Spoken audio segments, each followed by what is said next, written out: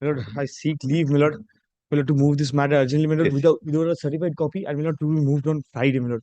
It's extreme urgency. Division bench matter. Yes, my lord. It's an appeal from an order, my lord. Friday we don't sit in division bench. Sorry. Yeah. Friday we don't sit in division bench. Uh, No, on no Friday do we sit in division bench. my lord, Cannot be before next Wednesday. my lord, Monday maybe. No, not before Wednesday. My lord, Or I'll be one dispossessed. break the bed. My lord, I'll be dispossessed by that time. My lord. You should have mentioned earlier. My lord, yeah, order was only uploaded yesterday. Nothing doing. Leave is granted to file, but not on. My lord, may I move it tomorrow, my lord, at least? I'll serve by Please, email. we are granting you leave only. Any other mentioning? May I permit to mention one listed matter, Lordship, item 25. Yes, Mr. Kumar. This here, item 25 is determination of essential commodities. Lordship. Yes. This bench has no determination. So to be listed at to be mentioned on next page. ও ইসি একটা আমার নেই তো এখন No. নেই Thank you. We'll put it as to be mentioned next Wednesday and release it. Yes, Lordship. Have you informed your other side that you are mentioning today? Then No, to be mentioned, Lordship, I will inform by It tomorrow. will appear as to be mentioned. Please mention next Wednesday. Great. To be mentioned next Wednesday. Thank you. Call on this. My lord, kindly consider, my lord, Monday, my lord.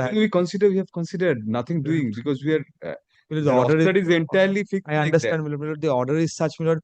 My lord, DM order has already been passed, my lord. My Understood, but you can cite before the whoever authority that the bench does not sit on this date. You have granted you leave, you have filed, you write that to the whoever is the authority. Grateful. Thank you. Lordship, Next. kindly permit me to make a mention, Lordship. Original side. Appellate. Appellate side, when we take up appellate side, please mention that. At 2 p.m. we generally take unless this is over. It won't be over probably. I will take a little time. Yes.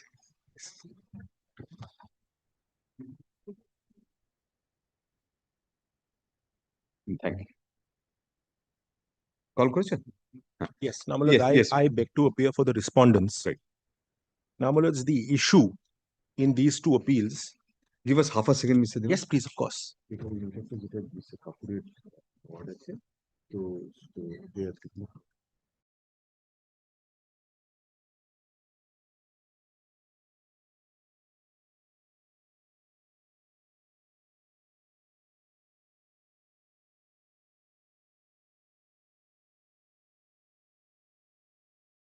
If I may just crystallize the issue. The issue Yes, now the issue in both of these appeals is whether the appearances by the late arbitrator in APD 252 of 2015 on behalf of a company called SSSMIL between the period June 2018 till February 2018, about 11 appearances, invited June 2017. June 2018 to February 19. To February 19. This is the period when the arbitration was in hiatus. Yes. Invited the application of entry number 2 to Schedule 7, thereby disqualifying him and rendering the award eventually passed as a nullity in law as held by the learned single judge. That's the issue, if I may crystallize the issue. Thank you. Yes. Now, my lords, there is common ground between the parties that if entry 2 of Schedule 7 applies, then the arbitrator was indeed disqualified and the award therefore is of no effect. So we are not in contest over the consequence of the application of the entry. The real contest is whether the entry indeed applies or not. The appellants have argued that the entry number 2 does not apply, and it will be my endeavor to show that entry number 2 does indeed apply. Now, because, my lords, I am now doing it before a new bench, of course, I will try and be a little brief and pointed than I was initially when I argued the matter. Now, my lords, the structure of submissions that I wish to follow is going to be, my lords, divided into under 4 heads. I will first take your lordships to the facts regarding the companies in question. My lords, I will then place the entry in question and answer 3 or 4 arguments which were made by my learned senior, Mr. Mukherjee. I will then address the issue of affiliate, because that's the issue which has been argued the most. And I'll follow it up with some case law and the concluding arguments. Now, my lords, first, may I, my lords, request your lordships to refer to a written note that I had tendered on the last occasion. And, my lords, that was your lordship will see the page 8 onwards of that note were replaced. Calcutta took written note.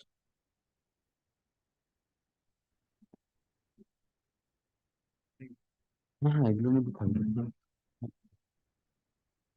He read with this LOD. This LOD copy. Starts from 28. Yes, yes, my lords, correct. Now, this was your lordship had told me to replace from page 8 onwards. So there are paragraphs 1 to 27 are also there, but I am rightly referring to only that one, which starts from 28. And my lords, just below There is another note which contains up 1 to 1 27. to 26. সেটা আরেকটা note থাকবে সেটা well for the time being let us Yes, yes. proceed. I'm only focusing on this for the moment. Yes, These are the facts now. Well, let's kindly look at paragraph number 29. In a nutshell, the facts on record demonstrate the following. SSMIL, former name Chem Crown India Limited, had been incorporated by late Shri B.D. Bhaya in the year 1973, and he was an initial subscriber to the Memorandum and Articles of Association of SSMIL. Your lordship recollects that Mr. Bhaya was a claimant in the arbitration. SSMIL is the company for which the appearance was made by the late learned arbitrator. Now, the references are all given here. If your lordships want, I can draw your attention to the references. Otherwise, I can continue with the note. Please continue. Yes. So the first fact is incorporation. You've given and the BD page numbers also in fact. Yes, yes, I've given everything. No, This your lordship had marked last time, but yes. yes. Those are marked in my brother's copy also by the Yes, I'm grateful.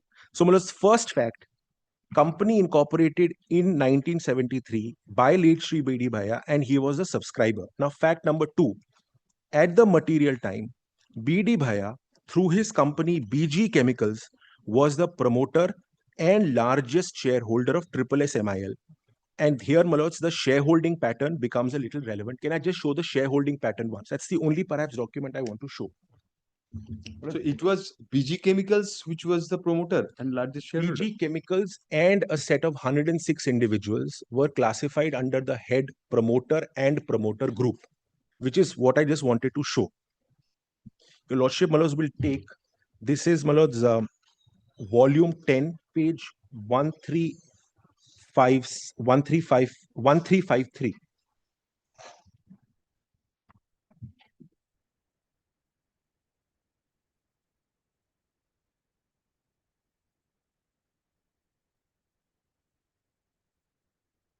Volume 11 টাও ready করে রাখো। Volume 11 6 2 এগুলো ready করে রাখো। 11 6 2 for the time being.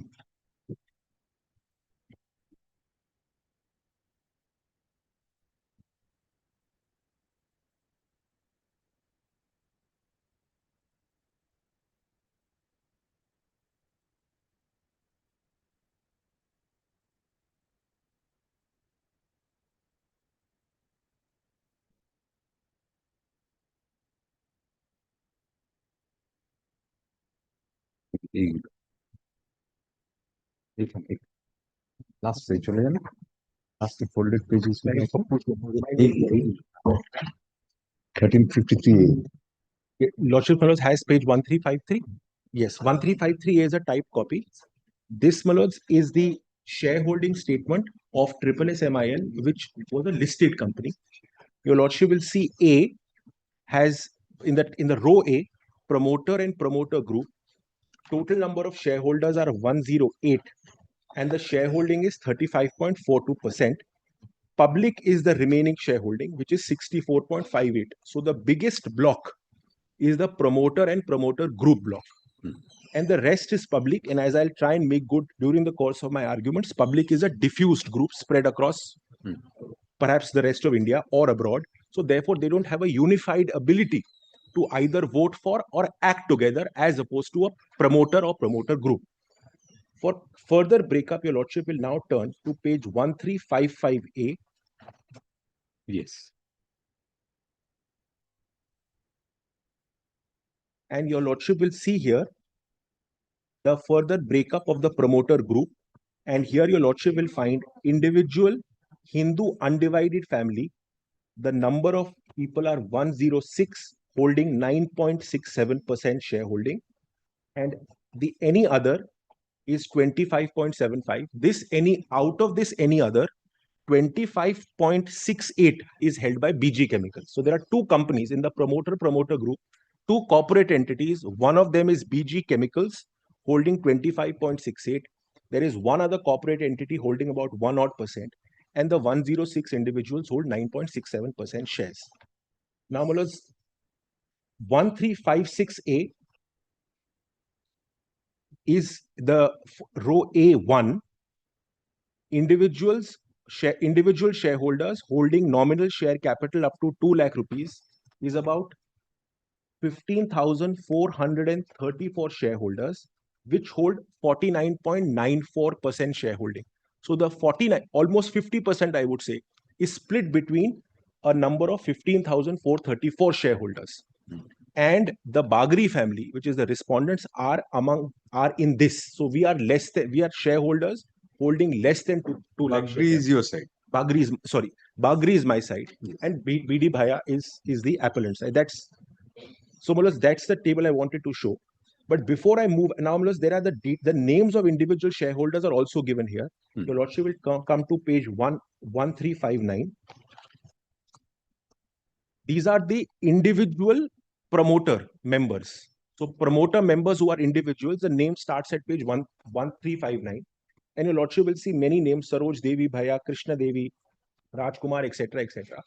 One of the arguments that my learned senior Mr. Mukherjee made was that while all these names are given, there is nothing to show that these people were controlled by late Mr. BD Bhaya. He said, well, names are given, but what is the evidence to show that they are under control? So there is one BG Chemicals, which I will try and make good is under control. He said, but there is no evidence to show that the individuals are under control. Now, my answer is twofold to that. One, the company itself has classified them conjointly under the head promoter or promoter group, which your Lordships have already seen, 1353A and 1355A. Your own classification, or when I say your own, I mean triple SMIL's classification, as acting together promoter or promoter group.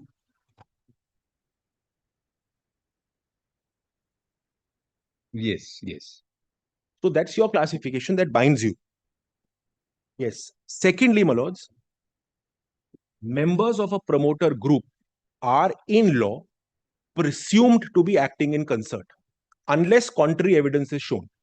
And that your Lordship will find from the SEBI guidelines, which I will just place the relevant pages. These are very bulky, but which ones are you showing? The SEBI SAST regulations. Okay. No, show me SAST. SAST bhi hoga. There is one SAST also. There's one more. Give this. Yes. Just pass 2 copies. Yeah.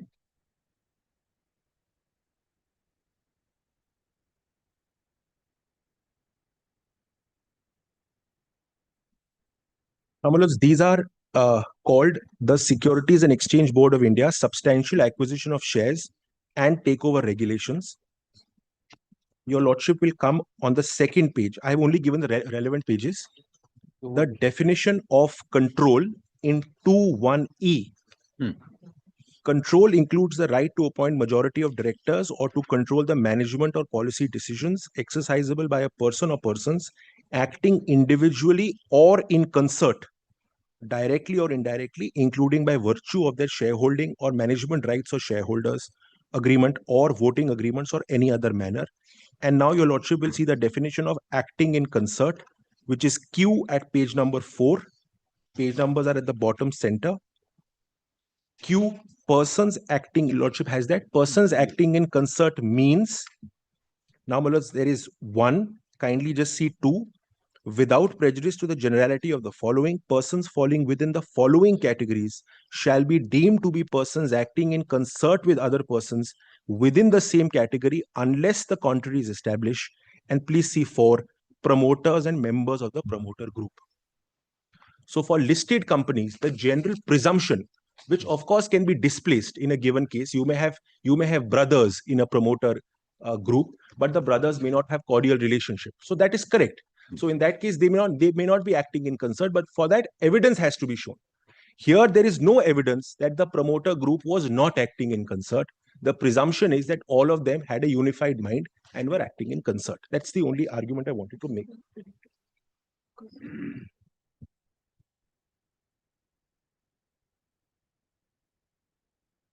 These are all good. That's all. Now, let's kindly now come back to my note. May I just start again at the bottom? See the shareholding pattern of SSSMIL. I'm on the first page itself, volume 10, which reflects the promoter and promoter group holding 35.42% of the total paid up capital of SSSMIL. Balance 64.58% is held by public. Out of this promoter and promoter group shareholding of 35.42%, 25.68% is held by BG Chemicals, and the page reference is given, page 1419, which shows the shareholding of BG Chemicals of 25.68%. Balance promoter and promoter group shareholding is held by around 105 individuals who are all family members of BDB. List of individual HUF shareholding starts at page 1359. It is also relevant to clarify that in the shareholding structure of SSSMIL, individuals comprising the Bagri group were holding nominal share capital up to rupees 2 lakh only. Details of shareholding pattern of BG Chemicals. Now, this is, Malods, the other company, BG Chemicals, volume 11. Lordship may kindly see that also. Again, once again. Now we are on BG Chemicals. This is volume 11, page 1429A.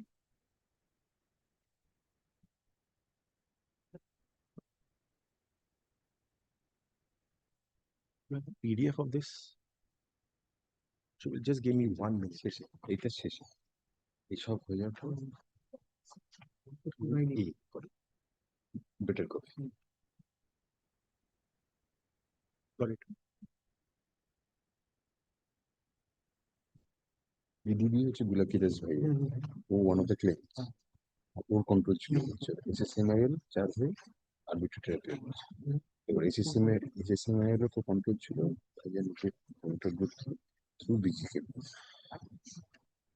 Yes, Namalas 1429A is a shareholding pattern as on 31st of March 2019 of BG Chemicals Private Limited. 80 shares are held by Bulaki Das Bhaiya. 20 shares are held by one Mr. Gauri Shankar Baldevan. The wife of Bulaki Das Bhaiya holds 8,000 shares, which is Miss Ganga Devi Bhaiya. And the Bulaki Das Bhaiya HUF holds 1,900 shares. So out of about 10,000 shares, almost the entire majority of it is held by BD Bhaiya or his wife or through an HUF. So this is approximately 99% of the shareholding. Now, since your lordships are on this page, kindly just look at page 1431 also. 1431 is a return made under form number Ben 2. Ben 2 is a form issued under section 90(4) of the Companies Act. Lordship perhaps may have marked it just to disclose who are the significant beneficial owners of a company. As per this form also, at page 1432, the name of Mr. BD Bhaiya is mentioned. And the other interesting thing in the form is that the email ID at your lordship may have perhaps marked it. It says email ID of the significant beneficial owner at page number 1432 itself. Yes. It's BD Bhaiya at CEL, which is CNE.co.in. So the domain name used is of CNE.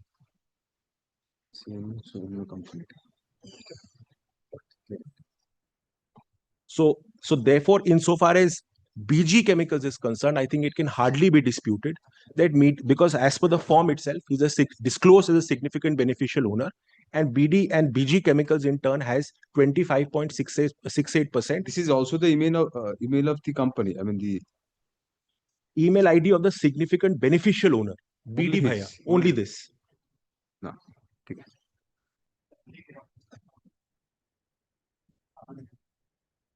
The email ID was common with some. I'm sorry, Malads. The email ID was common with one of the companies. No. Wait. So, Malads, the point that I'm trying to make is yes.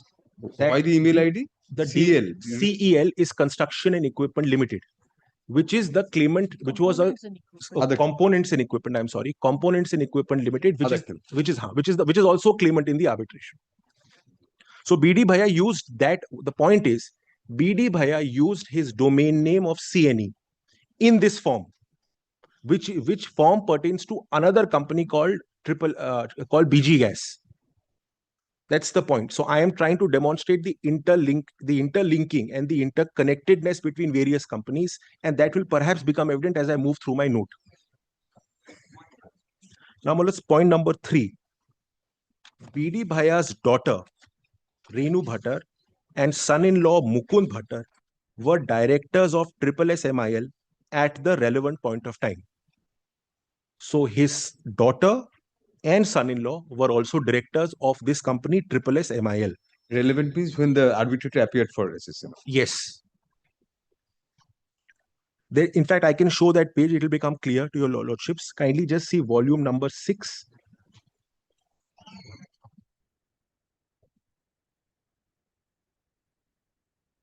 Do we come back to volume number 10 and 11? Manoj, no, I will not. In fact, I didn't want to trouble your lordships with the pages again, but only for some very, very... Because the bench is also, composition has also changed. yes. It is 6. So if your lordships want, I can show every page again also. Please don't. Okay. So just the important ones. I don't want to... And it's there in your notes also. Yes, We can it's there always in- verify from this. Correct, but correct. Some of the important ones definitely please show. Yes, only those ones, and I'll not show anything Yes, else yes. like that. Please do. Because this directorship point may be a little relevant. 718 Yes. is the company master data of this company SSSMIL. Hold on. Now, your lordship, yes. Yes. Now, your lordship will note that the registered address of this company is given. Registered address is the same address as CNE. CNE also, the claimant also had the same registered address. I wanted to show the list of directors at the bottom of the page. 3 names are important. Renu Bhattar, director from 14th of February 2018. Mukund Bhattar, son-in-law, director from 14th February 2018.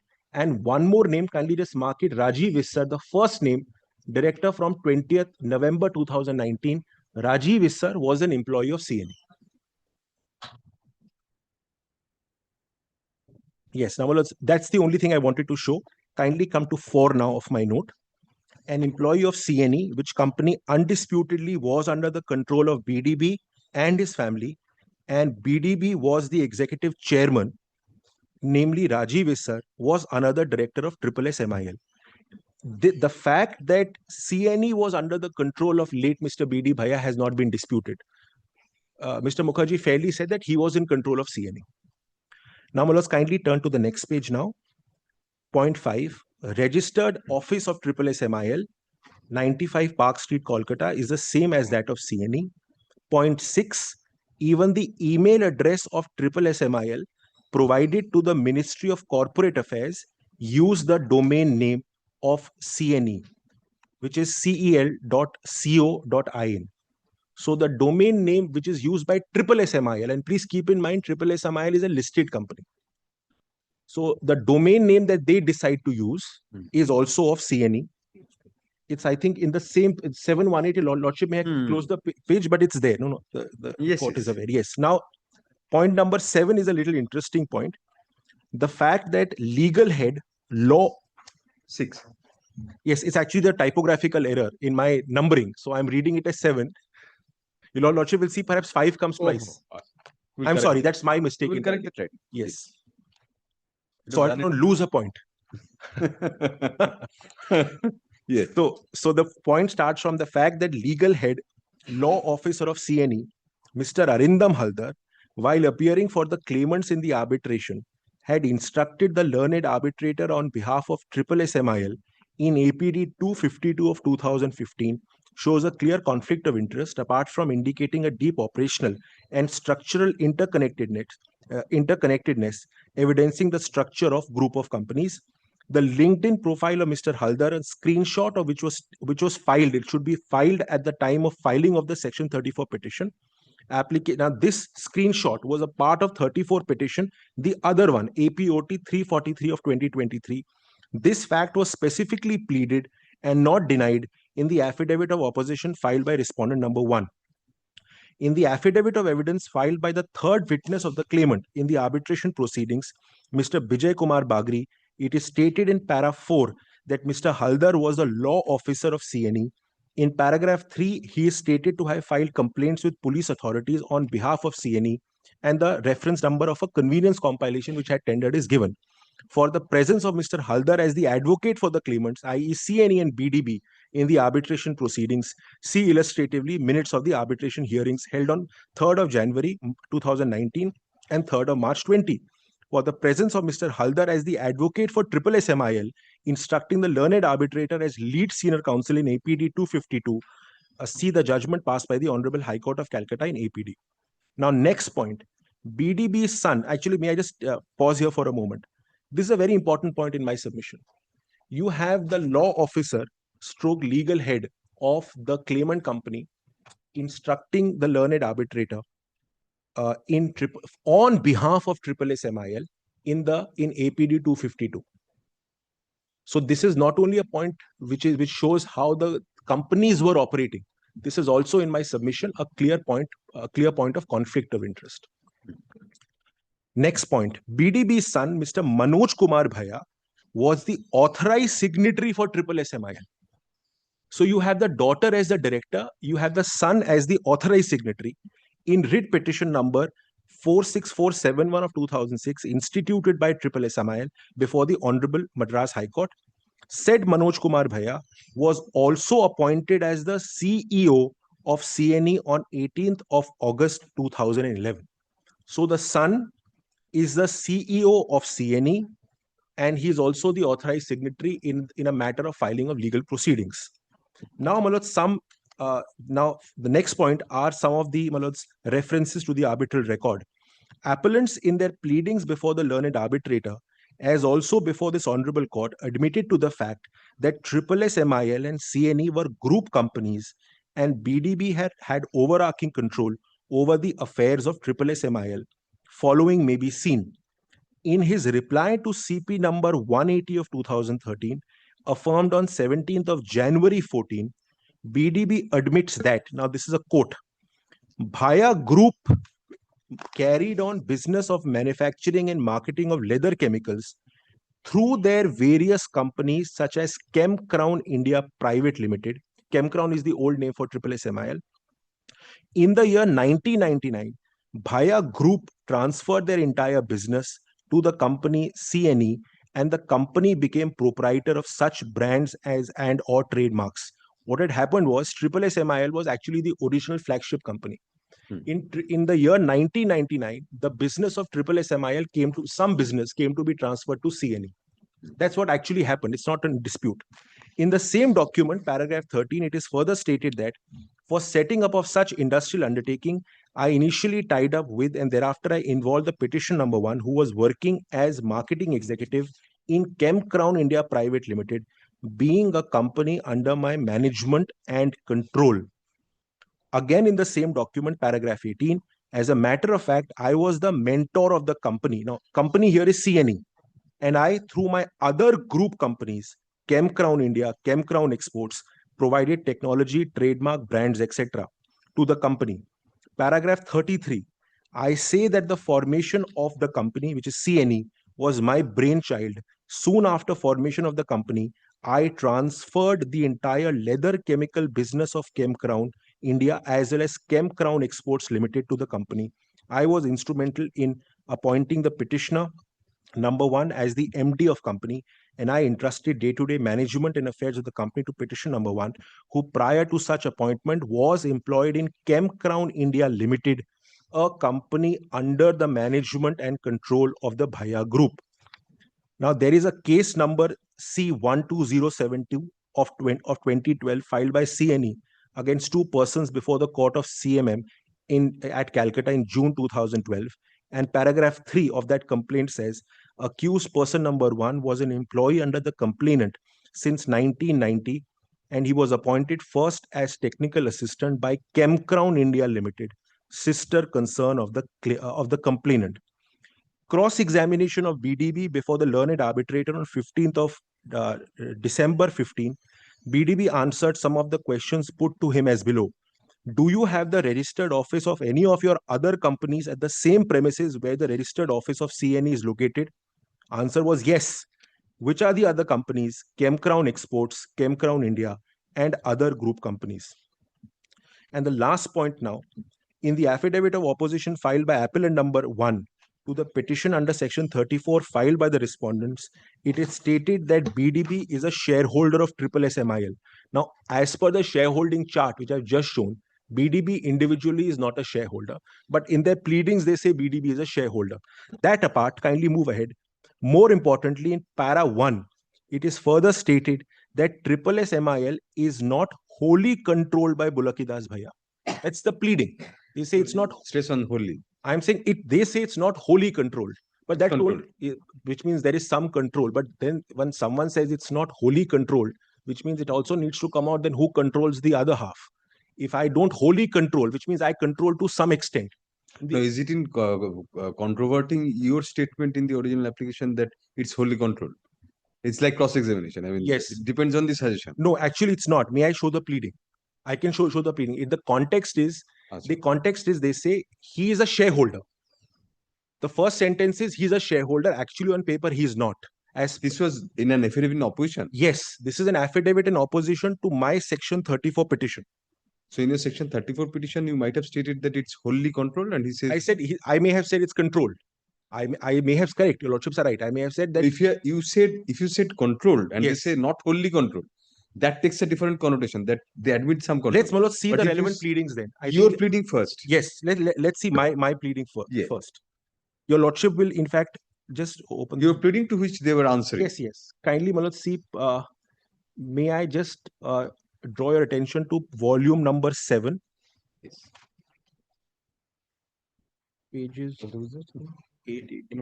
Wholly controlled, not wholly. Tell a blanket dinner. Although they should have then also said not at all controlled or something else. Yes. Now, still. Yes. Now, Malot, this was the relevant. Yes. Now, your lordship will actually come. Yes. First to page number 879. I want to show first their pleading, then come to my pleading. Very no difference. Page 879, paragraph 6 is where it starts. Save and except that would appear as a matter of record. Allegations made in paragraph 5 to 24 of the said petition are denied. Allegations made in the said paragraphs purport to contend that award is without jurisdiction on the ground that arbitrator render himself ineligible. Said contention is misconceived and are dealt with hereunder. Now, many ABC, and I'm going to read all of that. A, B, C, H. Kindly just come to H first. At the bottom of page number 881. Yes. It is stated herein that learned arbitrator has appeared for a company, namely Standard Shoe, etc., in APD 252. Respondent number 1, learned. No. Yes, I'm so. Just give me 1 second. This is repeating. Yeah. Respondent number 1 is a shareholder in the said company. He is not actually. He is actually not, as per the chart. Along with the petitioner numbers 1 to 4. It is stated herein that learned arbitrator did not appear for CNE and or Bulakidas Bhaiya in any of the matters during the pendency of the arbitral proceedings. Neither the said arbitrator had advised or had conducted any conferences for any matters relating to CNE or Bulakidas Bhaiya. It is a matter of fact and records that SSMIL is a company limited by shares, and along with Bulakidas Bhaiya, the petitioner number 1 to 4 are also shareholders. Further stated that company is a public limited company and was not wholly controlled by Bulakidas Bhaiya. It's a positive statement. It's a positive statement. All right. So the argument I am trying to, Malod's, make, and kindly, Malod's, your lordship will come back to my note. Thus, while the appellants candidly admit that BDB had some control over SSMIL, as per them, such control is not whole or complete. The appellants, however, do not answer who shares control over SSMIL with BDB, a question impossible for them to answer satisfactorily, since apart from the promoter and promoter group holding 35.42% shares of SSMIL, it is a general public which holds around 64.58% shares of SSSMIL, which can never be said to have or exercise any control over SSSMIL. So this statement, which says not wholly controlled, is according to me unsatisfactory, because it doesn't really answer the question as to who was the other persons exercising control. Now, my lords, these are the facts. Now, my lords, the application of the entries will, if on the construction of the entries, the lordship will have to see whether on these facts the entry is satisfied or not. Well, before, however, I move to that, an objection was taken by my learned senior, Mr. Mukherjee, that some of the facts that I've shown here in this note are derived from arbitral record, but these were not specifically pleaded. The facts were not pleaded in my section 34 petition. And he also said that, therefore, these facts ought not to be taken into account or ought not to be considered. And a reference was made to the judgment of this court in a matter called Mika Exports to substantiate that proposition. Now, my lords, my respectful submission is all of the facts that I've shown to your lordships, which are in writing here, some of the documents on the basis of which these facts are stated were part of section 34. The others were part of the arbitral record. I'm not going beyond the arbitral record at all. So, my lords, to exclude these documents or exclude these facts from consideration, my lords, will perhaps be unjustified. But more importantly, there is now law which supports me on this regard. Kindly first take, my lords, section 34 of the Arbitration Act.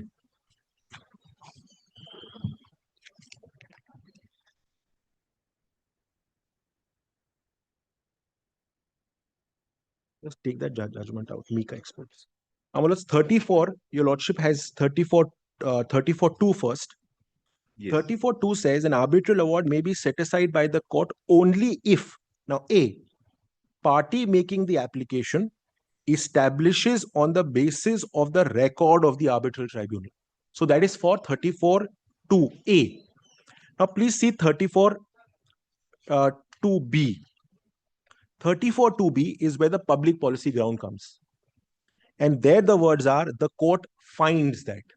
Now, this expression finds that has been interpreted by the Honorable Supreme Court. And there is a judgment of the Supreme Court in a matter called Sal Udyog.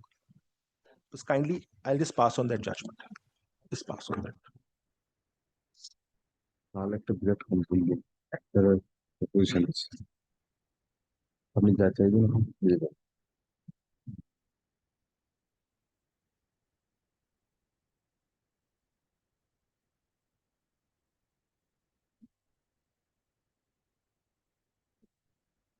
Your lordship, my lords, has Sal Udyog. Yes. Now, my lords, Sal Udyog, let me just show for a moment what the contention was, so that the principle comes out a little more clearly. Kindly turn to paragraph 8 at page number 6.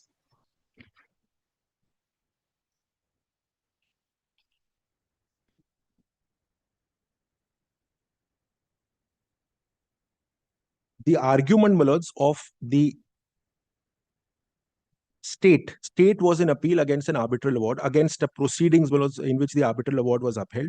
The argument in paragraph 8 is, counsel for the appellant state has contended that a perusal of terms and conditions of the agreement make it apparent parties had agreed that expense incurred every year by state government for supplying size seats to etc. Would not only include the cost of collection, purchase price, etc., also include handling and supervision. She pointed out that said plea taken by appellant state was duly noted by arbitrator but was erroneously turned down, etc., in the award. So the argument of state was that we took some argument, it was noted but not considered. Now kindly come to page 8, paragraph 10. Learned counsel for the appellant state argued that aforesaid patent illegality on the face of the award was highlighted in grounds J and K of the appeal preferred under section 37 of the 96 Act, was noted in paragraph 3 of the impugned judgment, but the High Court failed to return a finding. Now paragraph 11. Per contra, counsel for the respondent company argued that the appellant state, having failed to raise any objection relating to deduction of supervision charges in its 34 petition, must be assumed that it had waived its right to take any such plea in the section 37 petition filed in the High Court, and for that matter before this court, and some judgment was cited. So state said, I took the ground in my 37. Admittedly, ground is not taken in the section 34 petition. And that's the argument of the respondent. Now the Supreme Court's finding at paragraph 24 at page 17.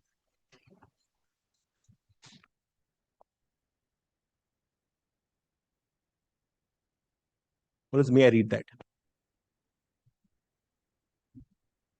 Yes, please. We are afraid the plea of waiver taken against the appellant state on the ground that it did not raise such an objection in the ground spelt out in 34 petition. You are placing para 17. Para 24. Oh. I'm so sorry. No. You are right. I am so sorry. No, I said page 17, para 24. Yes. I'm so sorry. Yes. Right.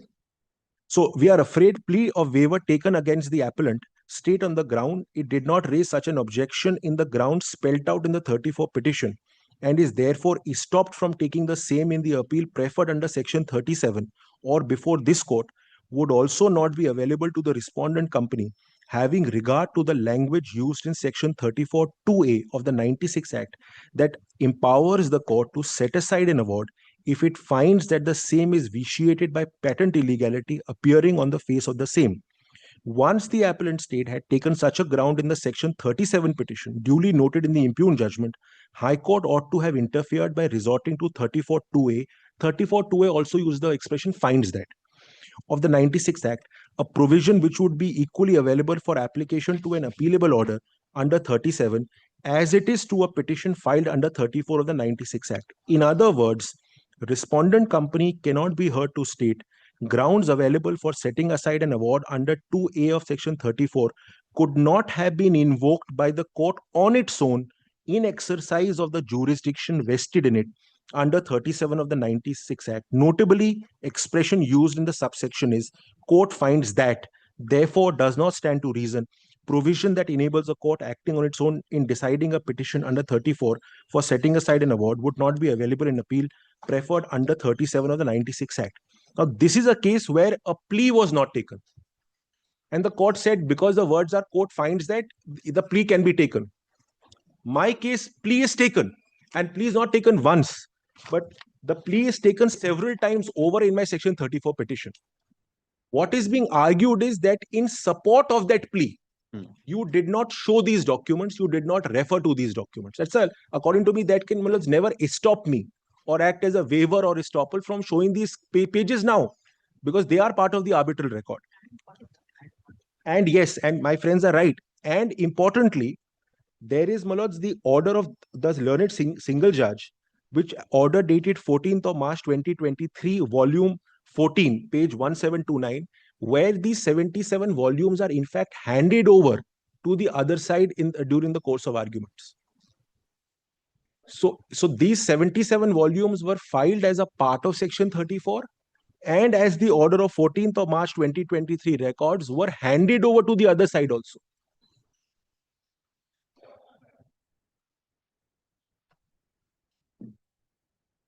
Now, the principle of Sal Udyog actually has also been extended in another judgment of the Bombay High Court. And your lordships now have that judgment.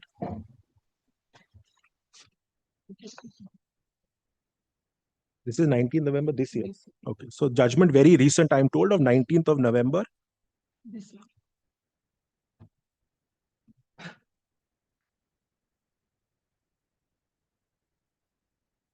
Well, this is a judgment of the Bombay High Court single judge. It's called Ravi Raghunath Hanjode and others, where the grounds, some of the grounds were not actually taken in the section 34 petition. For the first time raised during arguments. So the issue was whether the courts can at all consider any ground not written in the petition, but orally advanced. The respondent said that this can't be because you've never taken that ground. The Bombay High Court, in fact, said that even grounds not taken can be taken under section 34(2)(a). Just kindly look at paragraph 28 of this decision. In fact, 37, obviously the 37 is from a 34 judgment, then obviously 37 is circumscribed by 34 parameters. Correct. But the language of 37 regarding consideration of the court is wider.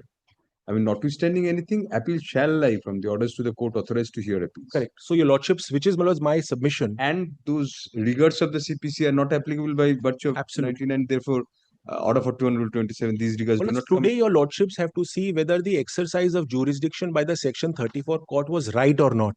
Yes. So virtually your lordships, my lords, will be in that sense positioned as a Section 34 court with all the material that the Section 34 court has.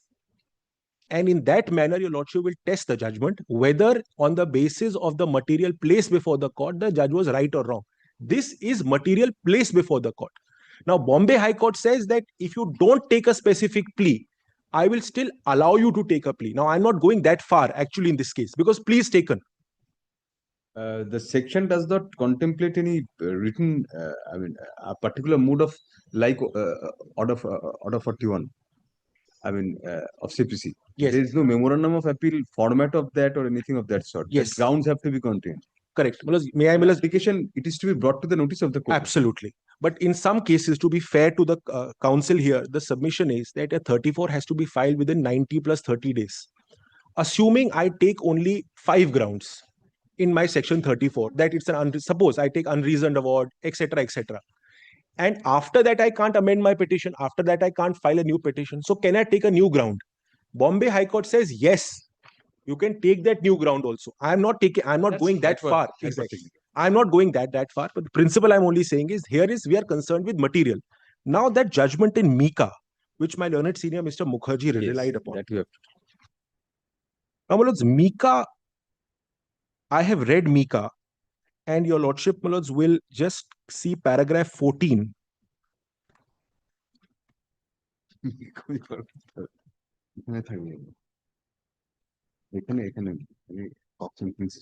Correct. So they followed This Cox and Kings. I just tell it. Judgment শুধু Cox and Kings again. ওই মোটাটা ওটা দাও আমি দেখি এখানেও নেই না কে বললো ওরা বলছে না তুমি দেখি দেখি Well, we have burdened your lordship with a large number of judgments. No. May not be a large number of judgments. Some of the judgments are large. Large. That's also correct. And that blame actually should go to Mr. Mukherjee. The larger ones are all cited by him. Whether it's ArcelorMittal or Vodafone or that The blame could go one step further behind. Yes. Now, Yes. I'm sorry, lordship has, my lords. Yes. I believe the reference was made to paragraph 14 of Mika, unless I'm 15 probably. 15. I have taken note 15. Maybe 14, 15. Don't take a risk. Cover both. 15 yes. 15 was placed. Yes. Now, let's kindly just take one paragraph before this. Yes. Mr. Sen submitted. So I have the copy. I am further. Yes, Milos, may I read para 15 itself? 15 is the one which was placed. Okay, Milos, my copy and this copy is different. I will read from your lordship's copy. I am further of the opinion that is the paragraph correct. which was placed. Milos, may I now sort of read this? Yes. I am further of the opinion that the application is not bona fide, has been suppression of material facts from the court in the petition presented. Nowhere stated in the petition that the petitioner numbers 2 to 5 have submitted their nominations for the further or fresh election to be held, have participated in the said election.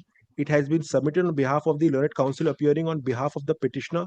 This fact will appear from the documents which have been annexed to the petition, and therefore it cannot be said that there has been any suppression. In my view, the facts of this case, it is not enough, and the petitioner should have clearly stated these facts in the body of the petition itself and should have offered their explanation with regard to the same if they had any to offer. It does not appear to me that the petitioners have any explanation to offer with regard to the conduct in having wholeheartedly participated at the further election. To my mind, it appears that they have moved this application, etc. The latter part was not so much relied on by the first. That the fact should have been clearly stated in the petition. Oh, this is premised probably on the principle that nobody should be taken by surprise. Absolutely. And so you have to also show that this was taken before the Section 34 court. Correct. Yes, the judgment you cited, Sal says that it can be taken for the first time in 37 also. Yes. But more importantly, kindly look at I can now show my pleadings. In my pleadings, 34, it was pleaded. 34, it is 34. I have pleaded the fact that the learned arbitrator appeared before Triple SMIL. I have also pleaded in my 34 that Triple SMIL was a company owned by late Mr. B.D. Bhaiya. I have also shown the extent of shareholding. And I have pleaded several other facts also. Now, maybe, quite possibly, if one reference to one cross-examination may not have been articulated in the petition. Just for that, Malad, so that this doubt doesn't, Malad, is not in Lordship's hand, kindly look at the pleadings in my section 34 petition. So that this, Malad, I can close this issue. So generally you covered this issue, the entire thing, the ground. In great detail, but I must confess that maybe once the way I have now put them in a 1, 2, 3, 4 format, etc., and the references to, for example, the cross-examination. Moreover, Mr. Dewan, probably it's on a larger footing we have to consider, on a wider canvas. Absolutely. When the court considers, I mean, we should not be restricted to your pleadings. Probably Mr. Ghosh or Mr. Mukherjee would be agreeing with that in a sense that, subject to what they say, that it's a court's consideration. If we are convinced, if the court finds that, correct, or if you bring to the notice of the court, basically, the party making the application establishes on the basis of the record of the arbitrator. That is 34.1. That is 34.1. So you have to establish on the basis of the arbitral record. Arbitral record. Correct. That so is this is all part of the arbitral record. I have not taken them by surprise. If the argument is that, well, I have taken you by surprise. That may also be one of the considerations. Correct, whether they were taken by surprise, because this is the new argument. There is no surprise to this argument here, because this is all I am referring to the arbitral record itself. These are facts.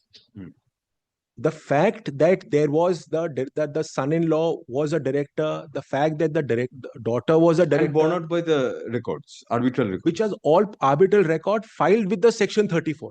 And copy given to them and pleaded. So the larger fact is pleaded. Please appreciate.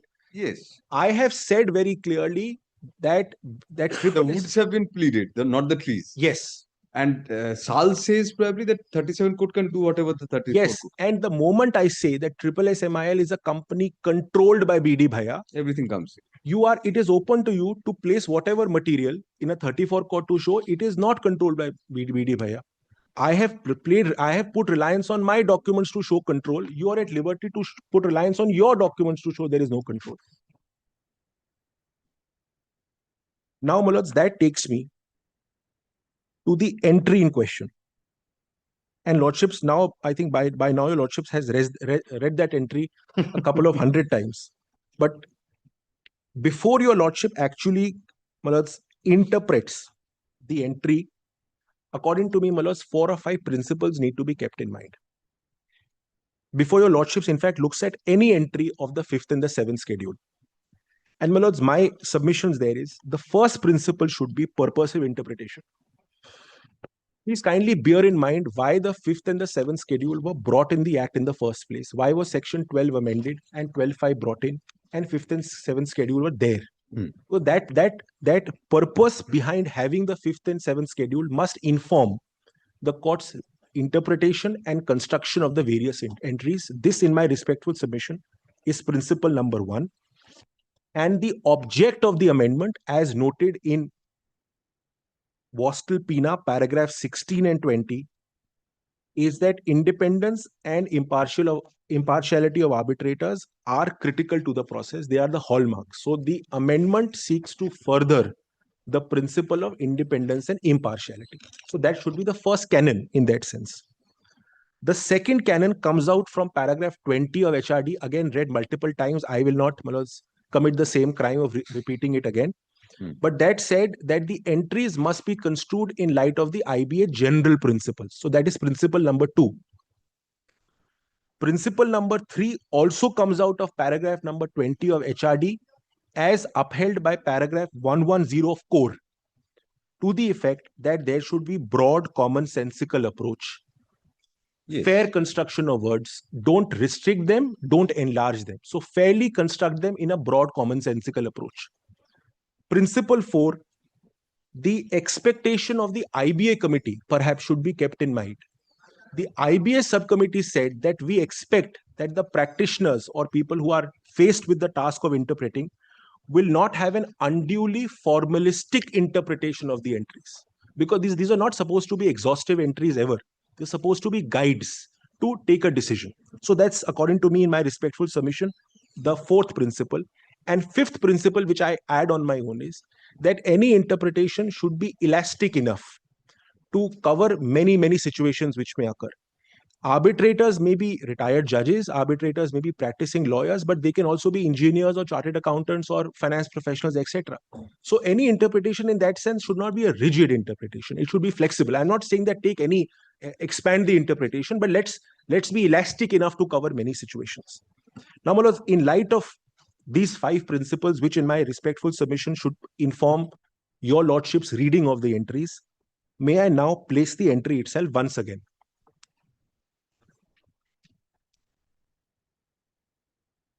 Seventh schedule arbitration. Yeah, Abhi, I'm not on that.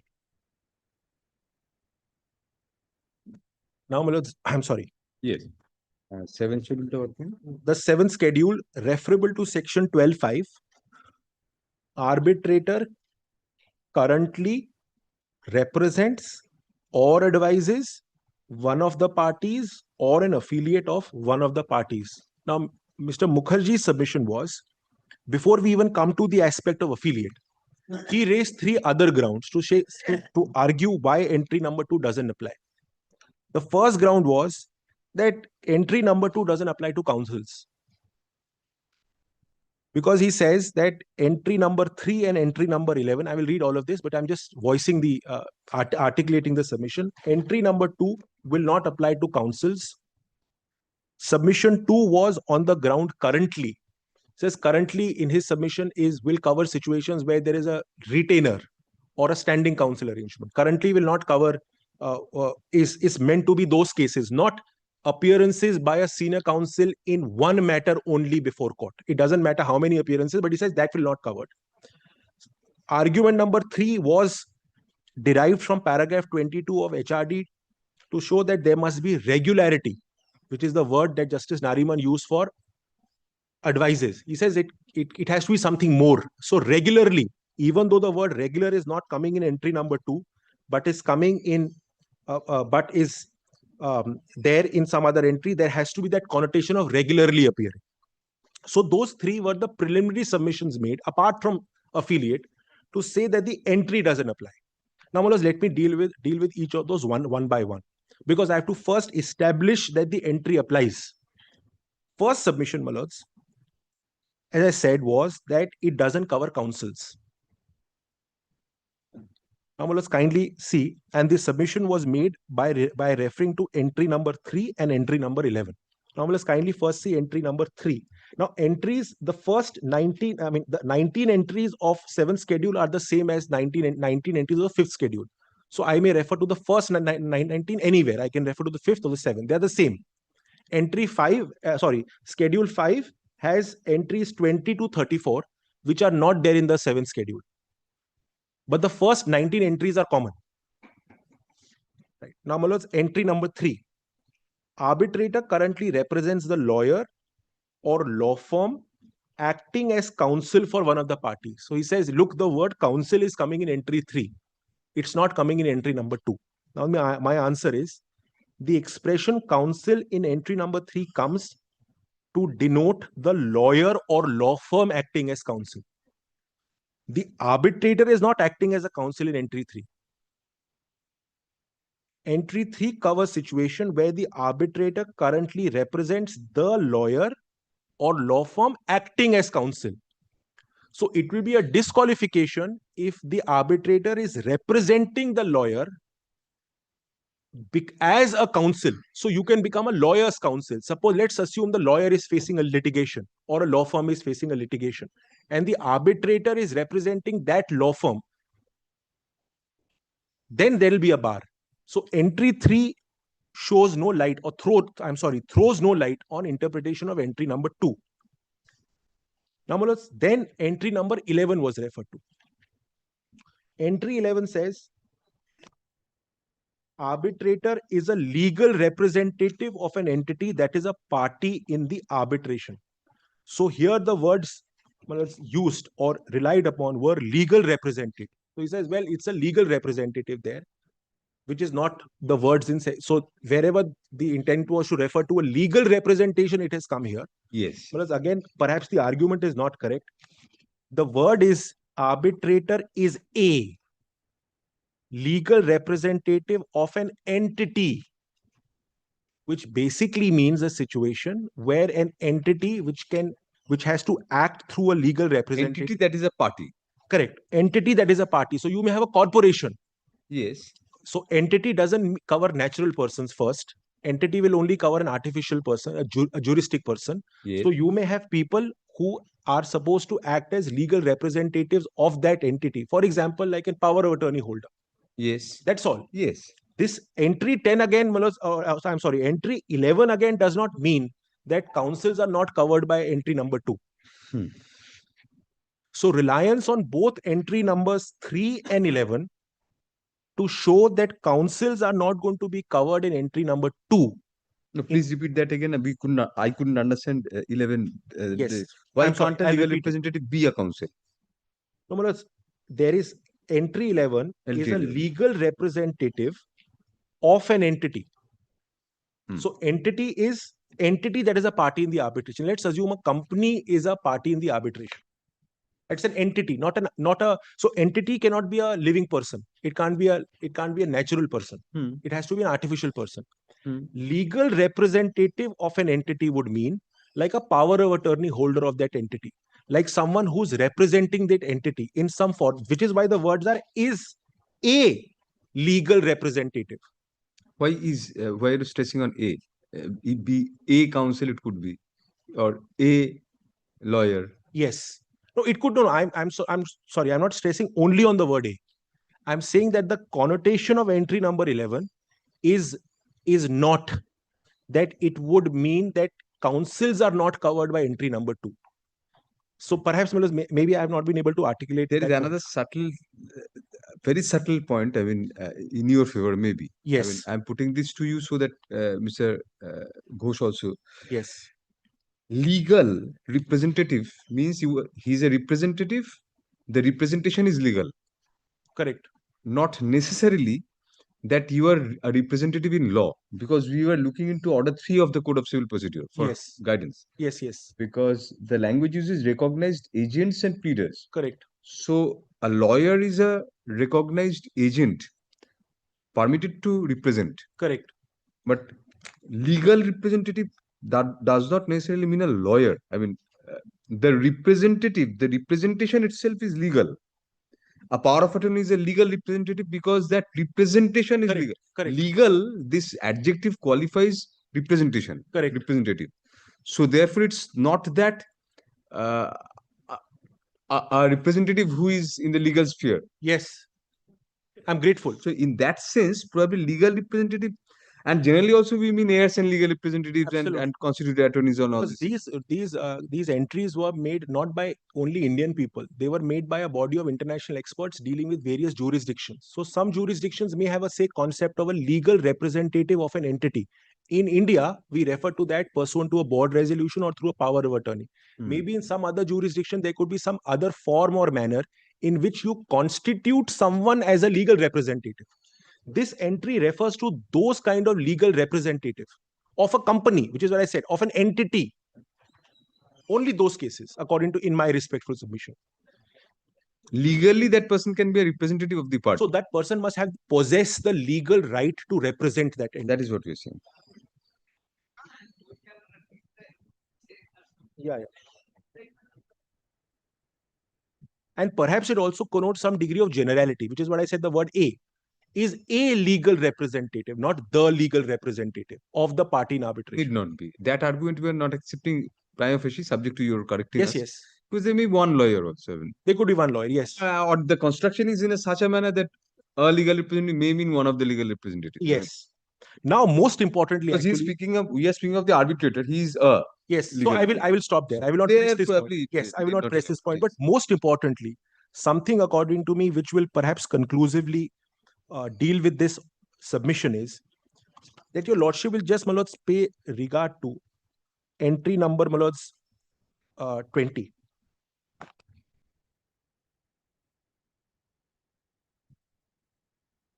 Now entry 20 comes in the 5th schedule. It doesn't come in the 7th schedule. It only comes in the 5th schedule. May I read this? Arbitrator has within the past 3 years served as counsel for one of the parties or an affiliate of one of the parties or has previously advised or been consulted by the party or an affiliate of the party making the appointment in an unrelated matter, but the arbitrator and the party or the affiliate of the party have no ongoing relationship. So this covers a scenario that you do not have any ongoing relationship, but within the past 3 years you've acted as a So counsel. why are you placing this? Because Mr. Mukherjee relied on this also to say that this also mentions counsel. He didn't, according to in my notes, he didn't refer to this as counsel. No, that we did not accept at that point of time also, because we pointed out to Mr. Mukherjee that there are different heads. Yes, correct. But I have So- one more reason. I'm just adding on to the list of reasons why entry 2 will have nothing to say about entry. Entry 20 will have nothing to say So, about entry 2. Entry 2 is pertaining to arbitrator's relationship with the parties or counsel. Counsel. And this is previous services of one of the parties or other Correct. involvement in So the the case. point is, if the previous services for Yes, a party previous or services is the qualifier. correct. If previous services Yes, by an arbitrator as a counsel yes. can be a ground to give a reasonable basis for doubt under section, then certainly current should All have. the more so, it should be Correct. all the more so. The moment your lordships say that entry 2 will not include current counsels, which means there'll be nothing in this entire schedule of either 5 or 7 which will deal with ongoing representation, because this is the only entry that can fit in the case of a counsel, whether it's a senior counsel or a counsel holding a wakalatnama appearing for a party or representing a party. There is no other entry. So if and 20 last word line is very important. They have no ongoing relationship. What if they have ongoing relationship? Then the only entry which can cover an ongoing relationship is entry number 2. There is no other entry. Appearances as counsel for a period which for a time which happened until the last or within the last 3 years is something that can raise doubts. But it will be odd to say that ongoing relationships are completely okay. It will be odd in that sense. Certainly correct. So therefore, Yes.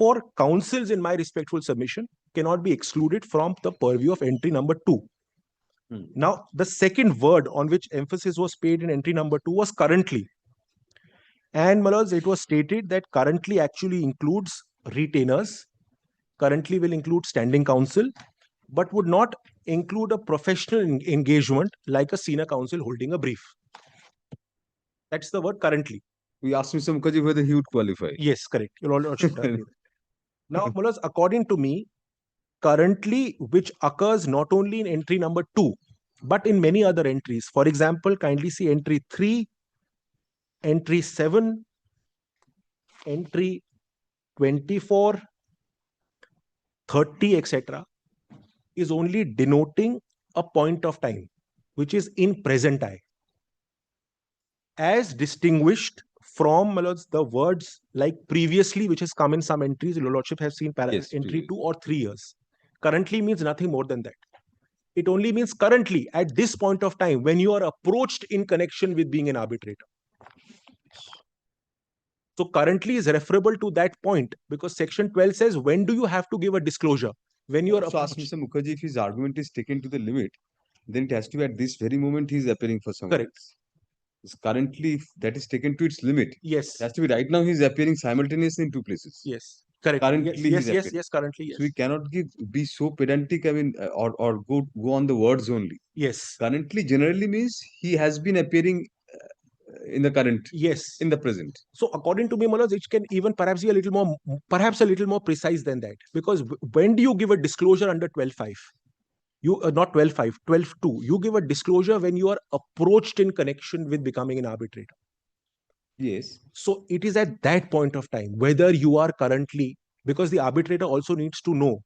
So if I am approached as being in connection with an arbitration, the question is whether I'm currently representing a party. Appears subsequently after the. Of course, I can't appear, because then that's a continued disclosure. If I make a disclosure, But of that continuance of the disclosure that comes in. Yes. At that point, even if he was not engaged by the. But later on, he can't be. Later on, it's a continuous, because the continuous liability remains. So therefore, 2 breaches would happen. Suppose, let's assume in a hypothetical scenario, I am approached in connection with being an arbitrator. I will have to look at Schedule 5 and Schedule C to see to and Schedule. I'm sorry. Because the Schedule 7. arbitrator in your case, Mr. Deva, sorry to disturb. Yes, I'm sorry. When the arbitration started, when the declaration was given, he gave a declaration, I have appeared. In the past, In the many years back. And at that point of time, there is no allegation that he was appearing. No allegation. So therefore, that if you say that at that point of time, only that disclosure, then it No. I'm sorry. Perhaps I didn't articulate my point well. Yes, I'm sorry. I'm saying in a general situation, there has to be some certainty for the arbitrator, certainly, when they are approached, whether they should take up the arbitration or not. So if I am approached in connection with an arbitrator, I will look at Schedule 5 and Schedule 7 and to see whether at that point of time, am I coming within the purview of any of the entries or not. Yes. Now, two things may happen. Either I may say, well, I am currently representing a party. So therefore, I will not take up the assignment. But let's take the reverse scenario. I am currently not representing the party, so I take up the assignment. Can I thereafter stand in violation of Schedule 7? The answer, of course, has to be no. Yes. Because these are continuous or continuing obligations to comply with. Your Lordship will remember, I cited that paragraph of the IBA guidelines. These are not only at the inception.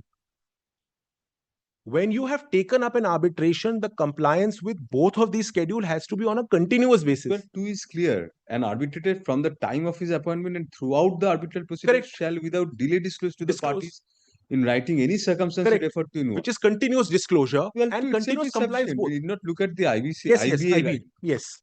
Now, third argument was, which is paragraph 22 of HRD, that there should be some regularity in representation. And it was said that, the learned arbitrator in this case only appeared in one litigation, didn't appear in many litigations concerning the party or the affiliate. So therefore, representation in one matter is not regular representation. So kindly, let's take paragraph 22.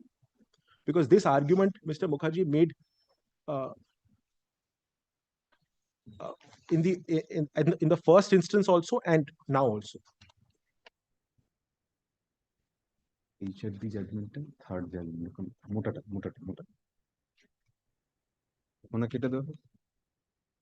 HRD.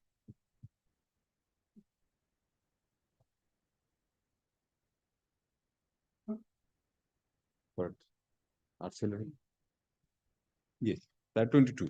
Para 22 is what was relied upon. I want to just bolded 22.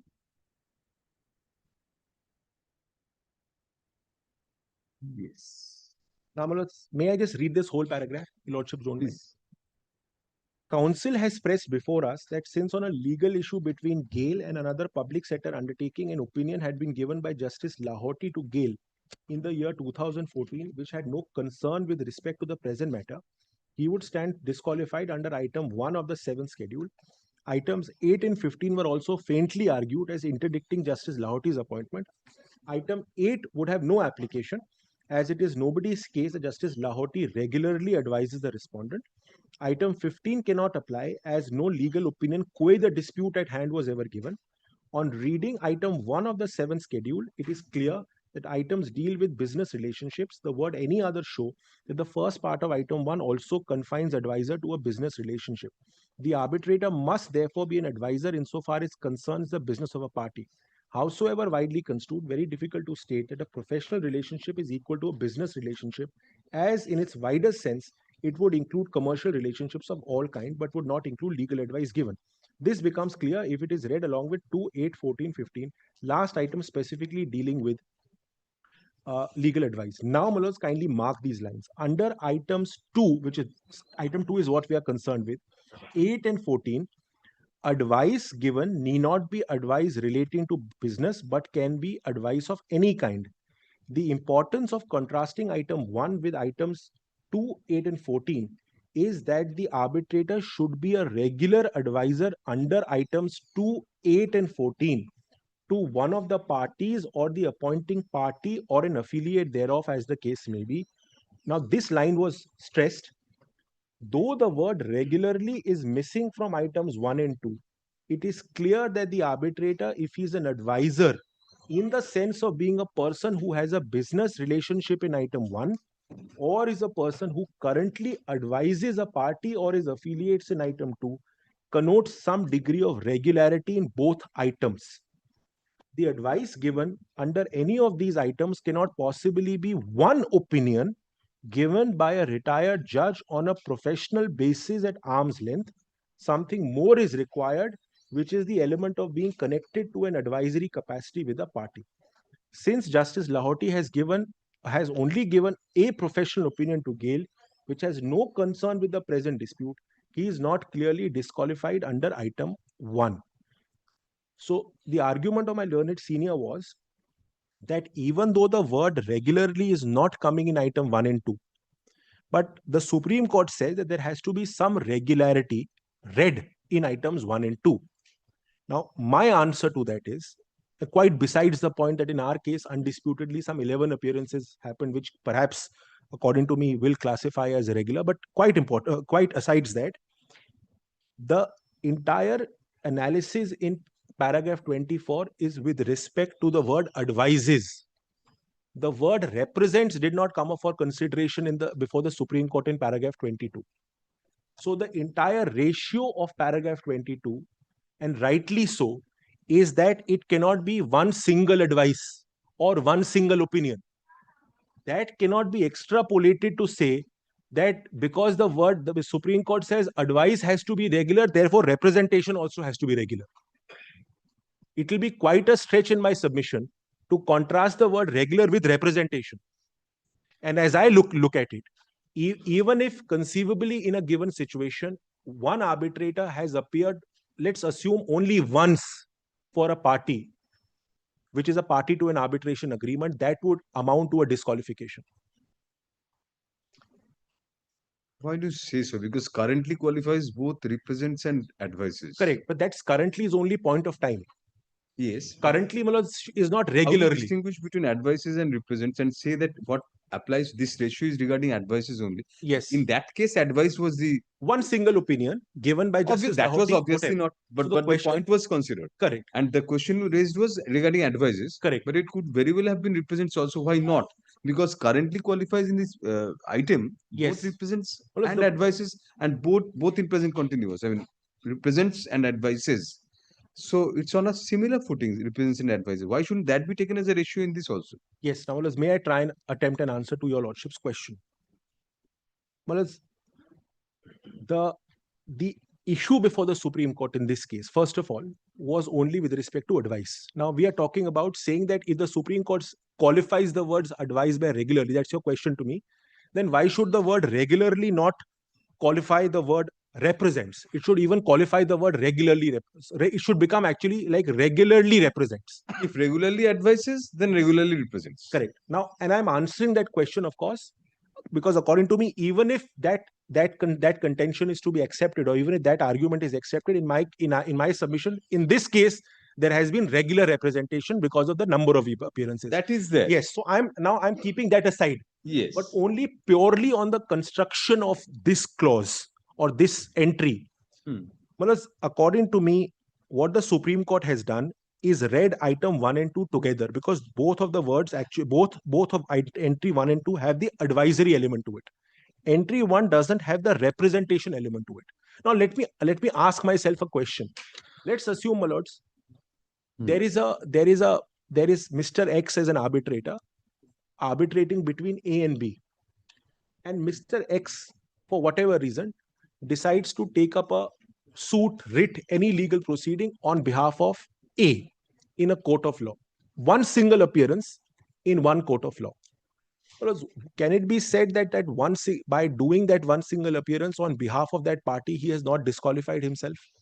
But Mr. Devan, why shouldn't the same logic apply to advice also? Advice is also one of matter, maybe a one of matter, because it's discrete on point of time. Correct. I advise you today Correct. you come to me. Correct. Tomorrow again I advise you. Yes. It's not a continuum. Correct.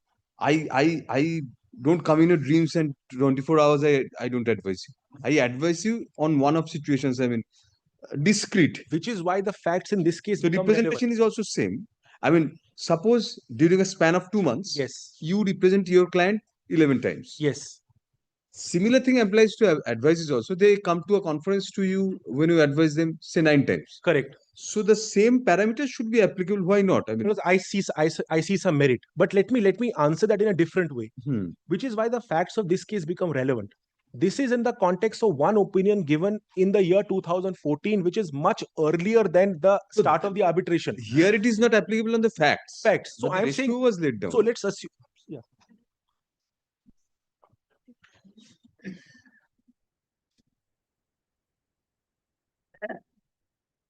No, it's not on our facts. We are construing the entry. I'm sorry. I'm not on the facts. I'm just saying on a general construction. We are not on the facts of my case. I'm just generally. No, we are not. Yes, I'm just generally trying to express my view on the entry. Yes, yes. I'm saying now whether the Supreme Court could have perhaps, now we are hypothesizing, decided this differently Yes. if the one single opinion was given while the person concerned, Justice Lahoti, was an arbitrator.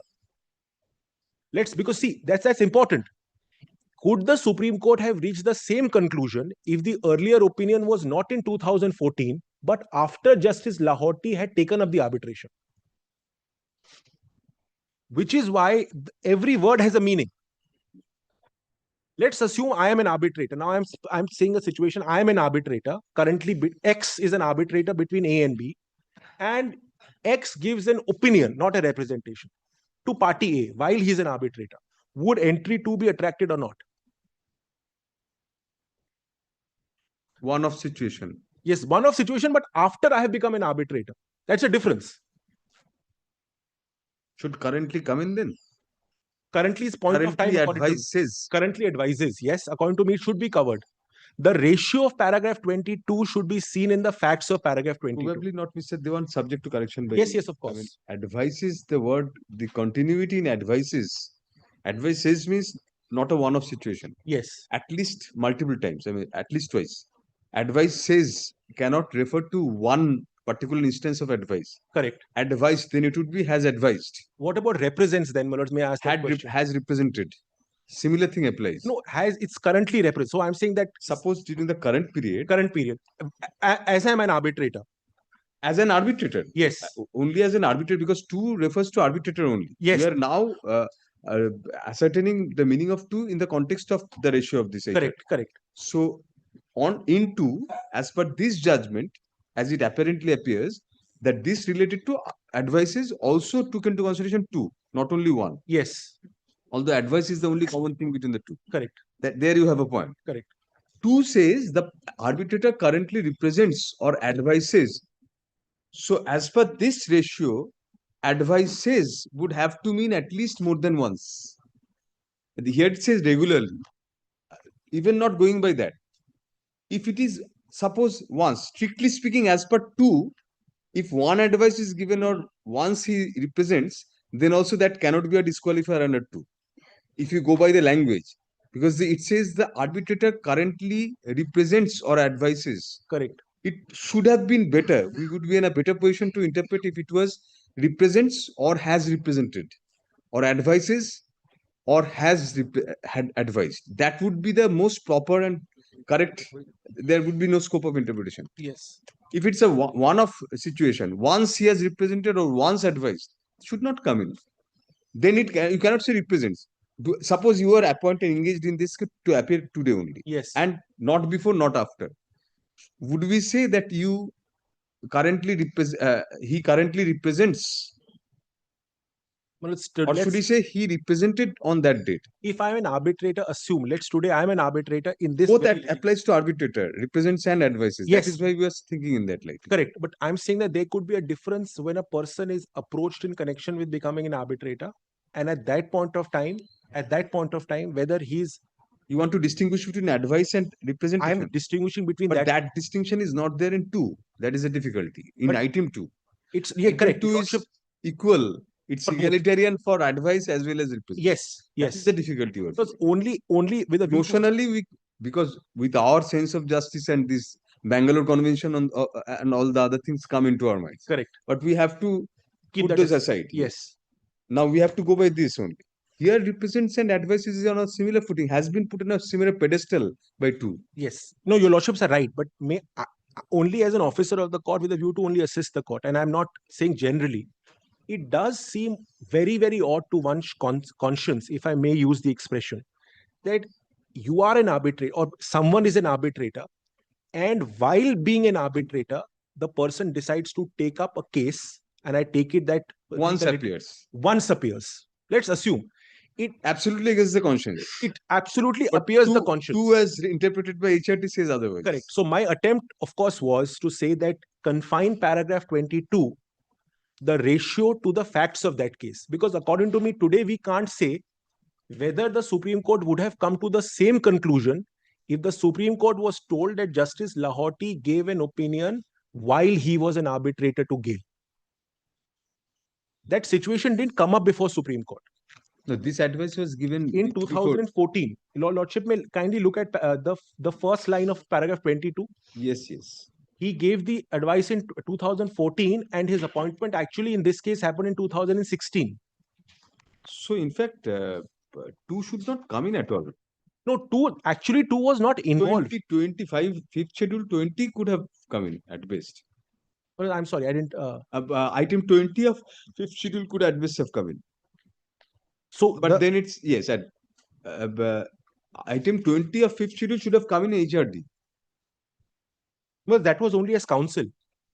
No. 20 only applies as counsel for the No, parties. served as counsel for honor or on affiliate or has previously advised. Yes, your lordships are right. Or being So at best 20 could come in.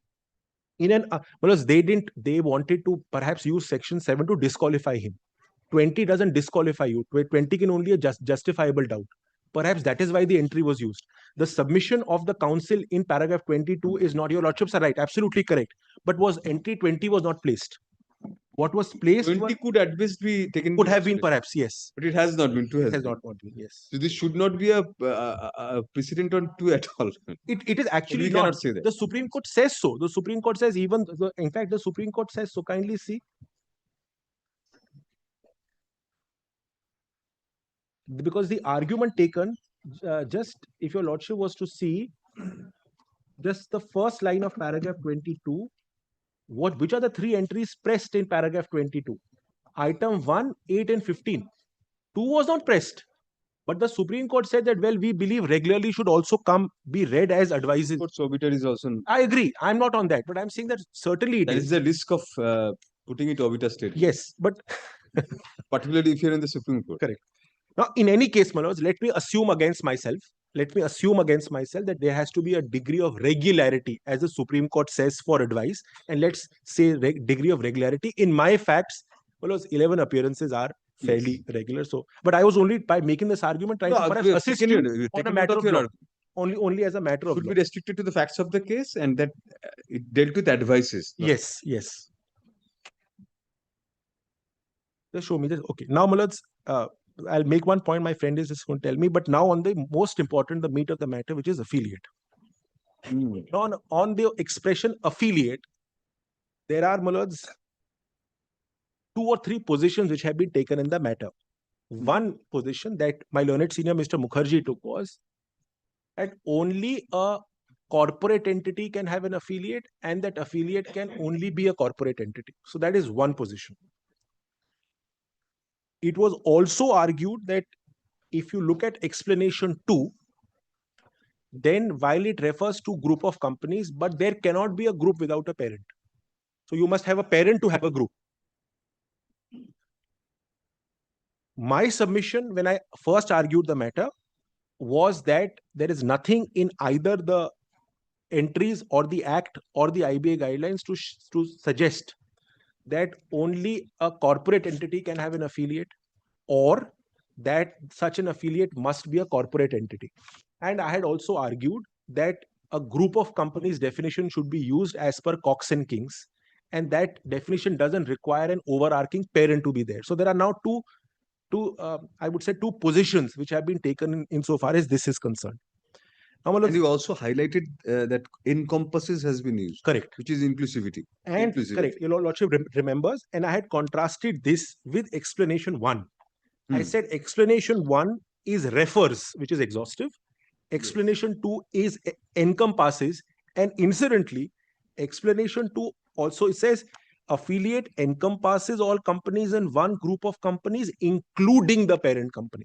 So it uses the word both, including, as The also. including parent company was used against you, sought to be used against you by the Correct. same court. Correct. So, So I will now meet this argument. therefore, judge will come back. Yes, of course, Manoj. I will meet this argument.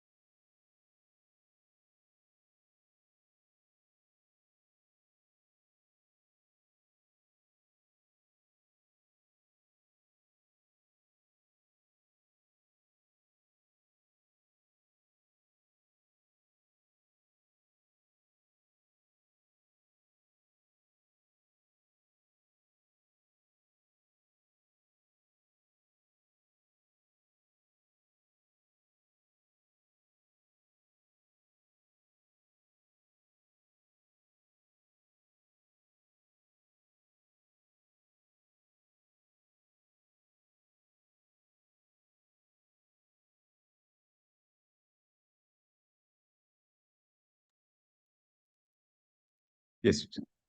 Yes. Now, before the affiliate point, just let me say one more sentence on that HRD deal. Absolutely. Yes. According to me, this judgment is an authority for the proposition that if a person approached in connection with being an arbitrator had rendered an opinion or an advice or perhaps a representation a couple of years back before he is approached on arm's length in an unrelated matter, items 1 and 2 will have no application. That, according to me, is the authority. But to say that HRD Gale is an authority for the proposition for an existing arbitrator,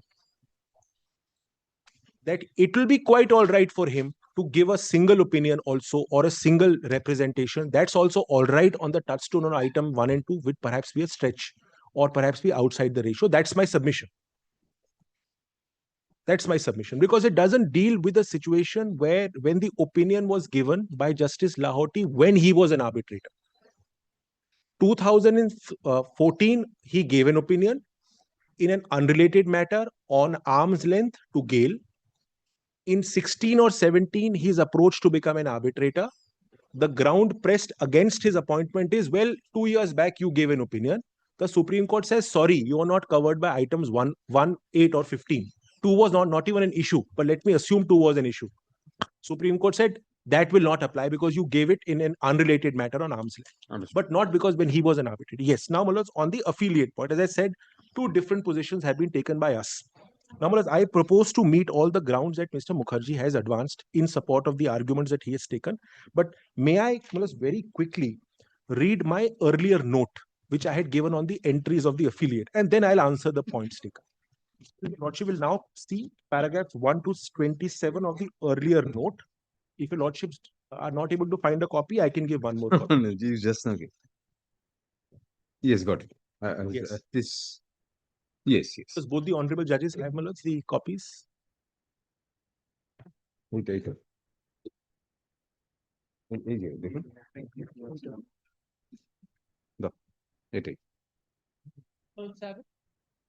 Not this. No, my lords, no, I'm sorry. This was a written note given. No, that also should. Your lordships, your lords. Yes. Yes, we have it. Your lordships, in the morning, I had read from that page 8 on. 1 to 27 are with us. 1 to 27.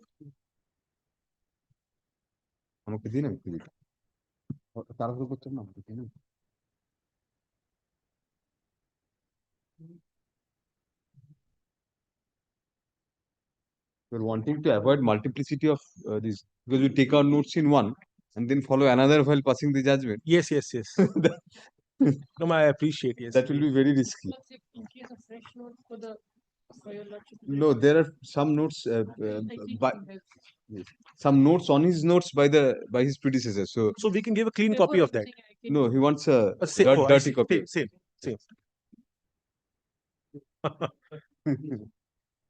Listen.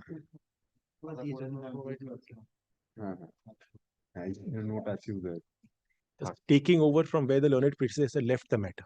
Yes, right. Yes, Namulas, may I just quickly read this note once, and then I'll argue the point. Then I'll respond to the points. Namulas, yes. Paragraph 1. Since the entries items contained in the schedules owe their origin to IBA guidelines, same should be construed considering the general principles contained therein. Paragraph 20 of HRD. Court is required to take a broad commonsensical approach, requires a fair construction, neither tending to enlarge or restrict. IBA guidelines themselves provide that the guidelines will be applied with robust common sense and without unduly formalistic interpretation. Now, paragraph 4. Entry 2 in the schedule reads, I've read this entry, while the expression affiliate is not defined in the Arbitration Conciliation Act or for that matter in any other parliamentary legislation, only source of guidance is provided in explanation 2, which reads as under. As is clear from explanation 2, the same does not define what an affiliate is, but only clarifies that affiliate will encompass certain entities. The use of the word encompasses, when seen in contrast with the term refers in explanation 1, makes it clear that explanation 2 only enlarges the ambit of the expression affiliate by including certain entities while preserving the otherwise ordinary, natural and popular meaning of the word affiliate. Expression affiliate is used 23 times in the 5th schedule, 9 times in the 7th schedule.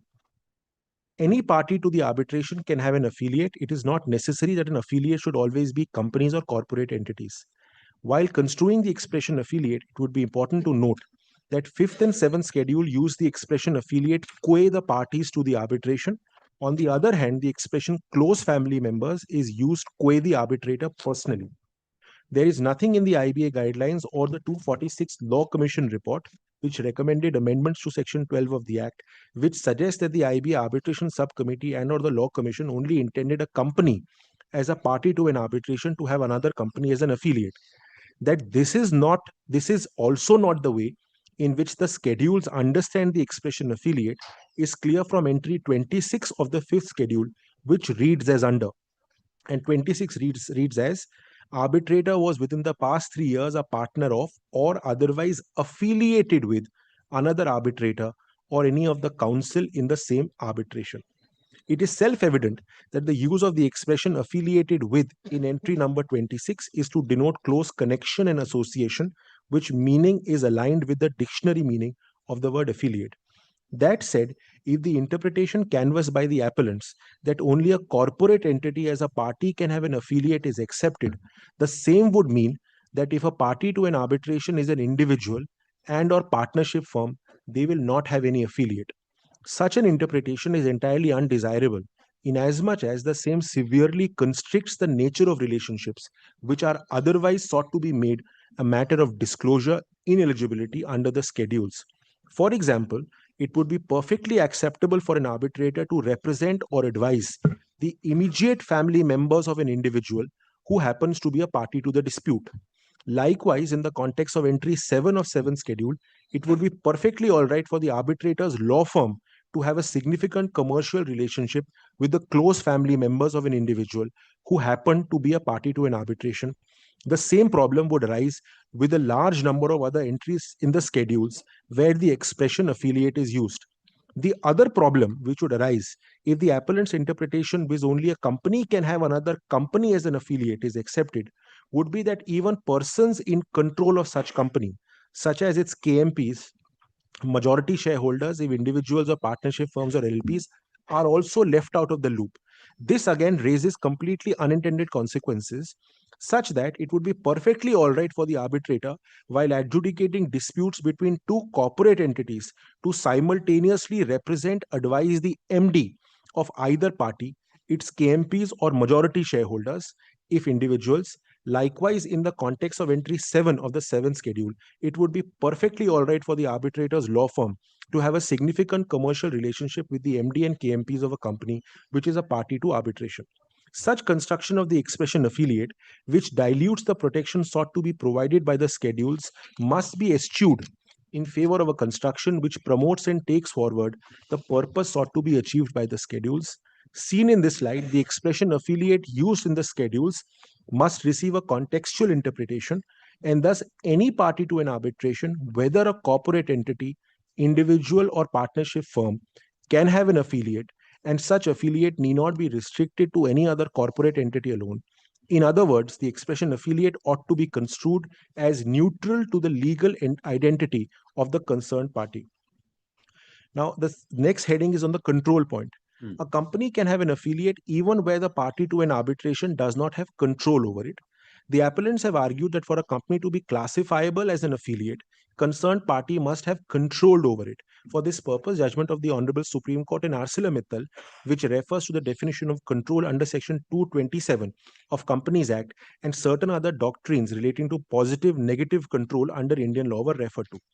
At the outset, importing the Indian test of control into the meaning of affiliate is counterintuitive. As is well accepted, entirety of schedules have been borrowed from the IBA guidelines. These guidelines were made in the context of international commercial arbitration by arbitration practitioners and users who came from several jurisdictions, representing diverse legal cultures and a range of perspectives. Certainly, the Indian test of control over corporate entities was not a criteria while using the expression affiliate. Secondly, wherever the draftsman wanted to bring in the element of control, it has been specifically stated so. Entries 5 and 9 of 7th schedule expressly use the word control or its cognate expressions. So entry 5 reads as, arbitrator is a manager director or part of the management, or has a similar controlling influence in an affiliate of one of the parties if the affiliate is directly involved in the matters in dispute in the arbitration. Entry 9. Arbitrator has a close family relationship with one of the parties in the case of companies with the persons in management and controlling the company. Secondly, importing the test of control again renders entry 5 of 7 schedule unworkable. This entry postulates the arbitrator having a controlling influence in an affiliate of the parties. If an affiliate can only be an entity under the control of a party, as contended by the appellants, then the arbitrator possibly cannot have a controlling influence over an already under control affiliate. Last but not the least, as already pointed out, insofar as the IBA guidelines are concerned, in a situation where there is an upward control over an entity or downward control by a party over another entity, then the IBA guidelines treat such entity to bear the identity of the party itself. On the other hand, an affiliate is not the party itself, but a third person entity. This also shows affiliate need not be under the control of a party or vice versa. Therefore, control can never be said to be a decisive element while reckoning whether an entity person is an affiliate of a party.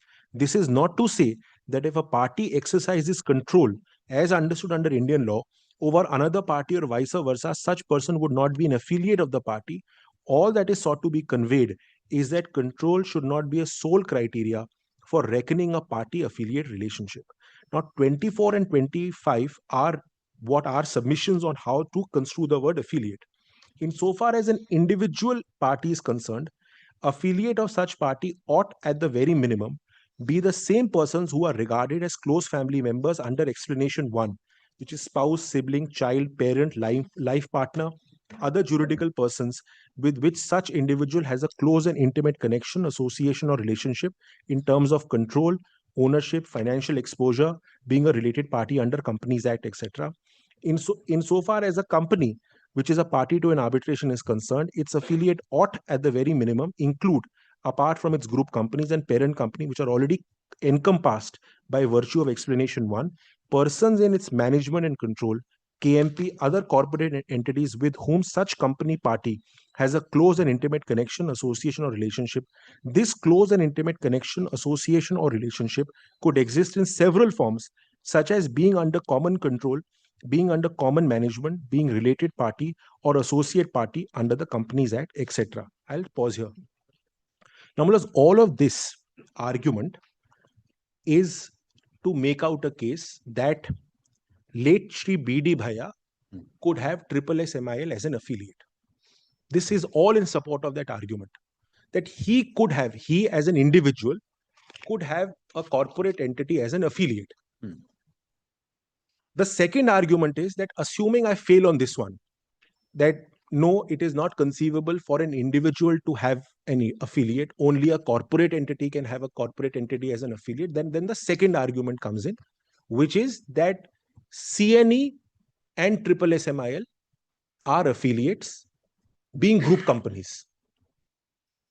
So my second argument actually presupposes the correctness of Mr. Mukherjee's argument, which is, his argument is that, well, read the word encompasses as meaning. So he says, forget encompasses. The term affiliate means group companies in a same group, including a parent. Now, including a parent, I'll deal with in a moment. But if his argument on construction is that individuals can't have affiliates, then I will fall in the second argument of the group company. Now, let me now come back to the first argument, namely whether individuals can have an affiliate or not, and whether an affiliate can only be a corporate entity and not an individual. The second limb of what I just said, namely whether an affiliate whether an affiliate can only be a corporate entity or an individual, doesn't strictly arise in this case, because that's not our facts. We are trying to make SSSMIL, which is already a corporate entity, an affiliate. So the second limb really doesn't come up for question in this case. What comes up for this case is whether an individual can have a corporate entity as an affiliate. That's the inquiry. Now, Mr. Mukherjee, my learned senior, referred to a number of entries, and I'll just place those entries. to contend that, well, if you look at these entries, all of these entries, if you look at, it will be clear that here an affiliate can only be a corporate entity. There is no scope in those entries to read anyone apart from a corporate entity as an affiliate. That's the argument. Now let's look at those entries for a moment, please. Now your lordship, my lords, will look at, I will read all the entries which Mr. Mukherjee had read. Entry number 5. Arbitrator is a manager, director, or part of the management or has similar controlling influence in an affiliate of one of the parties if the affiliate is directly involved in the matters in dispute in the arbitration. So the argument was, well, look at here. Here an affiliate can only be a corporate entity. In item 5, it can't be an individual person. Likewise, my lords, for item 8, arbitrator regularly advises the appointing party or an affiliate of the appointing party, even though neither the arbitrator nor his or her firm derive a significant financial income therefrom. So again, the argument was that in entry 8 also, an affiliate can only be a corporate entity. Now, my lords, the next entry was entry 10. Close family member of the arbitrator has a significant financial interest in one of the parties or an affiliate of one of the parties. Again, only corporate entity. And likewise, reference was made to entry number 14, Yes. 15, 17, 20, 32, and 34. All of these entries were relied upon to show that if one looks at the schedule or looks at the entries in the schedules, these affiliate is always used in connection with a corporate entity. Now, my submission is that even if it is so, that is unhelpful to the arbitrator's case, because in our case, the affiliate is a corporate entity. We are not trying to bring in an individual in our facts, although my argument has been that, by the way, an individual should also be a KMP. But in our facts, the fact that affiliate can be a corporate entity doesn't help you, because SSSMIL is indeed a corporate entity. There are in fact only 2 entries, entries number 17 and 32.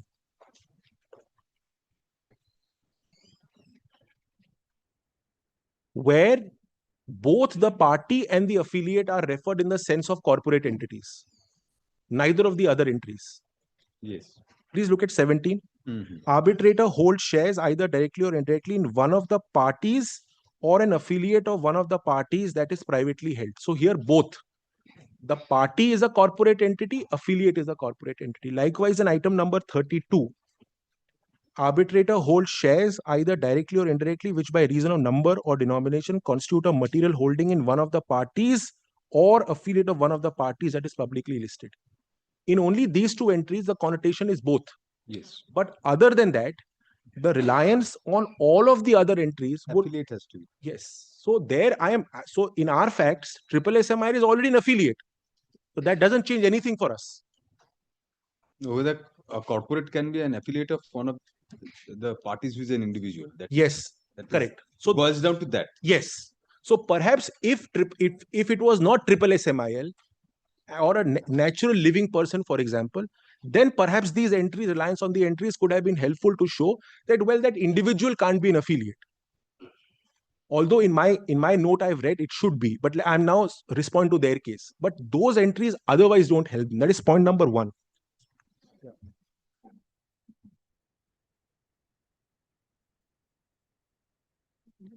Which is my...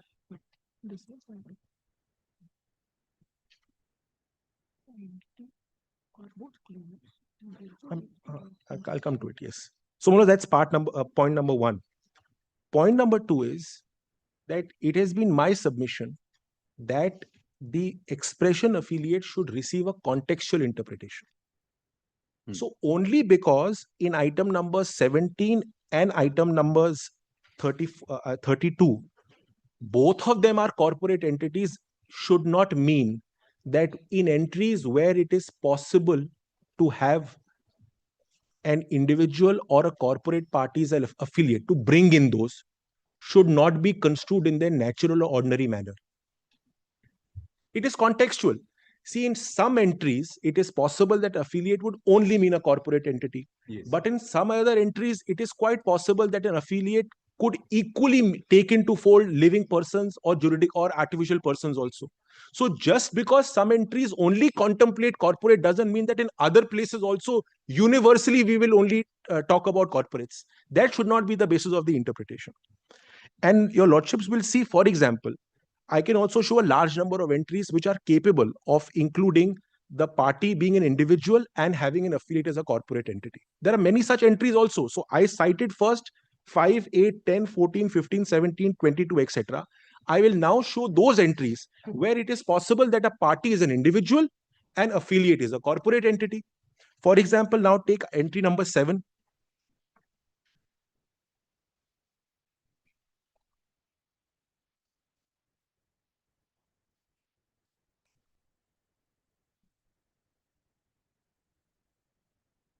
Yes. The arbitrator's law firm currently has a significant commercial relationship with one of the parties or an affiliate of one of the parties. Here, the party can be an individual, affiliate can be corporate. Now, would you also restrict affiliate? Would you also say that no? In this case, also because some places affiliate can only be a corp or a party should be a corporate. Therefore, this should not be read in the ordinary way. But this should equally be read only to mean that it should be corporate. When the words of this entry are sufficiently clear and say it's a party, a commercial relationship with a party, and the affiliate could be a corporate entity.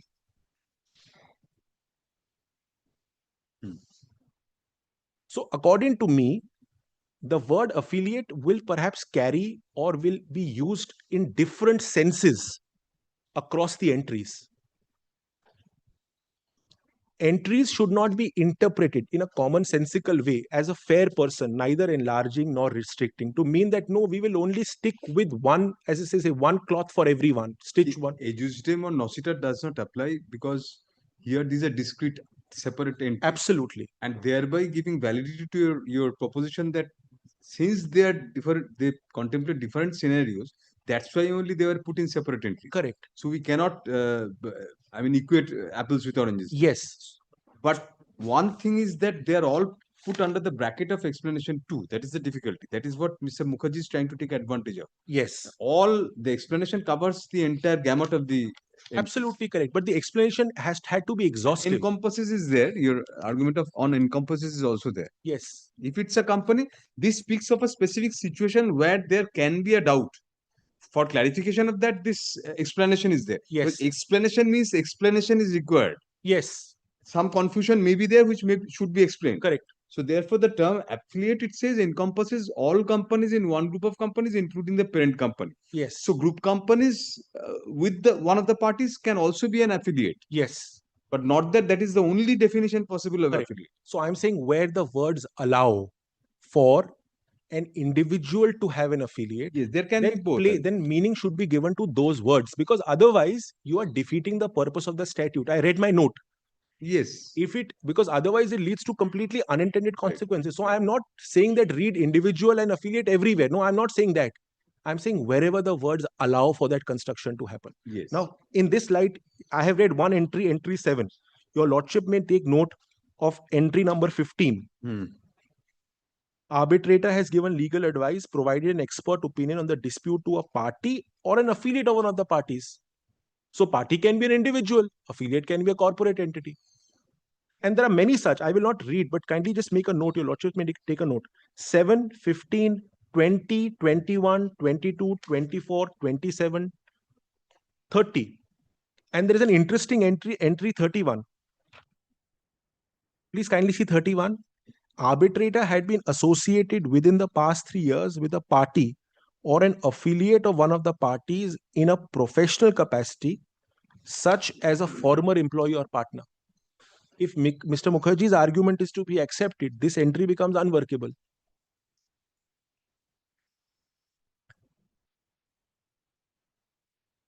So because the entry says arbitrator had been associated within the past 3 years with a party or an affiliate of one of the parties in a professional capacity, such as a former employee or partner. How do you have a partner of a corporate entity?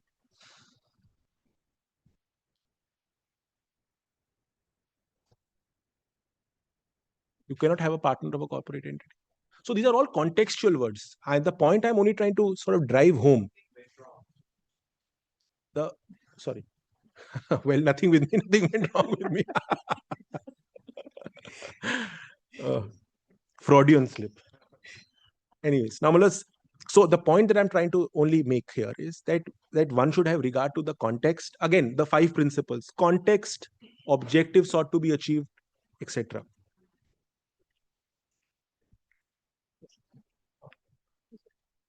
Correct. My friend wants me to refer to, your lordship has seen so in ArcelorMittal paragraph 29. The court says while interpreting the words, one should have regard to purpose or object. Your lordship knows that.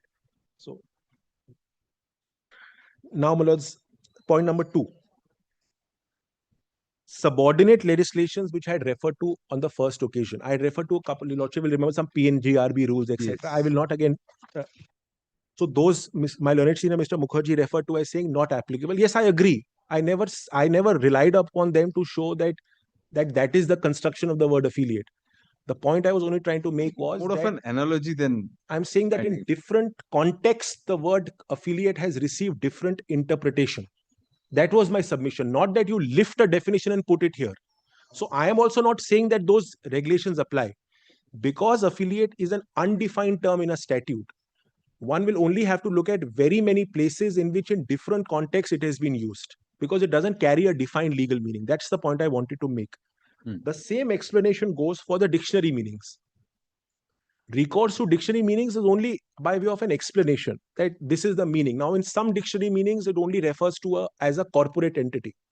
So, Black's Law Dictionary, for example, Mr. Mukherjee read the Black's Law Dictionary, which says company under the control of another company, subsidiary or sibling corporation. So, Mr. Mukherjee said, well, look at this. The context is only of a corporation. Assuming he is right, I'm still covered because SSMIL is a corporation. We are ultimately, in my case, actually, I'm sorry, I'm repeating myself, but in my case, the issue is not that whether one more individual is an affiliate of late Mr. B.D. Bhaiya.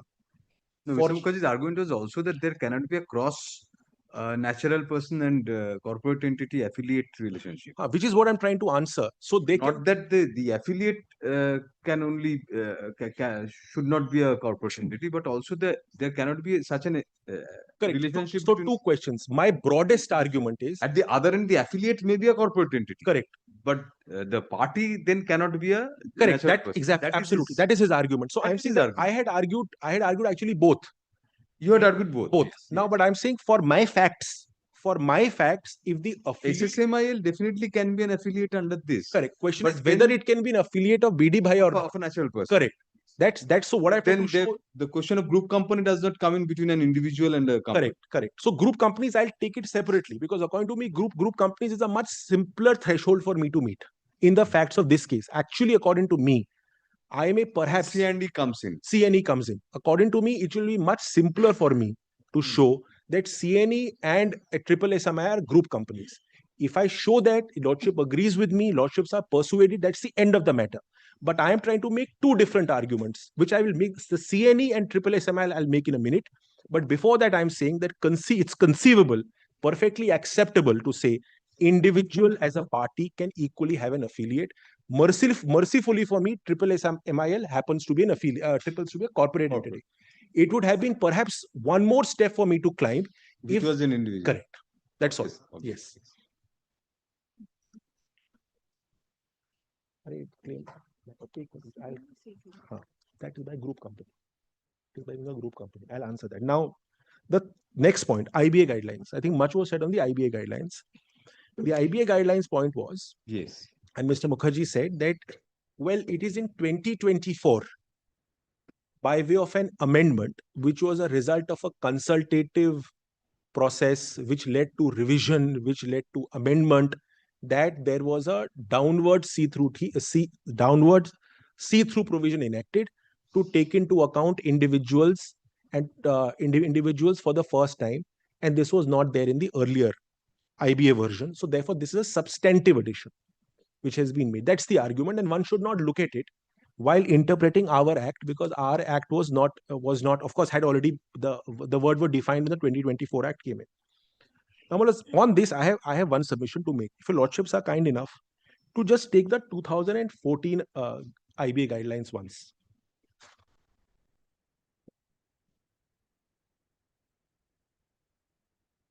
Thank you.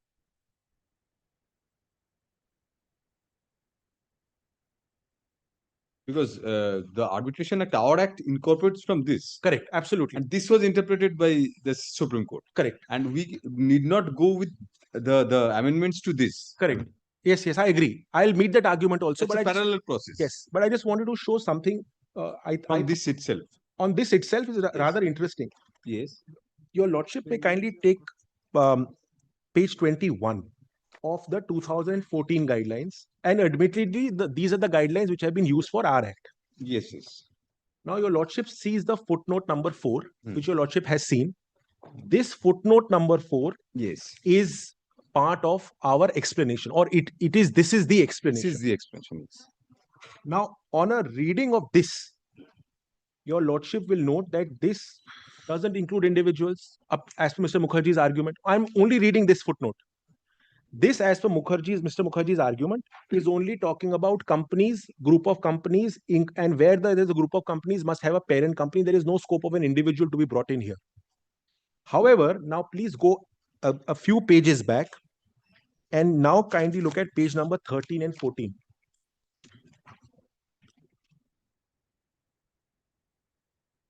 Yes.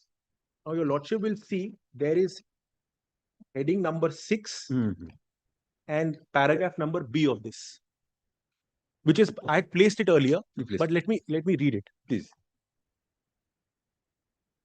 If one of the parties is a legal entity, any legal or physical person having a controlling influence on the legal entity or a direct economic interest in or a duty to indemnify a party for the award to be rendered in the arbitration may be considered to bear the identity of such party.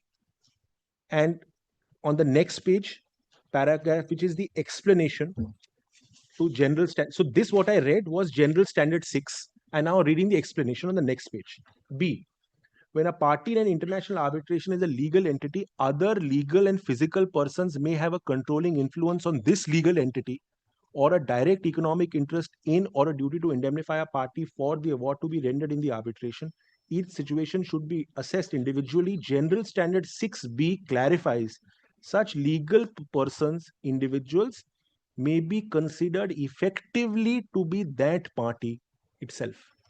So even when the footnote 4 at page number 21 on the face of it only talks about corporate entities, the general standards which have to be read, as Supreme Court says in HRD paragraph 20, had covered physical persons having a control over those entities. It covered them even then. So even when the definition was bodily lifted into our act on the basis of these very guidelines, and the very same definition is incorporated, the IBA guidelines are including individuals having a control over those legal entities as bearing the identity of the party. So it's not as if the individuals were not in the contemplation even back in 2014, but those were individuals having control over. That's the point I wanted to make. So that's perhaps the mistake that as lawyers we make when we only refer to the bare text but not the context. So back in 2014, individuals having control were there. The only change between 14 and 24 is there was earlier an upward see-through, look at who controls that legal entity. Now the test is also look at even below. We may say that since there was a specific provision, a different provision for physical persons and an explanation for that, therefore this was segregated. This affiliate included only corporates because it was referring to the corporates. But the other portion was also there. Yes. Because that distinction was there, this affiliate restricted sense it was used. Yes. But when we incorporate that part only into our statute and not the other part, the other explanations, then this has to be more pervasive. I mean, yes. And because Supreme Court says so. Your Yes, Lordship will because remember everything because paragraph Supreme Court 20 says so, says that it will have to be read in light of the general principles. Yes, In fact, yes. most importantly, Your Lordship will see both in 2014 and 2024 IBA guidelines say don't consider the general explanation to be subservient to the entries. In fact, general principles are the overriding consideration. The lists are only illustrative examples. Hmm. Because there can be many, they're not exhaustive. There can be many other situations which may arise. So ultimately, you will have recourse to the general principles first. The way the IBA guidelines are structured are, when it comes to the orange list, green list, etc., are only examples, illustrations. Application of general principles into concrete situations as a guiding tool for people. We have incorporated those as some sort of written down quotes, which I appreciate. But to say that it was never in the contemplation of the IBA, individuals were never there, that's a wrong statement. It was in the contemplation way back in 2014 only. Difference is, earlier it was look up. Now in 2024, it is both look up and look down. But there's an inherent contradiction with deepest respect in HRD itself, because I mean, at the same time, it says that yes, the general standards of IBA has to be taken note of. Yes. But it says you cannot expand also. But the words, that's the meaning of the words. So That's the meaning of the words. Then you leave it to the interpretation of the High Courts. No, well, to be fair, I think the middle ground can be reached. More than that, the advocates. More than the advocates, certainly. The advocates will always have a play. You have much more play in the joints than us. The Lordships Yes. are right. Now, I think, Manoj, the principle, these are something which can be reconciled. True. General principles are always there to Yes. interpret everything, but the idea of the Supreme Court perhaps is let's not read the words which in a way that as a reasonable person will not interpret. Ultimately, A pedantic approach sort of. correct, and a commonsensical approach should be taken. Now, one other argument was that don't look at 2024 because it's come much later and it is a substantive addition, etc., etc. Now, I see that point, and I cannot. That's an amendment to the IBA guidelines. Correct, and I see that point. So I am not for a moment saying that because the guidelines have been amended therefore, please now this Yes, automatically, I can't. You won't argue that. I can't also argue that. But the point that I'm trying to generally make is that there is now a march of law which has happened. The march of law seems to suggest explicitly now in the thing that if you are an individual and you are controlling an entity, you will be, and that's the words are controlling an entity, you will be considered as an affiliate. But that law has now taken a march, maybe in an appropriate case once So it comes. you want another updated HRD? Perhaps it may come. Take into consideration the present. So let's take a hypothetical example. If the situation was to arise today, let's assume in 2025 December, same situation arises when the IBA guidelines have already been amended. No, but Mr. Diwan, we appreciate what you are saying, but there is a distinction there, because the Supreme Court had the leeway of saying that because our act or statute which was being interpreted by the Supreme Court had not bodily lifted, some portions were bodily lifted, some were adapted from that, the then prevalent IBA guidelines. So since our statute adapted the IBA guidelines at that point of time, therefore Supreme Court, proceeding on that premise, interpreted this and said Correct. that those guidelines should be. But we cannot do that. We cannot do what the statute. The legislature has to do that now. I agree. But now, suppose now we're speaking. Are we clear to you on that? Yes. Because if that is adopted by the legislature against, then another HRD2 will come. Correct. But the task of interpretation of the entries will always remain in the hands of the court. True. So now I'm giving a different example. Let's assume in December 2025 a case arises where whether an individual can have an individual as an affiliate is concerned. Suppose that question now arises where the arbitrator has done it now. Let's assume the appearance happens today in December. So if the appearance happens after the 2024 amendment in the IBA guidelines. I'm not thinking that's an. Then also we appreciate about I couldn't express myself properly. What we are saying is Supreme Court operated through the focal point of the act adopting that. Correct. So the act adopted 2014 guidelines And as not it the then stood, 2024. not the 2024. Now, if today a similar point arises, whether the court for the first time can look into that and interpret it in a liberal way because the law is marching. The answer may be no, because it may be no, but because the legislature has not adapted I to agree. these guidelines. I agree. There has to be an amendment to the statute. If there is an amendment to the statute today adapting those, then we can. Our focal point of interference is through the legislature's intention. But We may can I, interpret that. may I make a respectful submission? Yes. I may not have that authority to cite here, but your lordship will perhaps remember. And we don't have 141 also. Yes, but your lordship Maybe in the challenge against our order, you can, or they can. But your lordship will remember many of our cases were decided on the basis of English law. Many of our cases. Now We have to be progressive, we can. So independently of HRD also, you can invite us to look into the 2024. So I'm saying then that it has to be independent of HRD. Yes, independent of HRD. I'm saying that if in a given case, Supreme Court decides on the basis of, say, an English law precedent or an English law decision, and assuming there is a change in English law, while the will the Supreme Court remain bound by the earlier decision, or will it take into account the march of law in English law? We are making a fundamental, there is a fundamental distinction there. Yes. You are right. If the Supreme Court's judgment, suppose if the judgment was rendered in the context of English law, yes, then it would be different. It would be English law, committee of courts, basically. Correct. English law held something, we are holding the similar, in similar line. But here it is not the English. I agree. I appreciate. It's a legislature. This statute was being interpreted. Yes, I agree. Because this statute adopted 2022 IBA guidelines, therefore this was done. No, I agree. I'll rest there. I will of course not. But otherwise, that's why you are saying otherwise than from HRD principle. HRD did that because the statute adopted, and that point of time, what it was, that was interpreted. Correct. But independently, whether we should interpret this in view of the current developments of law internationally, that is a valid argument. Yes, that's all. So even independent of HRD. Independent of HRD. Yes, your lordship are right. Then we have to go beyond HRD. Because HRD adopted because it was adopted by the statute. Correct. Because HRD didn't have for its benefit.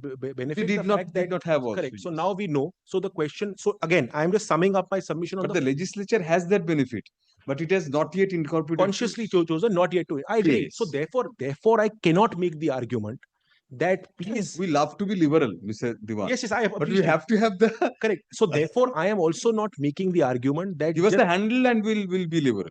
You have to give us the handle. I'm saying therefore, I am not making the argument that pick up the 2024 and bodily incorporate it or treat that to be the law. I am not arguing in that light. You are saying. I'm just saying that the court should be cognizant and conscious of the fact that this is how things have moved. But for my purposes, I'm only restricting for submission number 1 that insofar as our act is concerned, forget when. Now let me assume 2024 didn't exist. I'm saying insofar as the act as it stands, it is conceivable for an individual to have an affiliate. And you cannot argue that only because you are an individual, you will not have an affiliate as a corporate entity. Because you have shown us the marginal absurdities also. Yes. Then this would arise. Absolutely. I mean, for individuals, if a relative he appears for a relative, correct, that won't correct. And some of the entries become unworkable. Some of the entries have no sense then. No, but this was, I would say, this is something which is part A of the argument. Part B of the argument is a much simpler argument, which is a group company argument. Now, on the group company argument, the argument really is both of these are companies. CNE is also a company. Triple SMIL is also a company. So therefore, at least that argument that only individuals, that's met. But to rule out the application of a group of company, what was stated by my learned senior was that you can only be a group company if you have a parent. So minus a parent, you can't have a group company. That's the argument. So to meet my point that these two companies are group companies, they said that no, but they cannot be group companies because there is no parent. And there is no parent. Why? Because there is no company which owns both the companies. Now the expression parent company is again not defined anywhere. But as we understand, a parent company is actually referred to as a holding company. That's the general, I think it's well known. Yes. Now, a holding company is defined under section 2(46) of the Companies Act. Please have a look at that definition. All right, you are taking that route. Should have been anticipated. Holding company. Yes. Yes. Now, as holding company in relation to one or Lordship, I'm sorry, Lordship has Companies Act. Yes, we 2013 Act like okay.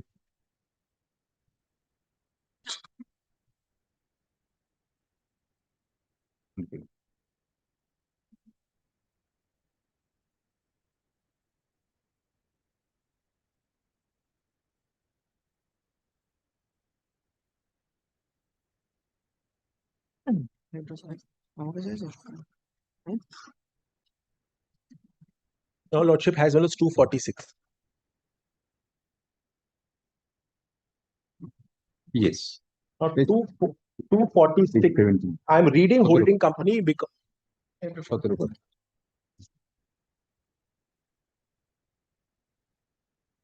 Yes. Sorry. Yes. Now, Manoj, I'm reading holding company because there is no other definition of parent company. So we have to refer to holding company. Holding company in relation to one or more other companies means a company of which such companies are subsidiary companies. So we have to now look at the definition of subsidiary companies, which comes in 287.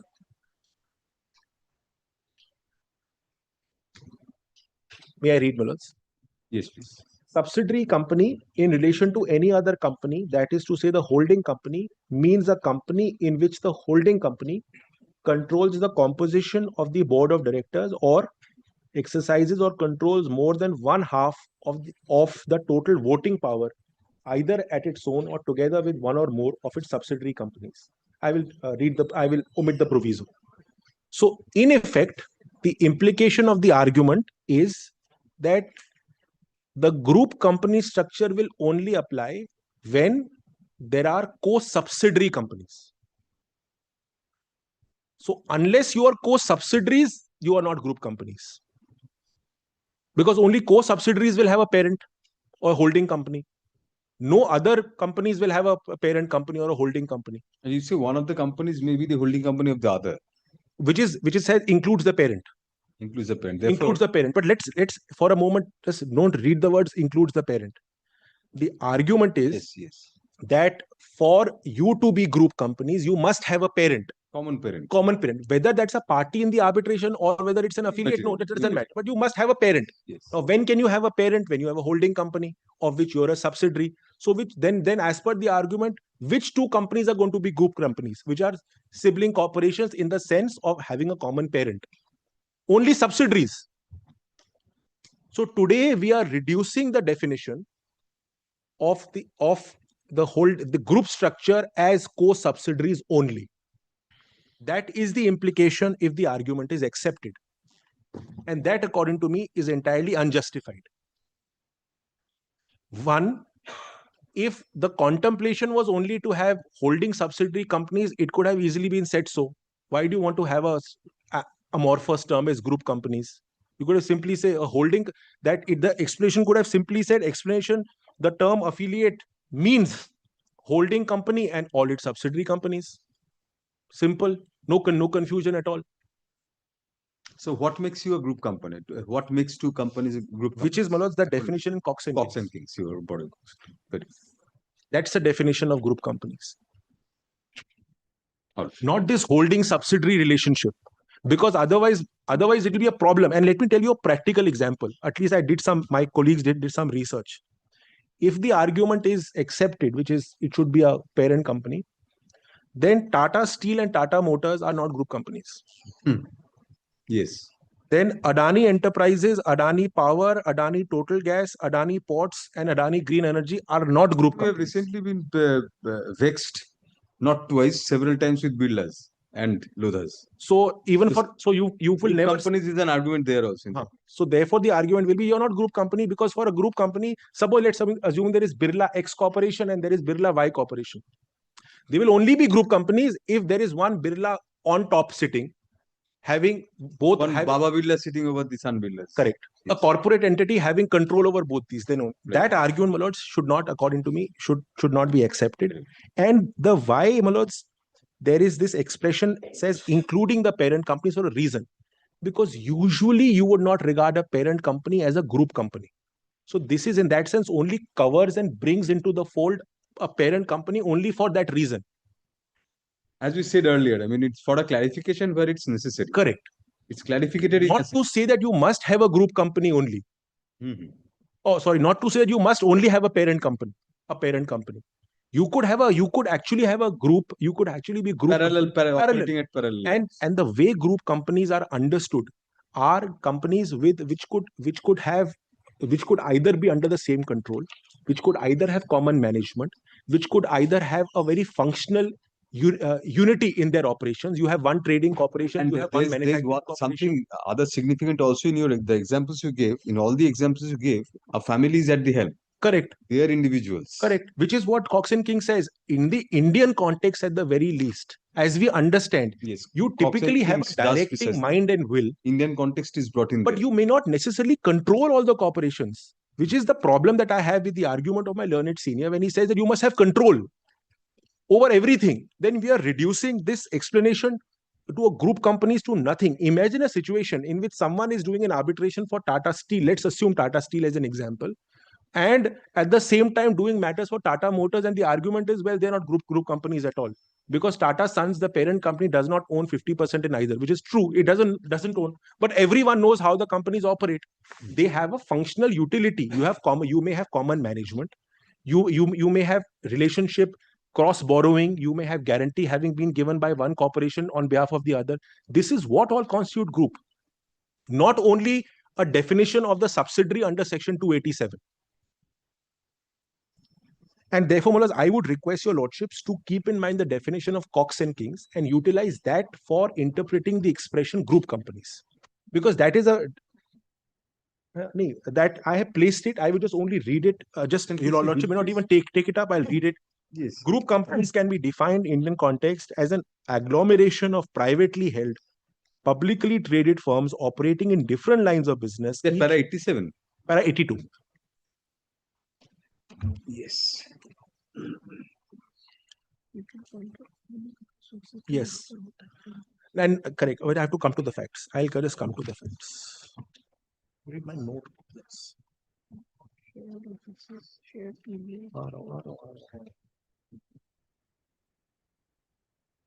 I'm not finding my note. Yeah. Paragraph 82, Mullahs, was a definition.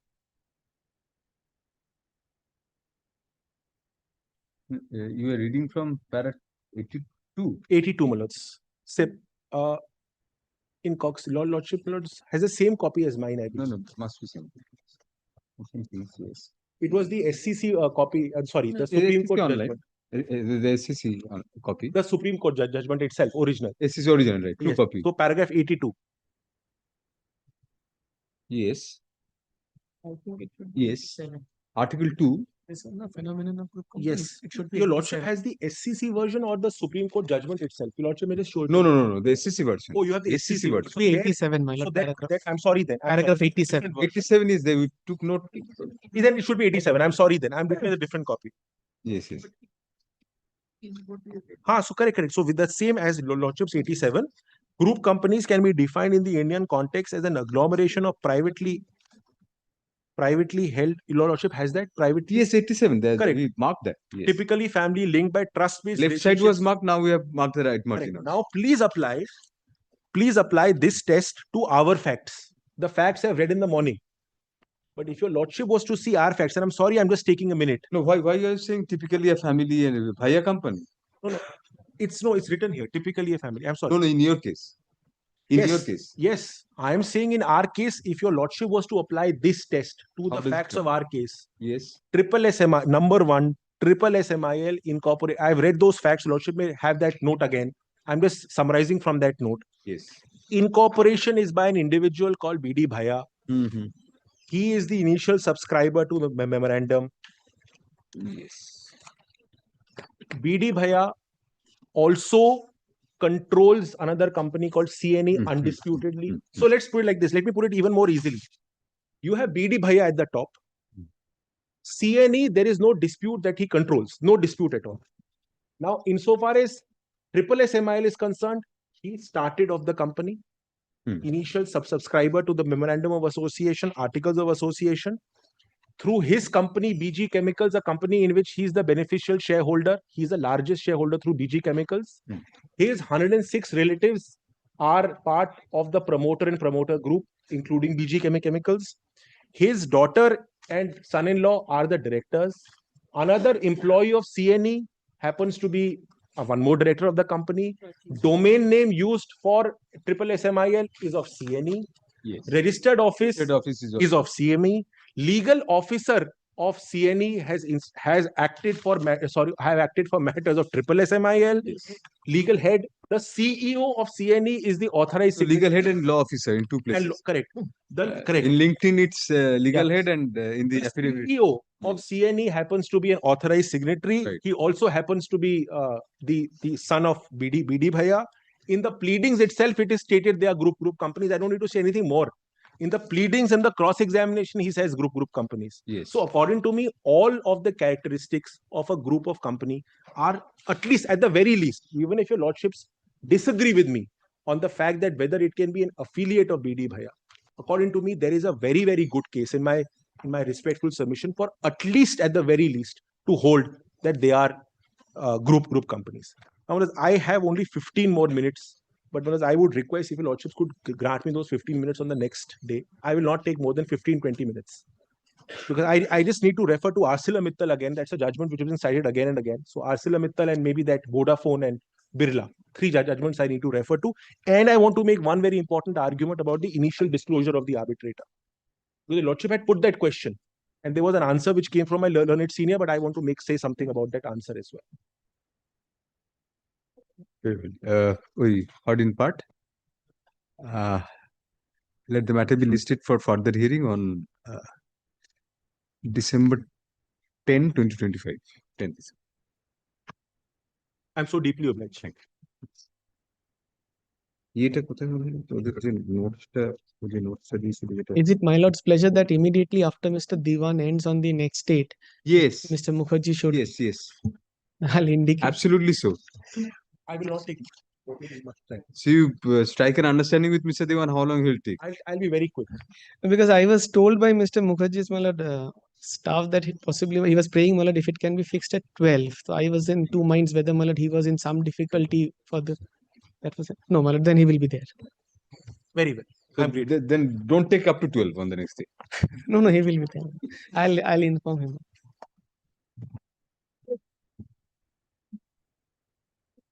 Regular shop. Grateful one. Thank you. Yes. Yeah.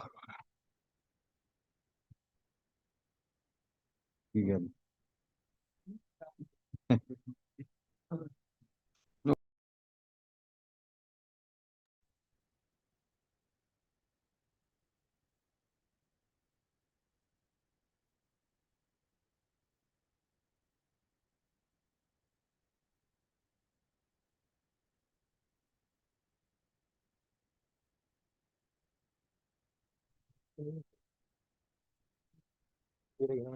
কি 10:30 ছিল?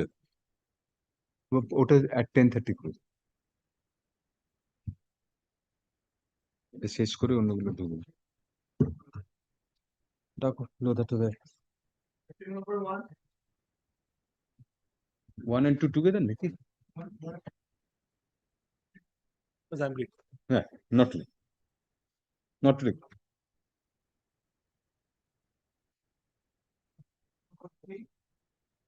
Ten.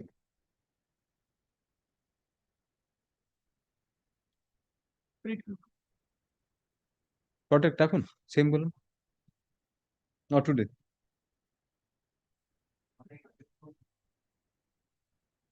উনি করলে তো এগিয়ে আসবেন। Yes. Please go on calling. আরে বাংলা বোঝেন ইংরেজি বোঝেন একটু জোরে জোরে কল করুন আমার দিকে কান রাখুন নট টুডে সেম আপনি কল করে যান কিছু না বললে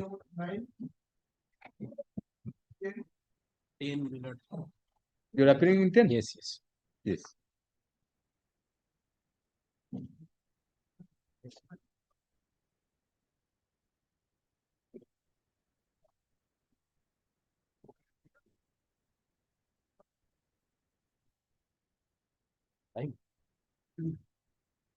Mr. Bhattacharya is leading you? No, my lord, item number 3 and 4. Oh, not today. Long gone.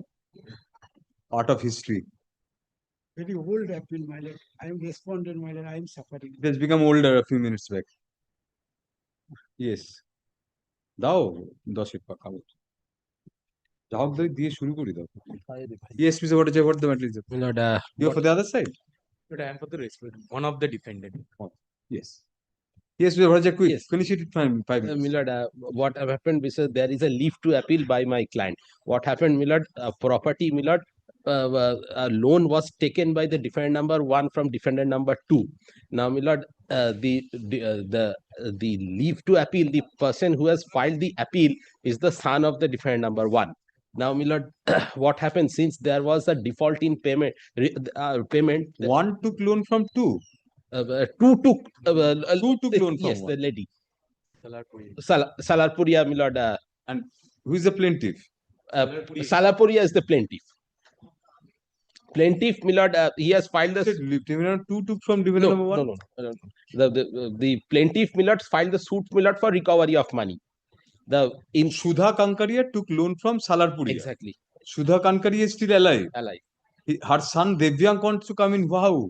Yes. Now, my lord, the impugned order, by the impugned order, the property has been attached. My lord, this property is the son's property. The father left behind a will. In the will, mother was given life interest. It is and in connection with the suit, civil suit, commercial suit. And Go before the commercial court, go before in the execution and say, stake your claim. No, my lord, It lies in the executing court. Why should we entertain an appeal at your behest? Because the loan was taken by your mother from them. property is, my lord, my property, my lord, by virtue of the will. You can take that point before the tribunal because they cannot.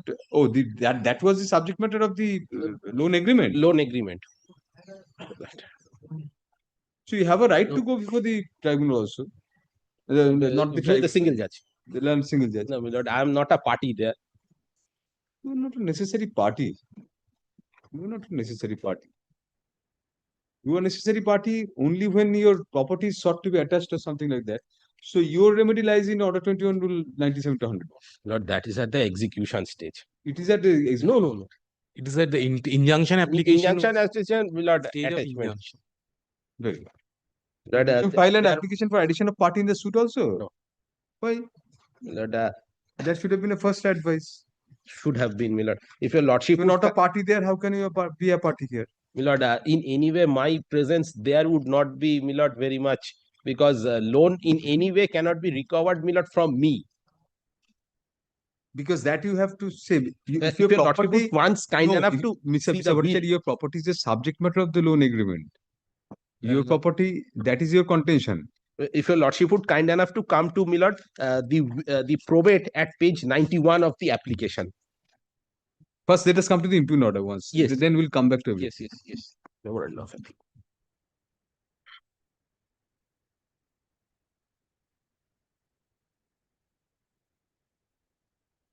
12th March 2021.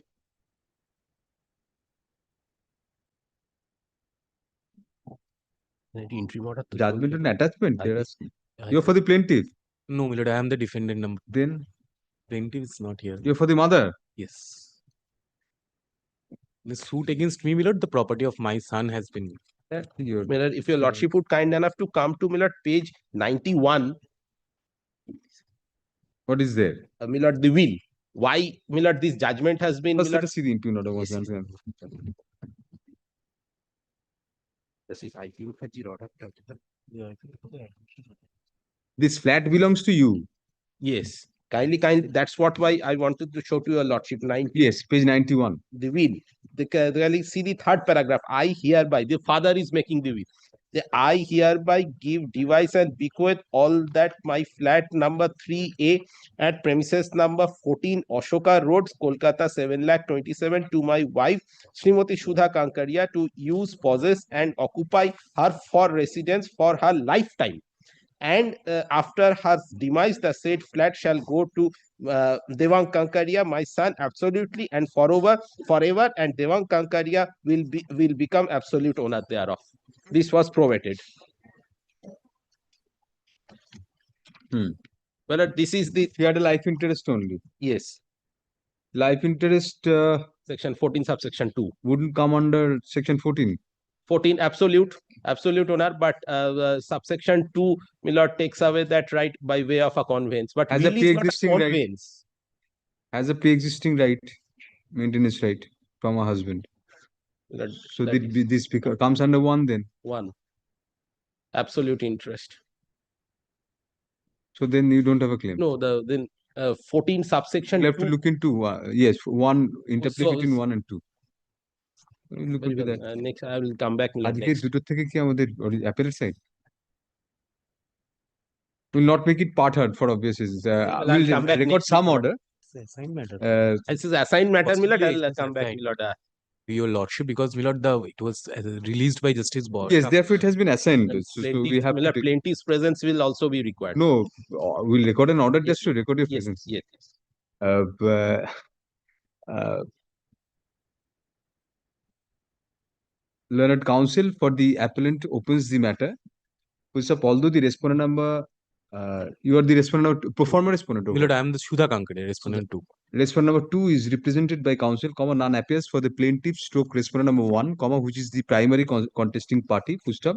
Accordingly, the learned advocate on record for the appellant is requested to give a notice to his stroke her counterpart for the respondent number 1 to the effect that the matter shall next be taken up for hearing on December 10, 2025. Shall next be listed on December 10, 2025. পরে এসে কারণ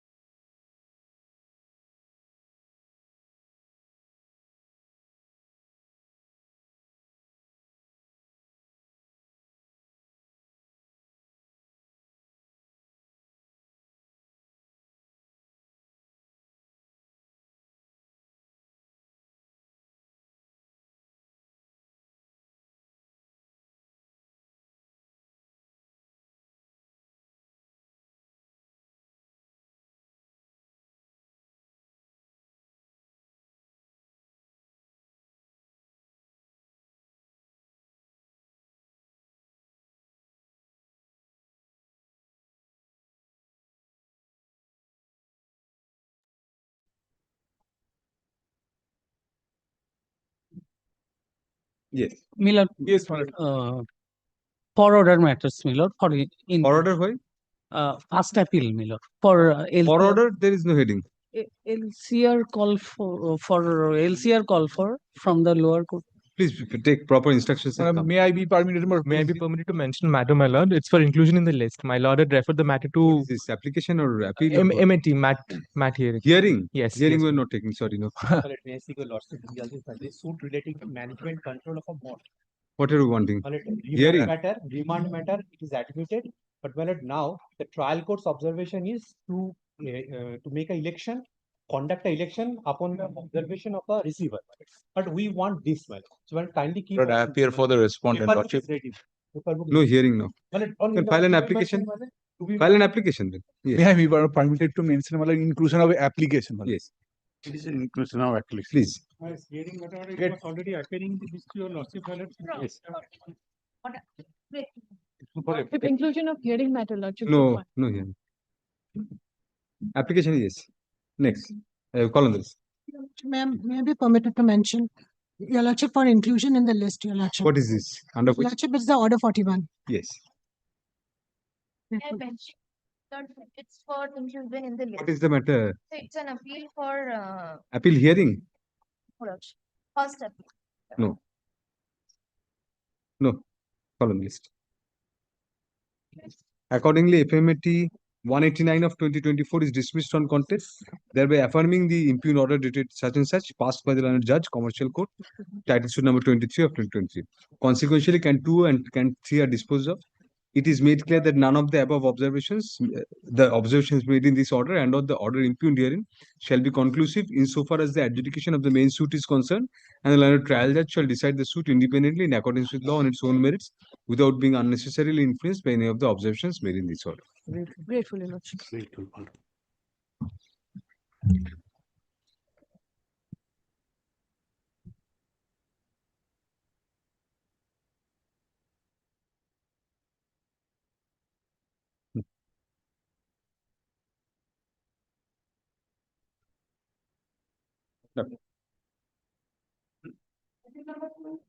Yes, my lord. Yes. This I am for the appellant. This is the appeal of the arising out of the mat suit. It was to be sent to Matrimonial mediation on the last occasion. We directed it to be sent to mediation. Yeah, the mediation is failed. Failed. Yes. Very well. Learned, you are for the appellant. Yes. Learned counsel for the appellant submits that the attempt at mediation has failed. Whosoever accordingly, let the matter be listed for hearing in the monthly list of the can is pending. Can is just disposed of. Could not be. Could not be.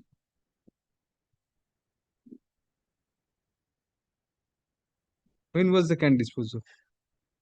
21st August 2025. 21st can was not disposed of. Not disposed of. Accordingly, let can 2 of 2025 be listed under the heading application. Let the can come first. Oh, good. Yes. কি বললাম? আমি লিখেছি এটা দিয়ে দে। Next month. We listed for hearing. কবে বলিনি কিছু?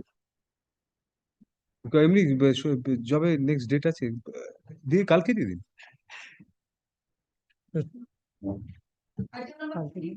I'm for the appellant, my lord. Yeah. This matter arises out of an order of rejection. Section 5 is there. Yes, my lord. It's time board. It's out of He is time. appearing for the first time. My lord. Serve and come back. My lord. The appellant shall serve copies of the application. There is only one application. But the other application is for appropriate order, my lord. Can 2. Okay. Shall serve a copy of can 1 of serve copies of both. Serve copies of can 1 of 2024 and can 2 of 2024 on the respondents, indicating that the application shall be listed for hearing under the same that the matter shall be listed under the same heading on December 15, 2025, when an affidavit of service to that effect shall be filed by the appellant. Great. Next. Item number 4. I'm for the appellant. What is the defect, Mr. Banerjee? Delay which has been cured, not I'm told, not delay. Delay has been cured, not we have filed section 5 which has been allowed. It has been condoned. The requisite code for also putting sole appellant. কিছু হওয়ার কথা না।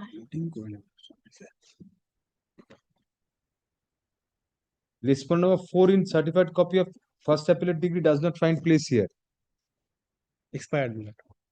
So you have to make an application or give an endorsement in the cost title. And also sole appellant is not there. Sole appellant is the Appellant is not there.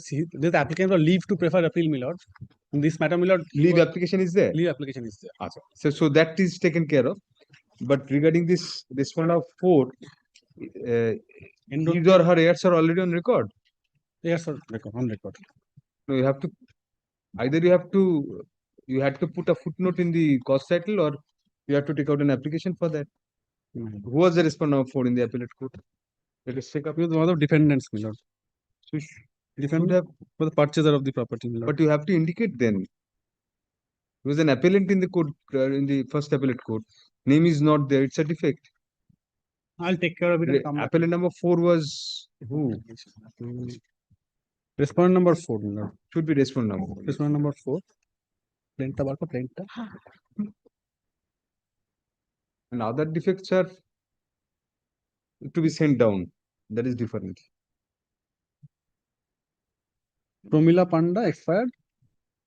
একমাত্র একজন ছেলেই আছে তো। Navakumar Panda. Navakumar Panda.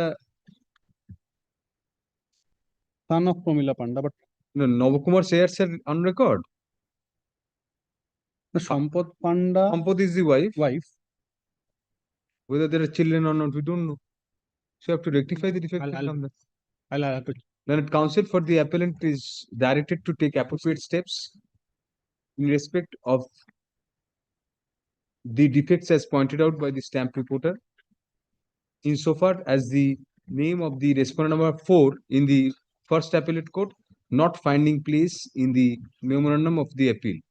First of, let the matter stand adjourned till December 15, 2025 for such purpose. Fine. If you find that you are required to prefer an application for leave I'll to come back with that. file an appeal against those people, Fine. otherwise in a footnote that heirs are already.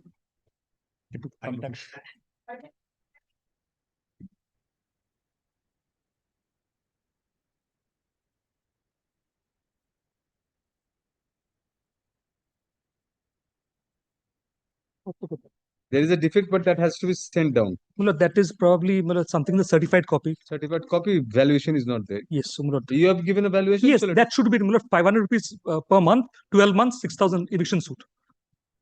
Mr. That is there. Yes. Yes, sir. I appear on behalf of the caveated. Right. Well, the second. You are keeping a beard. No, just. So he was my junior, so I was trying to say here. Yes, Mr. Both courts. Both courts. Defendant. Eviction suit. But So nothing in it. Nothing in it then. Well, my lord. No, eviction of licensee or there is one more additional point since your lordship has said defense struck off. But my lord, 97 Act, Premises Act. my lord, point is glaring on it. My lord, yes. There was a gentleman called Radharam. I'll just 2 minutes. Yes, yes, absolutely. There was a gentleman called Radharaman who was the owner, admitted owner of this property. I was inducted by Radharaman. I was paying rent to Radharaman. Radharaman created a trust of these properties. He created a trust by way of a will. Will was probated, property was trust, his sons were the beneficiaries. I haven't been paying rent to the trust as well. And the managing trustee being the sons who are collecting the rent on behalf of the trust, the rent receipt shows that. Thereafter, my lord, these two sons, my lord, what they do, they go to an arbitrator who is a chartered accountant and dissolve the trust. After dissolving the trust, my lord, they claim to be the owners of their individual shares by dissolving the trust. And thereafter, this award, they say there is a defect in the award. So we go before the registering authorities and rectify the award and files a suit on the basis of that. Both of them filed the suit? Both of them filed 2 suits. One, Against you? this one, not one, this one and the next appeal. There are Next two, appeal means item 6. 6, 5 and 6, yes. 6 দিয়ে দিন Yes. Right. 6 দেখিয়ে দিন, ফাইলটা দিয়ে দিন। Now, my lord, Two suits are filed for the self-same property. no, different flows of the self-same property. They say it has been divided. It has been divided. I take the point that your derivative title is not acceptable because a trust property, once vested in trust, it cannot be divested, and if it is by way of a will, then except the testator, nobody can revoke that trust. Therefore, The will was probated. yes, by this High Court. Now, my lord, this point was taken in 7-2. I challenged the landlord-tenant relationship, and now at that stage, my lord, the court held, without deciding this point, the court held that I am liable to pay rent to these two individuals. Both of us came up in appeal. Revision. The revisional court, my Both lord, of you means? my lord, the landlord, both the appellants and respondents. respondents in both the appeals, my lord. Two suits, as I told your lordship. আচ্ছা আচ্ছা। My lord, this court, my lord, held that the application. So they challenged on what ground? My lord, they challenged. They challenged on the ground that the 7-2 was not accompanied with an upfront admitted. Oh yes, 7-2 was not accompanied with an upfront payment. Yes. Now, ultimately, my lord, the civil revision, my lord, upheld their contention and dismissed my suit and the defense. But, my lord, my right to cross-examination remains. In the cross-examination, they expressly admit that yes, there was a trust. They say that the trust was created by my father. Trust was the owner of the property. But according to them, it was void, and therefore the Chartered Accountants Award is binding, and therefore I get a degree. Chartered Accountant means there was an arbitration Let's take the arbitrator to be Chartered Accountant, my lord, who had arbitrated this and had brought an end to the trust and divided the properties among the two trustees. Now, my lord, the question is, when I take this point before the Court of Appeal, the Court of Appeal said, look, there is an award. And since it's an award, I'm bound by that. But, my lord, there are three things which are inherently there. Now, arbitration clause was there in the trust deed. No, my lord, they appointed an arbitrator. Even the trust deed was not exhibited. In the suit also, it was not exhibited. No, they say in the written statement I have produced, in the cross-examination, they say that I have produced the deed of trust, but deed of trust is not there. Now, my lord, the question is, the first question is whether an arbitrator could have dissolved whether the trust could be dissolved. A. B. Whether an arbitrator could have decided on a trust issue with a dispute between the parties. If the arbitrator could not have decided, then the trust remains the owner. If the trust remains the owner, all the trustees, not the trust, have joined in the suit as plaintiff. The suit on the very face of it is not maintained. They are the only two trustees. They are the only two trustees, but They both filed separate suits. Filed separate suits. None of them have joined each other. Can't one of the trustees file a suit? No, my lord, without the other consent, or they show that they have the consent, or the trust deed allows them to represent and file a suit, they can. Trust deed need not show that they have to. You have to show that the other one is not consenting. Other one has implicit consent is there. They have filed two suits. Must have been heard analogously. Yes, they have been heard analogously. Implicit consent. We'll record your submission, but that is implicit consent. Very well, my lord. Let's proceed on the basis. But the trust has never sued me.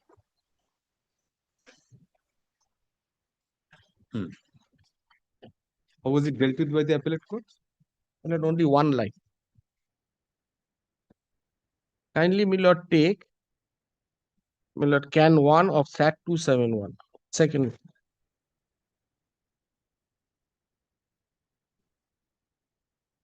Kindly come to the appeal court judgment, which is at page 55, issue number 7, at page 66. We'll just refer to the internal pages, Mr. I beg page 12 of the internal, page 12 of the appeal court judgment.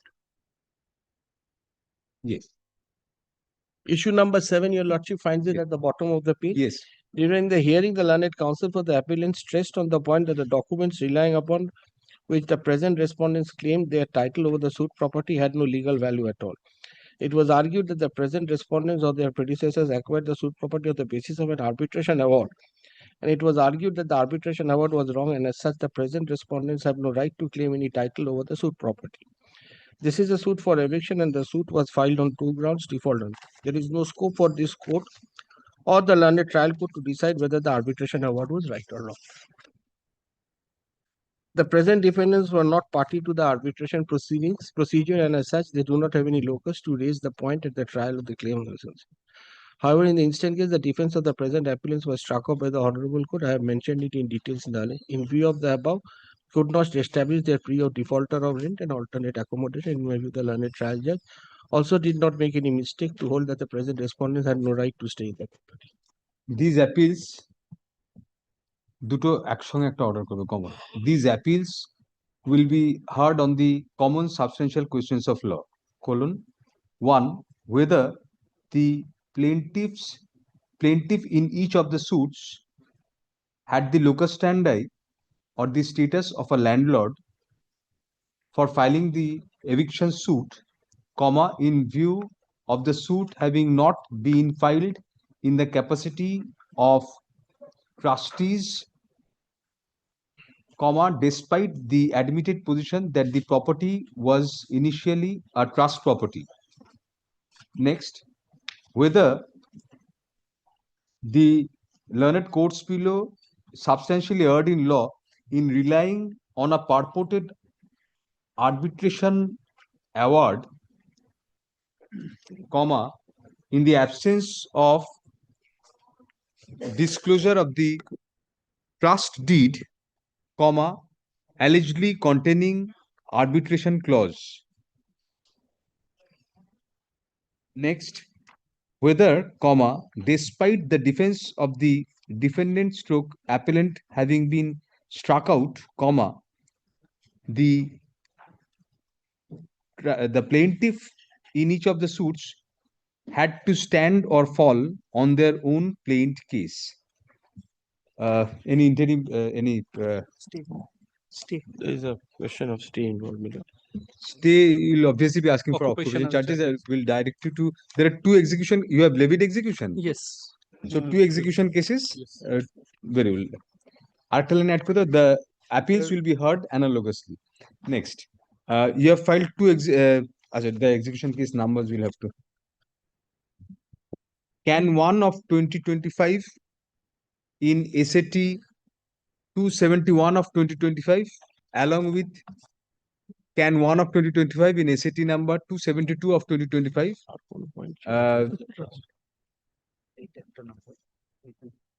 shall be heard together before the appropriate learned single judge having determination. Push up next para. Affidavits in opposition to the said applications shall be filed by the. Only thing I'm interrupting. Yes. Already in the first appellate court, there was a direction for paying of occupational charges to the tune of rupees 30,000. If you agree to that, we'll direct. I am agreeable to that. This is 18. This was modified. That instruction. Modified to what? Kindly see page 72. It was 30,000. What is the last rate? This is 72. This is 27/1/2025. What is the last rate? It's I'll just 30,000 enhanced to 60,000 or 18,000 at page 74. Order starts at page 72, relevant portion 74. Order passed on 27th of January. So Chatterjee, please check Initial. It's part of the record. The order has been annexed. If you are satisfied with 80,000, we'll dispose of the stay applications. Yes. So you're Yes, Your Lordship, kindly do so. Intelligent approach. There shall be stay of কি বলেছিলাম এর আগে shall be listed before the appropriate bench having determination না বল ওটা কেটে দাও ওটা পুরো কেটে দাও লাস্ট যেটা বলেছি যে the two appeals shall be heard analogously তারপর can 1 of 2025 in SAT number 271 of 2025 and can 1 of 2025 in SAT number 272 of 2025 are taken up for hearing together. First up, since the plaintiff stroke respondent does not intend to use any affidavit in opposition, comma, we hereby record that it is deemed that none of the allegations made in the applications are admitted by the plaintiff stroke respondent. First up, next para, it is pointed out by learned counsel that the last rate at which occupation charges were directed to be paid by the plaintiff stroke by the defendant stroke appellant in the trial court in each of the suits. It is not in the trial court, Your Lordship. That was in the first appellate court. in By the this honorable court. By this honorable court in an order That was the challenging interim order. in the first appellate court was rupees 30,000 per month in each of the cases, comma, which was subsequently modified in revision by this court to the tune of rupees 18,000 per month in each of the cases. As an interim order. In each of the cases. Revision is still pending. No, because the appeal. Yes, it has to be. But that was an interim order. That Either you are agreeable. I'm agreeable. If I'm you are not agreeable. agreeable, you will direct you to No, file only- opposition. only Then why are you interjecting like this? No, I'm only saying that that was an interim order. Either you are agreeable or not. I'm Mr. agreeable. Chatterjee. I'm If you are not agreeable. agreeable, we I'm won't force you. We will agreeable. direct you to file. I'm Forget agreeable. that. Then. Next para. Since learned counsel for the plaintiff stroke respondent submits that the respondent that the said respondent is agreeable to such occupation charges being imposed as condition for stay, comma, we dispose of both the applications by granting stay of all further proceedings in the respective connected execution cases in each of the matters till disposal of the appeals, subject to the plaintiff stroke respondent number 1 going on paying rupees 18,000 per month as occupation charges as a condition of such stay. Full stop. There is any area? Must be some area because up to date. This order was passed sometime in the month of September. very well. The first such installment shall be paid for the month of December or November. November, I've told you we didn't pay it. December, comma 2025, comma by December 15, 2025, and thereafter by the 15th day of each successive current month. Full stop. Next para. In the event there are any arrears, comma, calculated from the date of the decree of the appellate court, comma, the same shall be cleared off by a single installment, comma, payable by December 31, 2025. For sub next para, subject in the event of default in any such payments, comma, the order of stay shall stand automatically vacated without further reference to the court. Full stop. In view of the appearance of the plaintiff stroke respondent number 1 through his learned advocate, comma, service of notice in both the appeals on the said respondent is dispensed with. Only one respondent. Only one respondent. Only one respondent. তাহলে respondent number 1 করুন. Is dispensed with. Full stop. The appeal be treated to be ready. The appeals be treated to be ready as regards hearing. Full stop. The trial court record shall be brought by special messenger at the cost of the appellant, comma, to be deposited within a week from date. The appellant shall prepare and file the requisite number of composite paper books for both the appeals within 6 weeks. Composite informal paper books in both the appeals, comma, without comparing with the records within 6 weeks from the date of service of notice of arrival of the trial court records on the learned advocate for the appellant. Full stop. Liberty to the parties to mention the appeal before the appropriate learned single judge, then having determination as and when the appeals are ready for hearing. Thank you. Grateful. The affidavit of service. প্রথম লাইনে affidavit of service.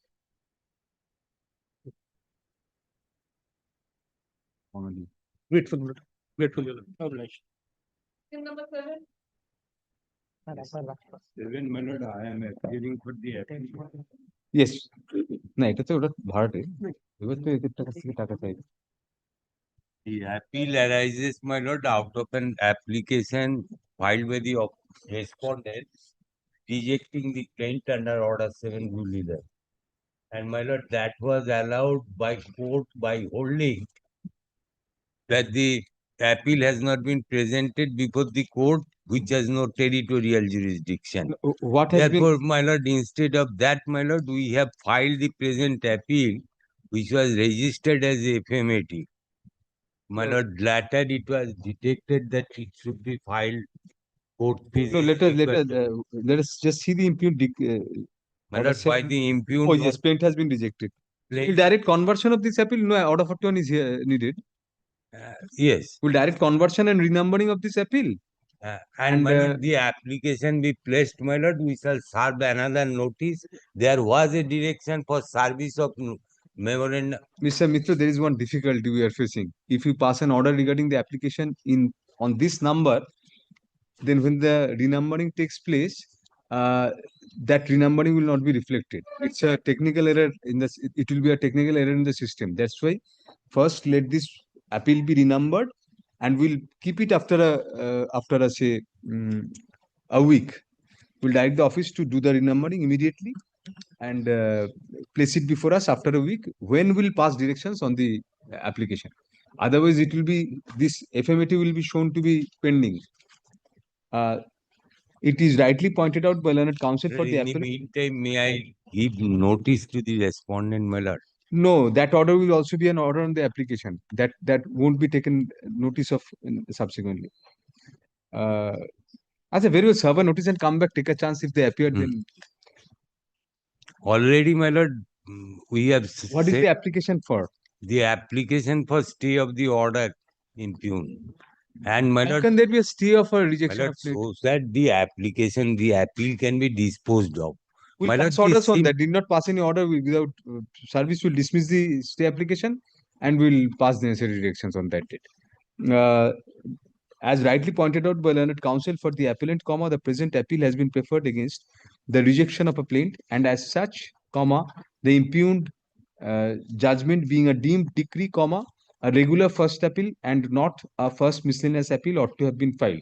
Full stop. Accordingly, the present appeal be reclassified as a regular first appeal and accordingly be renumbered by the office within a week from date. Full stop. The connected application be listed before us on December 15, 2025 under the appropriate heading. Application heading এ দিয়ে দেবেন December 20. অফিসে পাঠিয়ে দেবেন, বলে দেবেন রিক্লাসিফাই করে রিনাম্বারিংটা করে যেন পাঠিয়ে। On that date, we'll dismiss the stay application and pass the necessary orders for preparation of the paper. Preparation, my lord, the court required to send it before the appropriate court. Plaint should be returned. But we have to hear the other side for that. The appeal has to be, notice of appeal has to go. My lord, therefore we are paying and we shall serve notice to the other side. আচ্ছা, আরেকটা line add করে দাও। Learned counsel for the, the appellant shall serve a copy of the application on the respondent and in the meantime and file an affidavit of service on the returnable date. Very. Item number 8. 7-10 হবে, 7-11 করে দিয়েছি। আমরা প্লেনটি return করে modify করে plane return করলে নাকি the satisfied. Yes. Item number 8, my lord, I am appealing for the appellant. Right. My lord, plaintiff is the appellant before my lord in a suit for specific performance. Plaintiff is the appellant? Yes, my lord. My lord, refusal of injunction, my lord, at interim stage. My lord, court says, my lord, if my lord turns to the impugned order, my lord, 29th of July 2025, my lord will find at the ordering portion, my lord, in support of the contention, plaintiff unregistered agreement for sale, the plaintiff failed to produce any document before this court after execution of that agreement for sale. He had paid the consideration amount. Moreover, till date, the plaintiff never issued any document in favor of the defendant. Stamp paper, we can understand that could Well, that could be impounded. Impounded. But what about this? No consideration. Nothing. No, my plaint case is, my lord, I've paid the entire consideration amount. But you felt nothing, no document prior. No, my lord, the agreement which has been produced, the 10 rupees stamp paper, that, my lord, shows, my lord, that I have paid the entire consideration. That contains the receipt also. Yes. My lord, 9,30,000, my lord, looks into this. Should have been annexed here. My lord, a wrong agreement has been annexed, my lord. That's why, my lord. Okay. এটা আরেকটা দশে my lord, take File a supplementary affidavit annexing this. Yes. My lord, sees the second last page, 9,30,000, my lord, they have taken it the entire consideration amount of 9,30,000. By the impugned order, comma, an ad interim prayer for injunction has been refused to the plaintiff stroke appellant in a suit for specific performance of contract, primarily on the grounds that the appellant failed to show that he has paid the consideration amount in respect of the intended sale, comma, that the plaintiff appellant never issued any document in favor of defendant number 1 to execute any registered deed of sale in his favor, and that the document that the agreement produced before the trial court was embossed on a rupees 10 stamp paper. Puts up next para. Learned counsel for the appellant hands over a photocopy of the agreement, comma, which has erroneously been omitted to be annexed to the application before us, comma, which indicates that the document itself reflects the breakup of the payment of the consideration amount. Puts up thus, comma, the first ground on which the injunction was refused cannot be taken, apparently was an erroneous ground. Puts up next para. Insofar as the insufficiency of stamp is concerned, comma, the learned trial judge was always at liberty to send the document for impoundment, and as such, the said ground prima facie could not be a valid ground for refusal to grant injunction.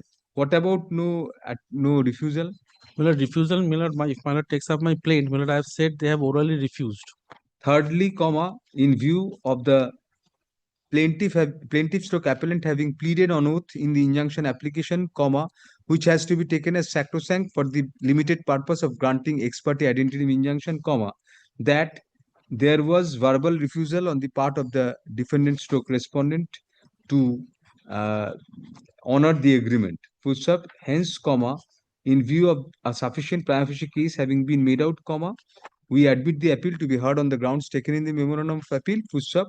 The appellant shall serve a copy of Can 1 of 2025 as well as the memorandum of appeal on the defendant stroke respondent number 1, indicating that the application shall be listed next for hearing on December 15, 2025, when an affidavit of service to that effect shall be filed by the appellant. Full stop. Next para. Service on the pro forma respondents 2 and 3 is dispensed with for the present in view of no prayer having been sought in the injunction application against the said pro forma respondents. Full stop. The respondent number 1 and or his main and agent and its main and agents shall remain restrained from changing the nature and character of the suit property and or from selling, transferring and or alienating the B schedule property as noted in the plaint in favor of third parties till disposal of the application.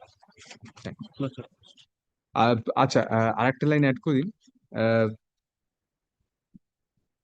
liberty is given to the appellant to file a supplementary affidavit annexing the correct copy of the agreement on which the relief has been sought on the returnable date. Full stop. An advance copy of the same shall be served along with the injunction application and the memorandum on the respondent number 1 as well.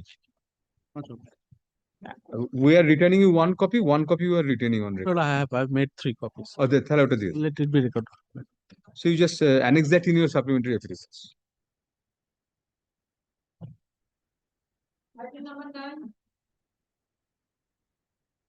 They pay for the appellant to lordship, person to lordship direction, I have served, my lord. They have received. Yes, my lord, it has been delivered, sir. What is the matter about? Lord, this appeal has been filed challenging the ad interim order of injunction. Condonation of delay, how many days? 94 days, my lord, because the matter arises out of city civil court. So 30 days is the period within which the appeal has been filed on 125th day, my lord. Reason for delay? My lord, the service was affected upon the party in the month of July. So after receipt of the copy of the plaint and injunction application, certified copies was applied. I have explained. This is against an ad interim injunction. Yes. So you had knowledge later. Yes, my lord. In the month of July, I have explained in my paragraph 2 of the Affidavit of service filed to be kept on record from the averments in the application for condonation of delay, comma, it transpires that the appellant has filed the appeal soon after getting knowledge of the impugned order, comma, which was passed ex parte. Full stop. Accordingly, sufficient reason has been shown for the delay in the preference of the appeal. Hence, Can 1 of 2025 is allowed, comma, thereby condoning the delay in preferring FMAT 415 of 2025. What is the appeal? Yes, my lord. You have served a copy of only the no, entire, my lord. Entire. Memorandum of appeal along with applications, my lord. My lord, this Mr. Shen is appearing. next. My lord. Yes. Under the garb of file seeking a relief of declaration, Yes. the plaintiff have actually tried to stall the surface proceedings, my lord. And this is the 4th attempt, my lord. Kindly come to the plaint, which is of the suit, my lord, which starts from page 15. Ms. Oja, we cannot stay operation. of injunction. The interim order has been extended till 5th January 2026. We understand, but the difficulty is if you stay the operation, that means you will be able to take whatever steps against them. My lord, but this is the third suit on the self-same cause of action, and in fact, the property on which this interim order is passed, it's beyond the jurisdiction of the Learned City Civil Court, Calcutta. My lord, this is a property situated in South 24 Paraganas district, and this is the third attempt. South 24 Paraganas? Yes, my lord. Kindly come to the plain. That's why I want to show the plain, my lord. And the relief of the plain starts from page 27.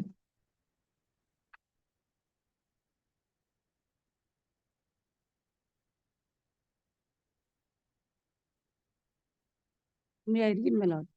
Yes. A decree be passed declaring that the plaintiff have liquidated the entire loan to the defendant, and a declaration is to be passed to the effect that the suit property is free from all encumbrances, lien charges. Now, what is the suit property is, my lord? Kindly, it's at page number 29, my lord.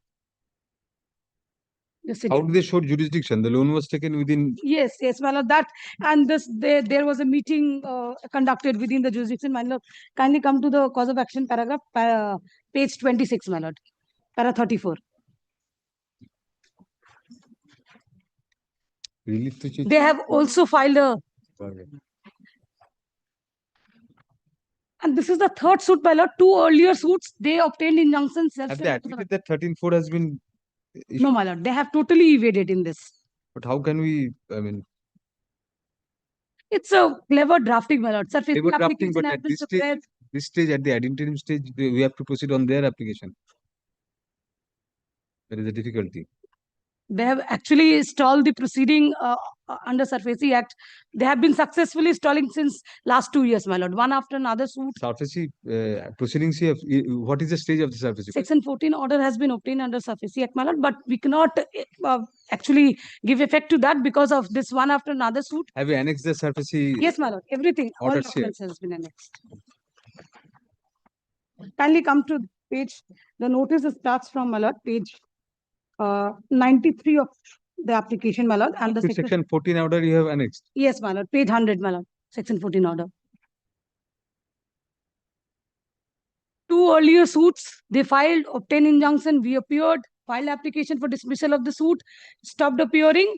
The suit was subsequently dismissed. That orders I have also annexed. So default? Yes, because they stopped appearing. You have annexed those also? Yes, also. Yes, ma'am. Well, from the annexures to the injunction, না তার আগে affidavit service বলেছি ঠিক আছে from the annexures to the injunction application filed in connection with the present appeal, it is evident that the suit, in respect of which the impugned order of ad interim injunction was passed, was filed to avoid the consequences of the SEBI Act. Next para, from the annexures to Can 2 of 2025 before us, we find that the respondent, that the defendant stroke appellant stroke financial company had initiated proceedings under the SEBI Act, after measures under section 13 within bracket 4 of the said act having been taken successfully, the matter culminated in an order being passed for taking possession of the disputed property under section 14 of the SEBI Act, which are also annexed hereto. Next para, that apart, two previous suits were filed before the civil court by the self-same plaintiff stroke respondent, where initially upon obtaining ad interim injunction orders, the present defendant stroke appellant stroke financial company appeared and pointed out the said suppressions, upon which those suits were dismissed for default. The papers relating to those are also annexed to the injunction application. Next para, thus, thirdly, the learned advocate for the appellant rightly points out that in the garb of a suit regarding the loan taken by the plaintiff from the defendant stroke appellant, The reliefs sought in the suit are all pertaining to the immovable property which is situated outside the territorial jurisdiction of the City Civil Court at Calcutta, which passed the impugned order. Full stop. Thus, the suit is ex facie barred in view of in respect of territorial jurisdiction as well. Full stop. In such view of the matter, it is prima facie clear that a strong case for hearing of the present appeal has been made out, inasmuch as the injunction order was passed by the learned trial judge without jurisdiction. Full stop. Hence, the operation of the impugned order bearing order number 2 dated May 19, 2025, passed by the learned judge, 11th bench City Civil Court at Calcutta in attitude number 880 of 2025 is stayed till disposal of the application. Full stop. Next para. The appellant shall serve a fresh copy of the application as well as the memorandum of appeal on the plaintiff respondent, indicating that the application shall next be listed in the monthly list of January 2026, when an affidavit of service to that effect shall be filed by the appellant. State operation.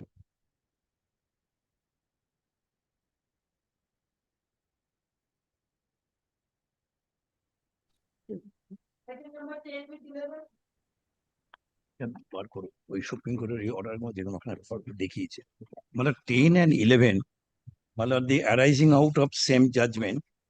Now my lord, only thing may I tell that if your lordship kindly take my lord 11 first, because my lord my brief is complete so for 11, and another thing is this 11 is the my lord the main person at whose instance my lord all these things. Who is the main person? My lord, at 11, who is the my lord the main respondent? Achha. 11. Now, my lord, may I tell just in a nutshell the story, my lord? May I tell? Yes, yes. She kindly, my lord, do not, my lord. No, we are looking at the cost statement. My lord, my lord. So, Mr. System Switchgear is the main. Mr. Banerjee, for Mr. Banerjee for it. For Taito? No. Yes. Now, my lord, just a minute, my lord. My lord, in a nutshell, my lord, the foundation of the matter, my lord, started from, my lord, the one person that is Eastern Switchgear, my lord, in 1982. Yes. My lord, filed an application in, my lord, Peskai form before the Thika Tenancy Controller, claiming that, my lord, that the company is a Thika tenant in respect of a, my lord, a portion and or the entire land of which, my lord, the company was a lessee of 21 years lease. 21 years lease. Now, my lord, the Thika Tenancy Controller, now when, my lord, though it was some late in the proceedings, it took time, but in any event, Thika Tenancy Controller, my lord, proceeded with the matter in terms of section 5 within bracket 3 of the, my lord, the Thika Tenancy Act, my lord, 1982, since repeal so read with 2001. Because when the, my lord, the application in Peskai form was filed that I am a Thika tenant, at that point of time, my lord, the 1982 Act, there was, my lord, 1981 Act prevailed. Yes, but then? Now, my lord, subsequently 2001 Act. No, that continued till 2001, that proceeding. Yes. 1982, he filed a whatever form. Whatever. That proceeding adjudication continued till after 2001. My lord.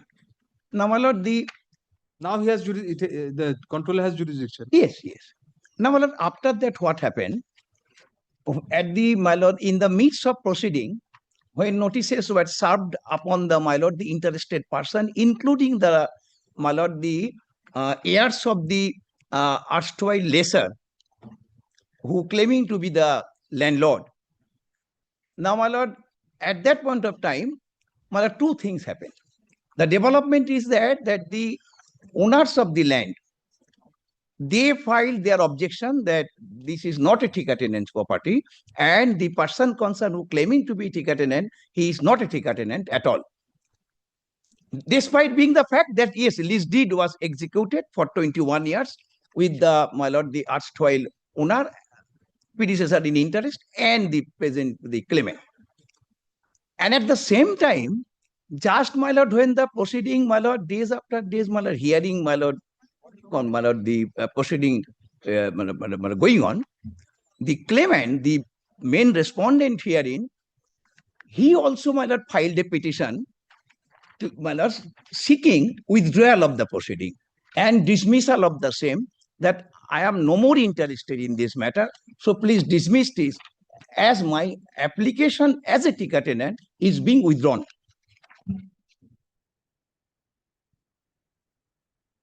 Yes. Now, at this juncture, my lord, the ticket tenancy controller, my lord, taking recourse to, my lord, his power, that is under section 5 within bracket 3 of the Ticket Tenancy Act. Ticket Tenancy Act. Boita dao na, boi guno dao na. Yes, please continue, Mr. Chairman. Now, my lord, under the Ticket Tenancy We Act. have the act. Please, please continue. Yes. Now, my lord, he was on his views that since it appears from the language or expression under section 5 within bracket 3 of the Act, given that the Ticket Tenancy controller either suo motu or on the basis of information received, I can continue or I can start the proceeding, that whether a particular land is, my lord, vested under the Ticket Tenancy He Act. converted the proceeding to a suo motu proceeding. Suo on motu information. or upon information. Right. Now, eventually, my lord, at the end of the day, my lord, he took a call and, my lord, passed the order. Ticket tenancy. Ticket tenancy, and the claimant is a ticket tenant. Right. Now, my lord, it was challenged before the tribunal, land tribunal. Now, the tribunal set aside the order, my lord, on the ground, first of all, that after the application for withdrawal of the proceeding, at whose instance it was the proceeding started, so there was no question that there should be a conclusion on the basis of that claim. The proceeding should be ended therein, that so that is the Ticket Tenancy controller have had no power to be proceeded with any further, because the original claimant who wanted to withdraw the matter. Yes. Number two. Other point? Yes. Number two, that on the basis of a Supreme Court judgment, which was referred before the court, the Supreme Court judgment, my lord, the last but one or by the last paragraph, it appeared that judgment, my lord, was based on the basis of a fact that when it was 1949 Ticket Tenancy Act, my lord, there was, my lord, the definition of ticket tenant was that money square. Money square case. So the review judgment, last judgment. Yes, last judgment. Yes. Review judgment, last judgment. Now, totally, my lord, they changed, the judgment changed. Now, my lord, that the Supreme Court, my lord, they came to a conclusion, and it is a Pakka structure. Here, no Pakka structure. I am coming to. I'm grateful to your lordship.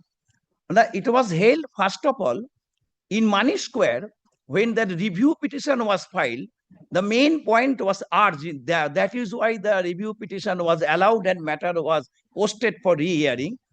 The main point was urged that in 1949, the expression there or definition of ticket tenant was that in case of a long-term lease deed, if it is a more than 12 years, then it was not a ticket tenancy. More than 12 years, if it is a. Here, in this case, after that, 21. Yes, 21. More than 12 years, no doubt. No. But here, our case is, please, kotha bolo na. Here, after our case is, as per 1981 Act, yes, this particular, my lord, the period, the limitation period, gone. Now, any lease for whatever period. Yes. Only thing is that the vacant land and the structure put up. No, Mr. Sen, what did the tribunal hold? Tribunal hold. What was the second ground of the tribunal? Tribunal hold that because of that Supreme Court judgment, yes, Money Square judgment, First of all, it's a lease more than 21 years. Second thing, in money square judgment also, when the tribunal came to a finding that he is a tika tenant, by that time, the person concerned who claimed his lease expired. So the money square said that in 1973, when the lease expired in 1973, when the lease expired, and when there was a case pending, there was a, my lord, the stay. In money square case, it appears from the Supreme Court judgment that because of the stay enjoyed by the revisionist petitioner who claimed as a tika tenant, the land was not vested or could not be vested. Here there is no stay. Number one. So money square judgment is not applicable. The court said that in view of money square judgment, when he applied, when the matter is taken up, not applied. When did the lease expire? In this the lease expired in 1982 April. And the application was Application was made in 1981 before the expiry. You said in 1982 they filed? No, no. They filed in 1981. What is the date of filing of that application by Mr. Banerjee? So the period of lease expired on 8th May 1982. Yes, and my lord, the tika tenancy, my lord, the act came, and my lord, applied on 2nd 11/1981. My lord, may I hands up, my lord, a short list of dates, my lord. Yes, lease expired on 8th of May 82. My lord, kindly have a look, my lord, the short list of dates. My lord, second page. My lord, the first page, second, my lord, the transaction noted here, 2nd November 1981, the tika tenancy act came into operation.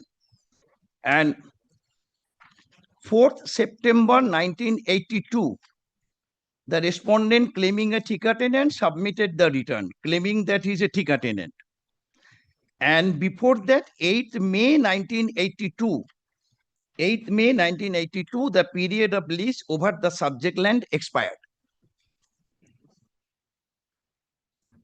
Upon the expiry of 21 years.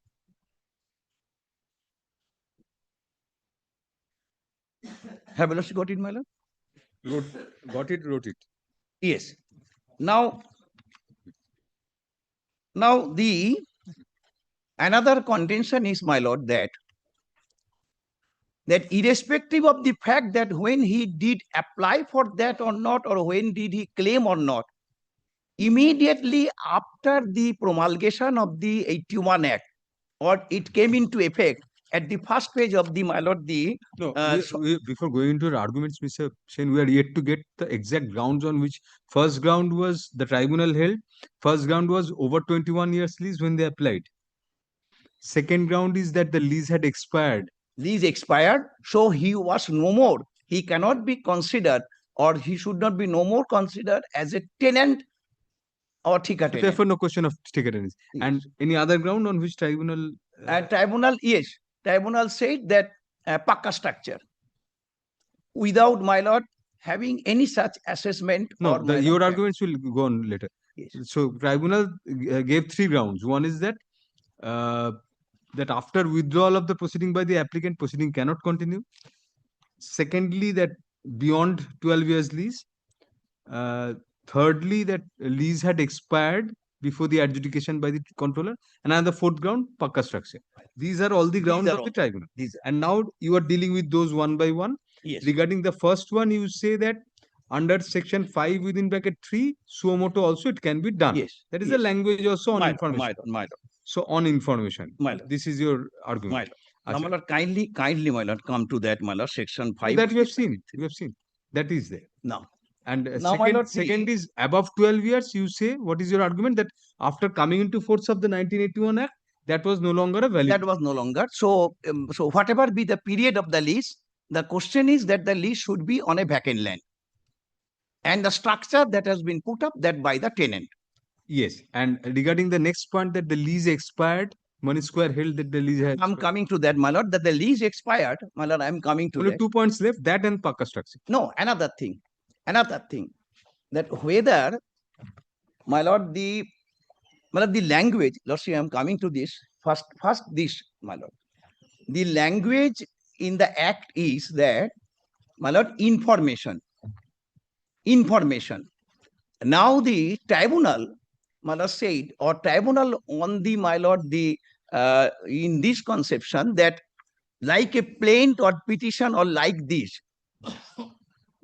to initiate a proceeding, and if that claimant or the petitioner withdraw these, or the plaint is withdrawn, then whether that proceeding can be proceeded with any further after having been withdrawn. Now, my lord, here my contention is that it is not such a proceeding. It is a case where it should be that a person who is a claimant, by way of filing return under the act, that I am a Thika tenant, at the same time the opposite side of the coin, who is the Thika tenancy controller, his case is that it is information to me. That you, before you, who is now the claimant, it is a claim, and to me it is an information. Understood. So don't take so much time to yes, understand this. so my lord, information, Yes. my lord, if your lordship, my lord, Mr. Sen, your argument will be that information may come in any form. any Even form, by the form of an application, it can come. my lord, then my lord, And Mr. Banerjee will be arguing that no, once it is initiated as an application, it cannot be converted to a suo motu proceeding. lordship, Then lordship. initiate another proceeding suo motu and do it. That will be his argument. That is Now, my the lord, first point. Now, my lord, if your lordship kindly have a look, my lord, one single paragraph of a Supreme Court judgment. If your lordship kindly have a look, my lord, it is, my lord, 1968 Supreme Court, my lord, page 49, paragraph number 5. Yes. Income Tax Act. Yes, proceeding on the basis of information, my lord, paragraph 5. Right. My lord, kindly come to paragraph 5, my lord, the middle portion, the sentence starts at expression. The expression information. The expression information in the context in which it occurs must, in our judgment, mean instruction or knowledge derived from an external source concerning facts or particulars, or as to law relating to a matter bearing on the assessment. So my information is always from an external source. Yes. Otherwise, it's inspiration. My get full has to be from an external source. For this, a Supreme Court judgment is not required, Mr. Sen. Information. Otherwise, it cannot be information. Come on. How can I have an information from inside? That's true.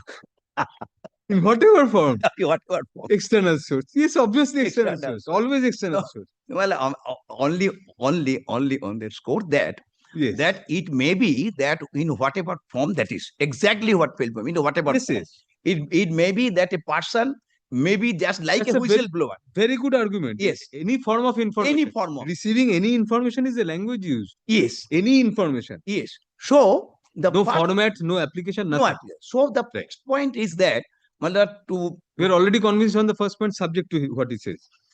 So go to the next point. Grateful. No, now, he may change us, then we'll ask you for reply. Yes. Now, my lord, the second point is that now, my lord, kindly have a look, my lord. Yes. 1981 Act. Yes. Lordship, kindly.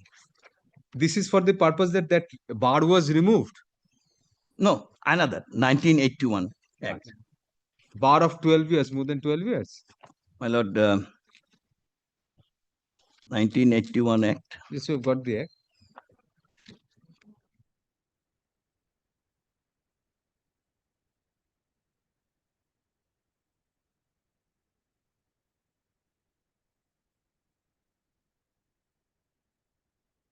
এটা এখান থেকে বার করো।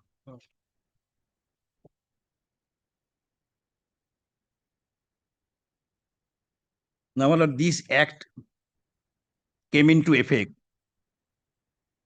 It is also mentioned in my list of dates also. By notification number 2nd November 1981.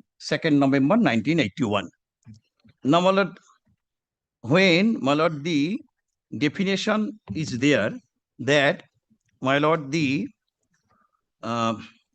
Thika tenant means any person who occupies, whether under a written lease or otherwise, land under another person and is or but for a special contract would be liable to pay rent at a monthly or at any other periodical rate for that land to that another person has erected or acquired by purchase or gift any structure on such land. Now, my humble submission is that when he applied for claiming as a Thika tenant, that is not vital for the purpose of my assessment or to come to a conclusion that the property is a Thika tenancy property and vested in the, because of the, my lord, by operation of law. By operation of law. Yes. When the act came into effect in, my lord, that to 2nd November 1981, my lord, my humble submission is this. Yes. On that day, there was a very much a tenant there in the respondent number 1. Yes, because the 1949 Act was repealed. 1949 Act So repealed. that moment there was no 1949 Act. Yes. Therefore, this should apply. This should apply. And the moment this applies, 12 years, that bar is gone. That bar is gone. 21 years lease. Agreed. I am showing before your lordship the lease deed where it mentioned that the vacant land and the liberty has been given to the lessee to put up the structure as per his requirement, but the company's requirement. Yes. Now, my humble submission is this. My lord, the conclusion that was drawn or based for coming into his, my lord, the judgment or opinion, that on the day when he applied for a Thika tenant or as a Thika tenant, before that, 5 months before, his lease expired. Oh. Now, my humble submission is that despite being the said fact that the lease expired, but the thing is this, on this day, the lease was a valid piece of document. On 2nd November 1981, when the act came into force, on that day, the lease was valid. He was very much a lessee. Nobody can deny that. His lease expired in 1982 May. So on that day, when the lease was subsisting and valid, and the act came into force, then my humble submission, it is, my lord, by operation of law. Right. So if it is by operation of law, then it does not mean, or it is, my lord, it has no value that when somebody applied it or not. All right. So this question, my lord, so far my lord, that point, my lord, that was taken by them before the tribunal, as well as the tribunal also came to a conclusion that before this, my lord, the findings come by the Thika tenancy controller, and or even before his application, he was no more a lessee. My lord, that does not stand so far the act is concerned, and so far our contention is concerned that he was a Thika tenant. Understood. Now the main, then the what, my lord, the after his withdrawal, that means waiver of his own right. It's a case of waiver of his own right. If he waives his own right that I am no more a Thika tenant, I am waiving, that in any event, that does not mean that the land vested by operation of law, it also can be waived by that person. It's not an waivable right because it's by operation of law. By operation of law. There cannot be any waiver against the law. He can waive his right according to, I do not further want to Proceed with the enjoy. application. No, may I tell lordship? First of all, he became a Thika tenant on that day when the act came into force. Afterwards, he can maximum say, I do not want to enjoy my right any further. Yes. That means surrender. And as per the law, surrender can be before the government. No, that whatever means, he does after that, by operation of law, it yes, vests in the that state. means that the statute will prevail. The statute will prevail. Yes. It vests in the state, Yes. and he'll have to surrender to you. Yes, yes. That I am no more interested to be a Thika tenant. The rest of the trappings follow. Rest of the follow. Yes. That The whatever that. consequences, yes. Understood. Yes. My lord. So, what else remains? Now, my lord, the another thing is, lordship, may I tell? My lord, the judgment কোথায়? Supreme Court ওই judgment হ্যাঁ? Money Square?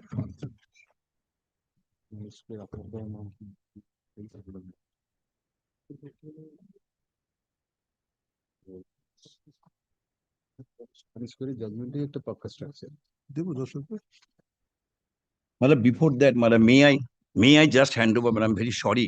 Matlab, may I just, ওই গুলো কোথায়? My lord কে দেবো বলে যে further document গুলো কোথায়? আমারটা কোথায়? My lord, these are the, my lord, two documents. Yes. Which, my lord, my lord, rely upon that the further document, Further and my lord, document it you has been cannot- disclosed. You cannot look into. No, it has been disclosed in terms of my lord's, my lord, earlier order, that the documents which I want to rely upon or to be disclosed, first let it be. No, so that barrier is over. This is that lease deed. This is the lease deed, and my lord, another is, my lord, this is part of the record, because these are all, my lord, produced before the Thika Tenancy Controller by the claimant. And Obviously. second is, my lord, that is the form number 3A, Right. through which, my lord, claim that I am a Thika tenant. Yes. Now, my lord, kindly, my lord, so far this lease deed is concerned, my lord, this is a registered lease deed, copy of registered lease deed. Now, my lord, kindly come to the schedule. Schedule is at page number 7.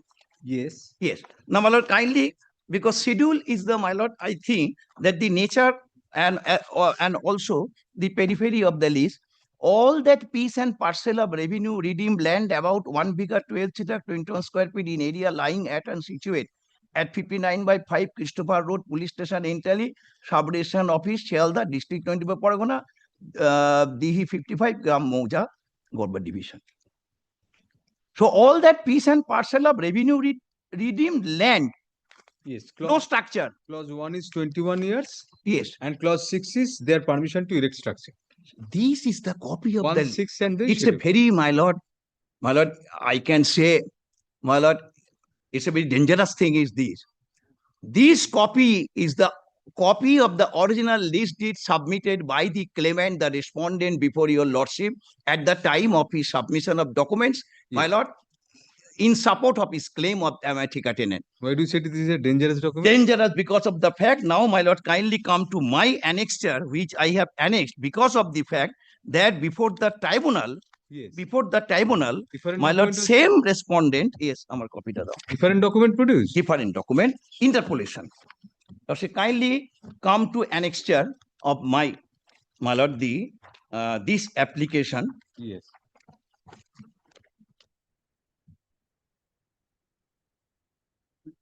My lord, page 70. Page 70. Page 70. Here, lordship, the same list deed, 172 টা দেখবেন। page 70.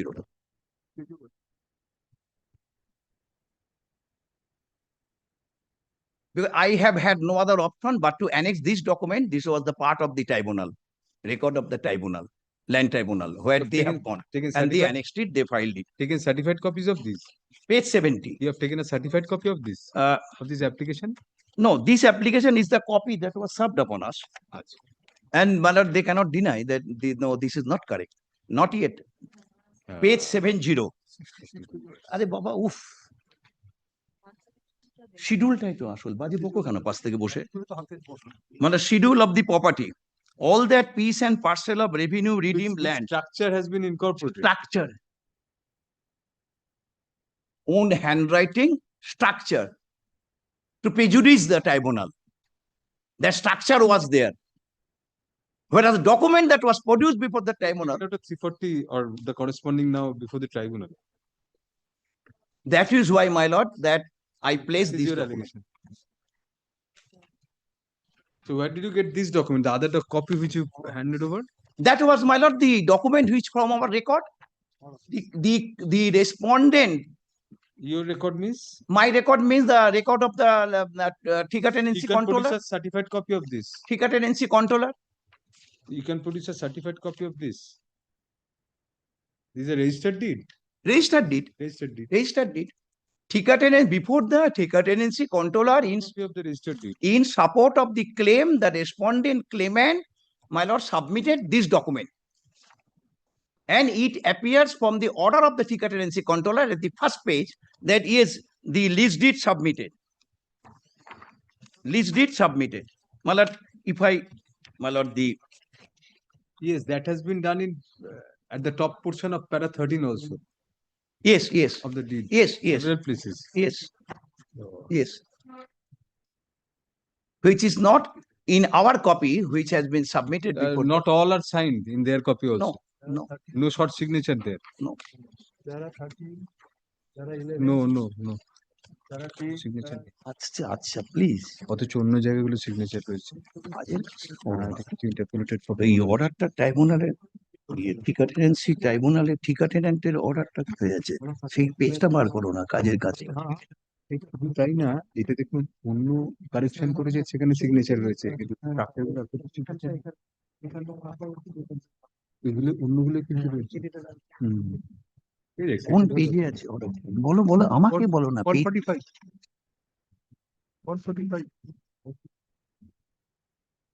140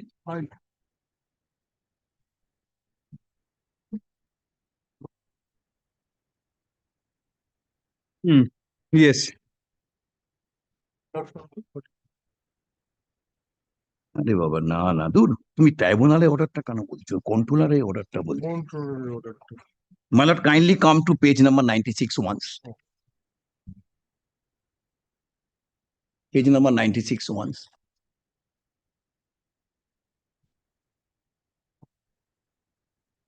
This is the, my lord, the part of the order of the Thika Tenancy Controller.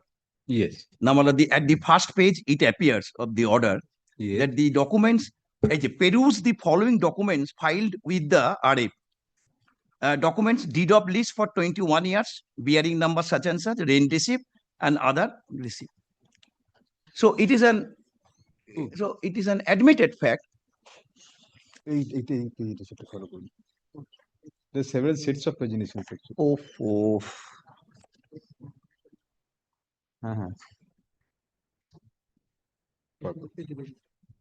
Yes. So it is an admitted fact. So the copy which you are handing over now, Yes. you have found from the Thika controller's record. Thika controllers, my lord, file record. All right. Which was submitted by the respondent claiming as a Thika tenant. Very well.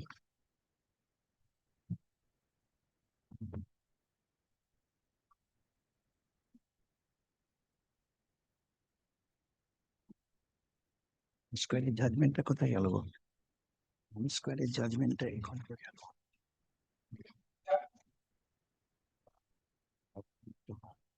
বাজে বলছে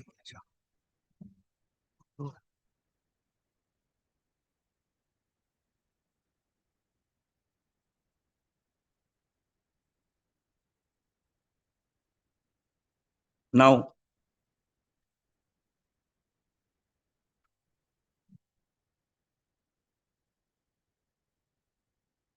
document আমার কোথায় গেল hand over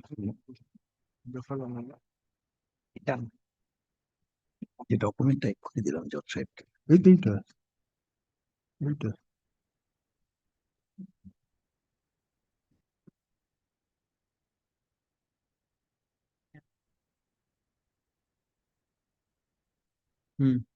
Thika controller, where is the final order? My lord, final order is at page, Yes. my lord. That is the final order. Yes. So it continues. Yes. Land was let out, and that's a specific finding also. Land was let out. Yes. Upon scrutinizing the lease deed. কত বললাম page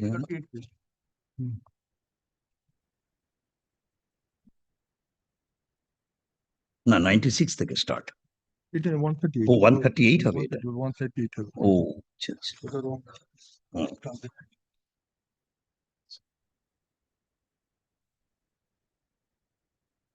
Yes, if it started with 96, 98 is the ordering procedure. Yes.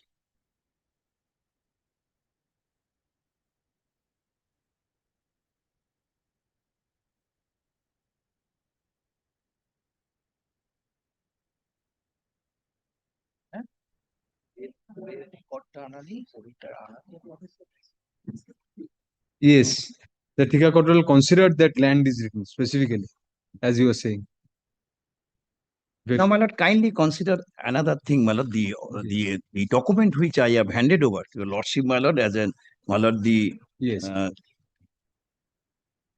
additional document, that is, my lord, kindly, there are two documents, and the lease deed and, my lord, that the filled up form, lordship, the filled up form. Now, my lord, kindly come to, my lord, almost bottom, against serial number 5, description of the structures on the land, that is the declaration. The declaration by the claimant, the lessee, the declaration, factory said, official building, total about such and such.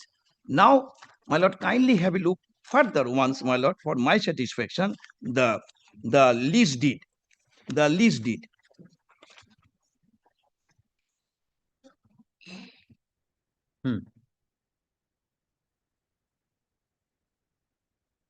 Permission to construct and erect structures Yes, is given. Permission given. Clause 6. Yes. Yes. Permission given. That we have seen. So, permission given. They have constructed also. They have constructed, and vacant land. These are all admitted fact. As on 1982, Mr. Shen, these were Pakka structures then. These were not Pakka structures. Factory shed. Fact, my lord, may I tell? My lord, the rest factory, goes. When everything, if everything else is proper, then Pakka structure, money square. Because Pakka structure, money square upheld, that is true because of our then your case goes full by bench Pakka decision. structure, even if you uphold the other conditions. No. My lord, we go by Pakka structure only. My lord, first of all, my lord, the inquiry, the inquiry has not been done, or my lord, the claimant has not said that it was a Pakka structure. In the application itself, the claimant says factory sheds and office buildings. That is Pakka structure. There cannot be a mud office building or factory shed. No, my lord, the all factory shed cannot be, my lord, the Pakka structure. Lord, kindly consider one thing. Office building? Now, now, my lord, the tin set, factory, maybe. tin set. Maybe. Tin set. I'm office told. Buildings also, they say. Entire thing. Tin office. But then Pakka walls have to be there. The shed, the roof may be tin. If the structure, the walls and the base are concrete, then it's now, my lord, factory sheds, prime fishes. Now, my lord, it does not appear neither from therein, not from the, my lord, factory shed with brick walls. They write. My learned brother rightly points out. Details of structure, factory sheds with brick walls. ACC shed probably. Asbestos. The brick walls are there. It's a Pakka structure. So your case goes by that only, Mr. Chen. Everything else we accept, even if we accept. Now, my lord, my humble submission is that my lord, that an inquiry should be done afresh by the Thika Tenancy You have not Controller. challenged the Thika Controller's order. No, Thika Tenancy Controllers. Thika Controller does not record anywhere. It's a Pakka structure. Thika Tenancy Controller said that yes. Thika Tenancy Controller said, kindly come to.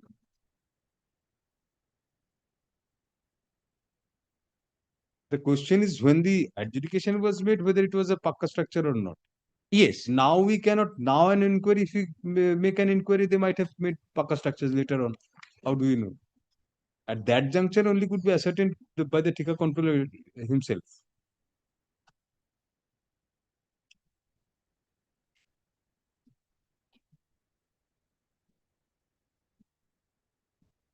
No, Thika Tenancy Controller said that going through the documents, that is, my lord, page number 98, going through the documents submitted by the contesting side, it is observed that lease deed number such and such of 61 land was let out by virtue of this lease deed.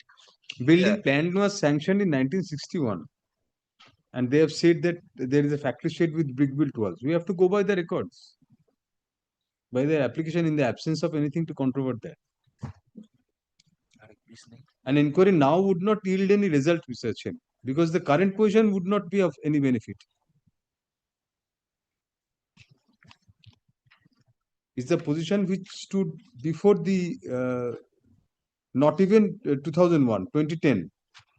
2010. 2010, that amendment. On the date of that amendment, what was the position? Probably 1st November 2010 or 1st October 2010. Certain benefits that given by way of Pakka structure was incorporated. Pakka structure incorporated. Money Square has held that before 1st of October 2010, yes, or 1st of November, we forget. Before that date, Kacha structure, it had to be a Kacha structure. After that, we have an inspection, and if we find a Pakka structure, I mean, that would not make any difference. We cannot ascertain on that date what was the position. So we have to go by there, whatever was their application was there. Because when they filed that application, Money Square judgment was not there. No. So therefore, they could not have been aware of the judgment and prepared their application accordingly. No, that is true. So therefore, Mr. Shen, on that it should go. And was that also a ground before the tribunal? Let us see. On Pakka structure, what was the finding of the tribunal? Tribunal said that any structure means yes, number 2, 126 paragraph, structure put up by has been Pakka structure on the property. Based on the and Supreme Court judgment, yes, Money Square. Rest of the findings are wrong. Being 20 years, arguably at least wrong. But on Pakka structure, your case goes. And my lord, with regard to that, my lord, that withdrawal of the application. Rest of the points, you have a good argument. But even if you allow all the arguments, then also on Pakka structure, your case goes. So what is the utility? These are all, Mala. I cannot utility will be prefixed by an F. Yes, Mr. Banerjee, what do you say? Yes, Mr. Sinha wants to add something. No, please. No, add it to him. He will add to us. Structure permission এ থেকে control যদি করে তাহলে পারবে 16 amendment দিতে এরোজন হবে Yes, Mr. Not yes, sir. Very briefly, what is this? Money Square citation, just give us the citation, sir. Either of you, I mean. Money Square citation is 2022 yes SCC right online 920. Thank you very much. 2022 SCC online 920. Actually, Nimai Chandra Kumar, the Elas versus Money Square. Money Square is more catchy, that's why we say. That is why.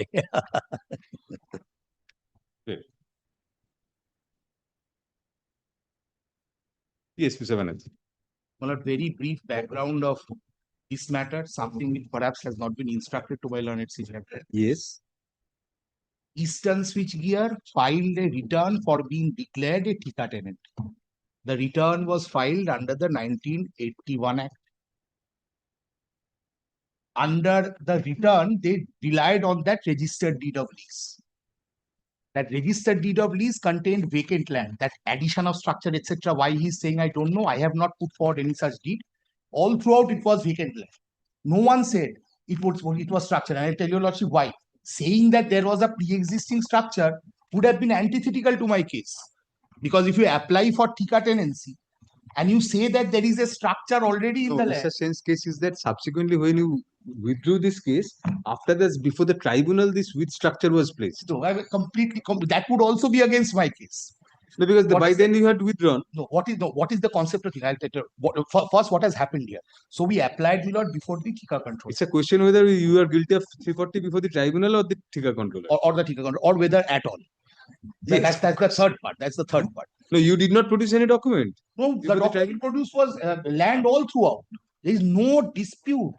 Vacant land was given to me. So you did not produce any document which says which structure before No. That's my instruction. Let us forget that then for the time. Yes. Land, because structure, I'll show you, Lordship. But just two things, how this case went, and then that Pakka structure to be traced out, Lord, in the development of the Thika. When we applied for the return, and then the return was kept pending before the Thika controller, subsequently, the landlords objected. The matter converted itself into a contested proceeding. At that stage, Eastern Switchgear was made to see reason.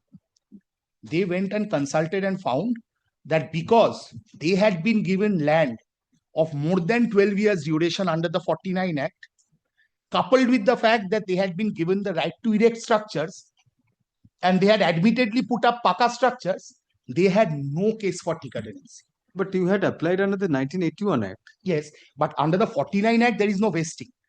49 Act? No, forget vesting. But regarding this 21 years, 12 years lease bar, that was there in the 49 Act. Now it has been read, upheld both by No, in 1981, was it there? 81, it has been held.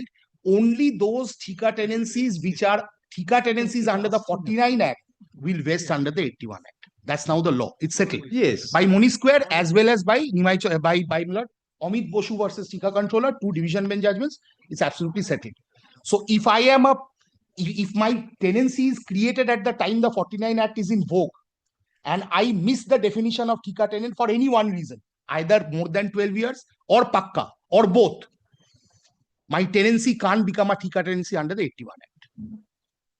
That's because there was although it was not there in the definition clause, that section, that 12-year thing first came into the exception clause of the vesting section.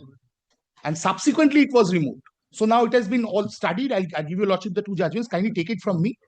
It is if any person claiming Thika tenancy does during the tenure of the 49 Act his inception into the property began, then if he does not satisfy the definition of Thika tenant under the 49 Act, then that particular property cannot be a Thika tenancy under the 81 Act or the 2001 Act. It's settled now. Briefly. So the point of grant of lease is the... Point of grant of lease is of essence, is of moment.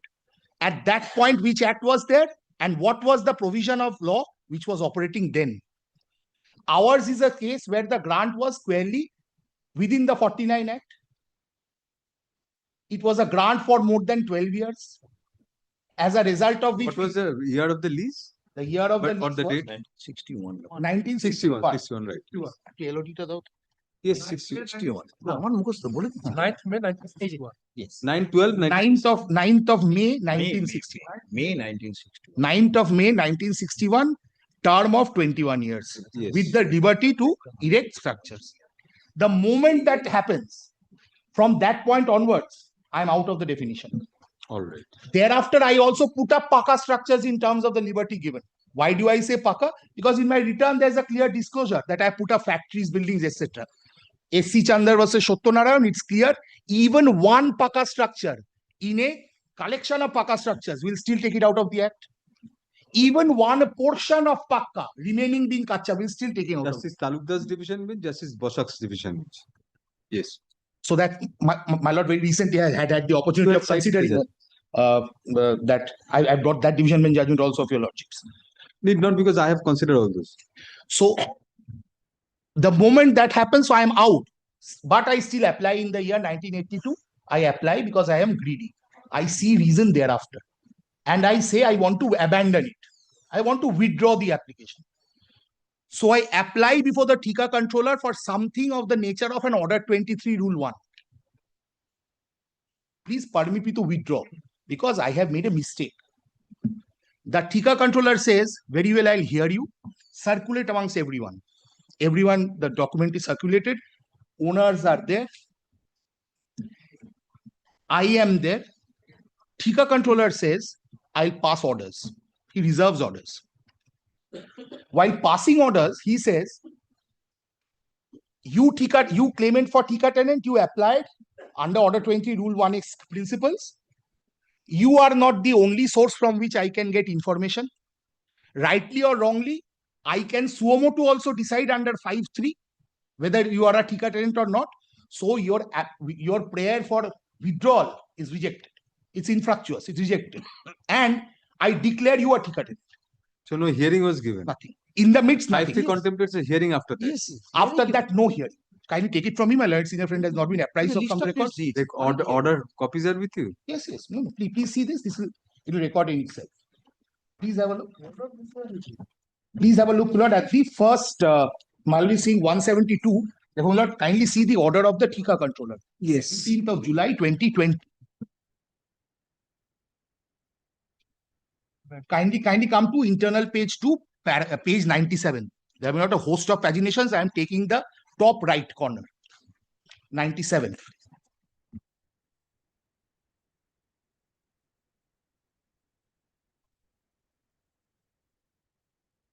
On 11 December 2009, my lord has found that in 2009, the then controller ordered for initiation of proceeding under section 5(3).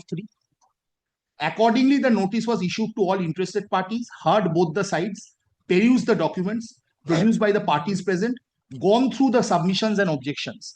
On 16th April 2018, the returnee side, that's me, filed prayer for withdrawal of their claim of Thika tenancy and to dismiss the miss case. The returnee side referred Order 23 of the Code of Civil Procedure, wherein lays down the provision of withdrawal of suit or abandonment of part of the claim. None the No, but issue- hearing had already been given. Yes, page 11. Although technically you are right, after information, because the initiation was of the initiation is just the creation of the proceeding, registration of the number, issuance of notice. I go there, but I am not cribbing for a non-hearing here. My point is much deeper. I applied under 23 Rule 1. Orders were reserved on 23 Rule 1. Merits were not heard. When the final order was passed, 23 Rule 1 was spurned. And on merits, I was declared a Thika. But the previous paragraph says accordingly notice was issued to all the interested parties. Yes. Before that, on 11th of December 2009, then controller ordered for initiation. Initiation. That's Accordingly, no, that it does not stop there. Accordingly, the notice was issued to all the interested parties, heard both the sides, perused the documents produced by the parties present, gone through the submissions, objections. On 16th, that is on that date. Yes, on that. Heard both sides. From there, it starts that date. When you were not heard in effect because I was not pressing. That prayer was kept reserved for orders. And in one stroke of pen, the entire order was passed. Just a minute. Allow one page, Lordship, kindly have a look. At the stage of number reply. 12. At the stage of reply. Page number 12 of the Malad petition, it was their averment, Malad, that on which days, my lord, the proceeding was. Please, at the stage of reply, I have done this matter from the beginning, right from the first forum. I know what has happened. My learned senior friend has not been properly instructed. And all this is on record in the OA. I can show paragraph after paragraph. I'm not wasting the court's time. So, my lord, on this particular day, my lord, after reserving orders under 23 Rule 1, I was declared a Thika tenant without hearing me. But therefore, when I filed the OA before the tribunal, I had twofold grievances. One, violation of natural justice, because qua the 5(3) point, I was not heard at all. My 23 Rule 1, if dismissed, could have resulted in, number one, my being heard on merits now, or it being said that now you don't want to contest, so you go out, but I will decide it on merits by hearing the others. None of the two has happened. That was my first grievance. My second grievance was, even otherwise, palpably on the face of the record in view of the law that operates and holds the field, I could not have been and cannot be a Thika tenant. Why? More than 12 years. And I admittedly have put up a Pakka structure. Kindly see, my lord, the bunch that has been handed over, my lord, by my learned. No, your factory shed with brick walls, it's there. It's palpable. It's Eastern Switchgear put up a factory. This is not a tin factory. It can't be all of tin. And S.C. Chandar is absolutely clear. Even if a portion is Pakka or one of various structures is Pakka, out. Brick walls. So with this prayer, we went before the tribunal.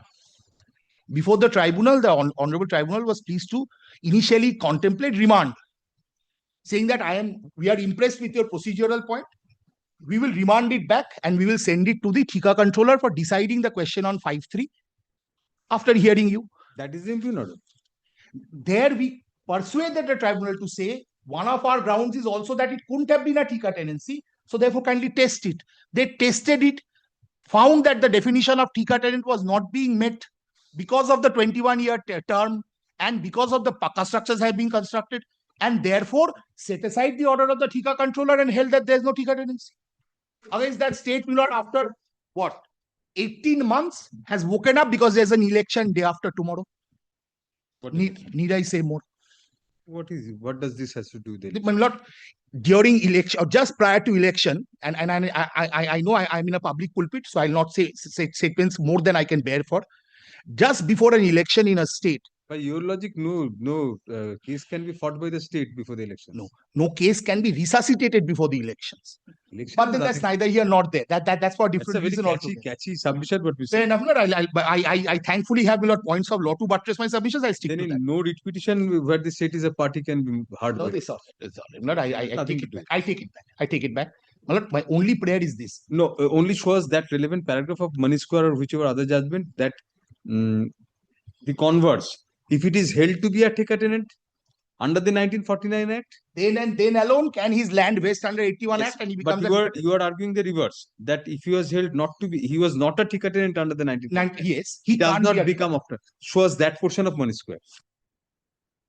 দিয়েছো কোনটা দিয়েছো দেখো আমাকে একটু নিমাই চন্দ্র কুমার দাও এই অমিত বাসু দাও ভুল অর্ডারটা লিখেছে ইচ্ছে করে tenancy control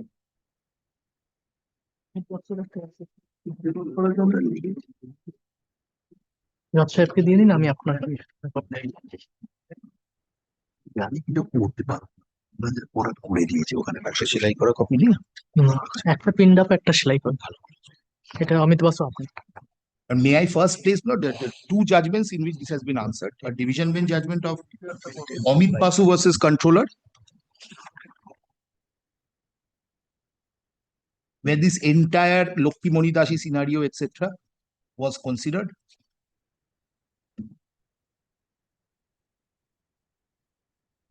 Kindly see paragraph 19, Shottonarayan was considered.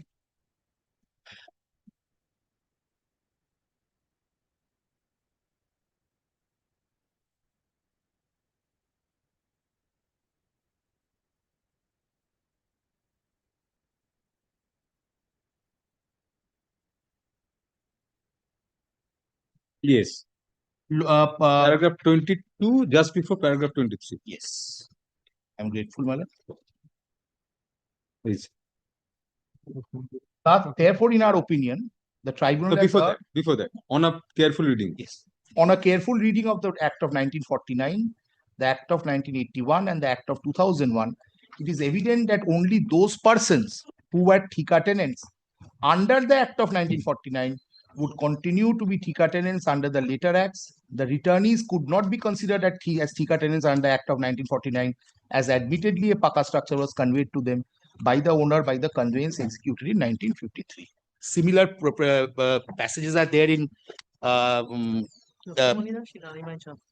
Nimai Chandra Kumar as well, because Lokimoni had no occasion to deal with the 2001 Act.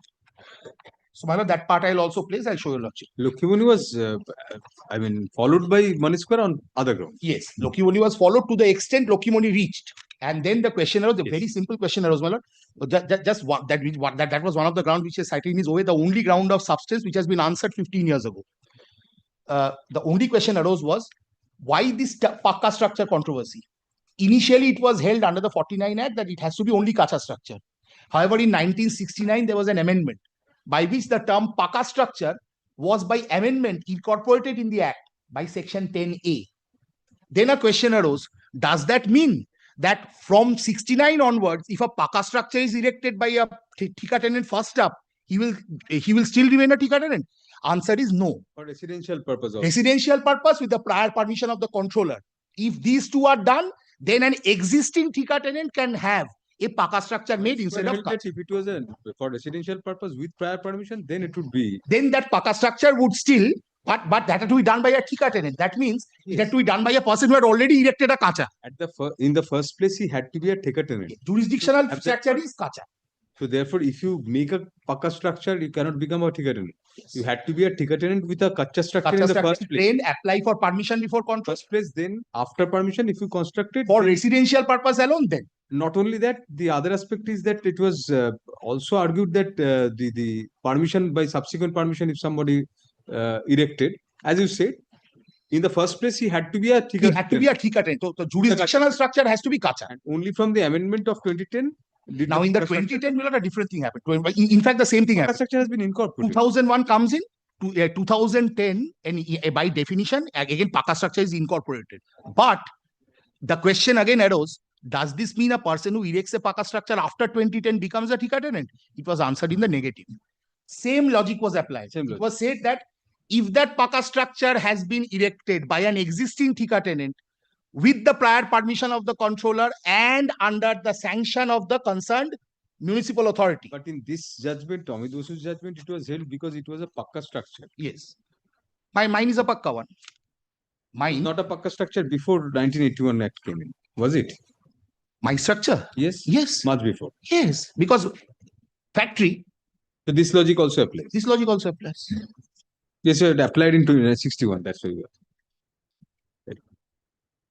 That is the long and the short of it. Therefore, the learned tribunal rightly held that that order of the Thika controller by which he had spurned my 23 Rule 1 and on merits declared that the property was a Thika tenant. It was as if to punish me. How dare you withdraw your petition? Therefore, I will declare you Thika tenant. That Any was reply, Mr. Shen?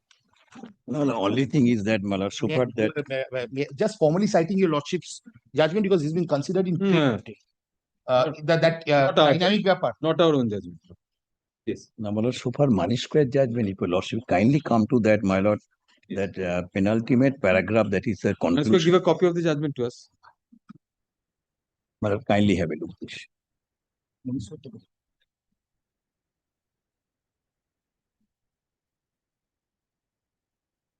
Yes, Mr. Shen.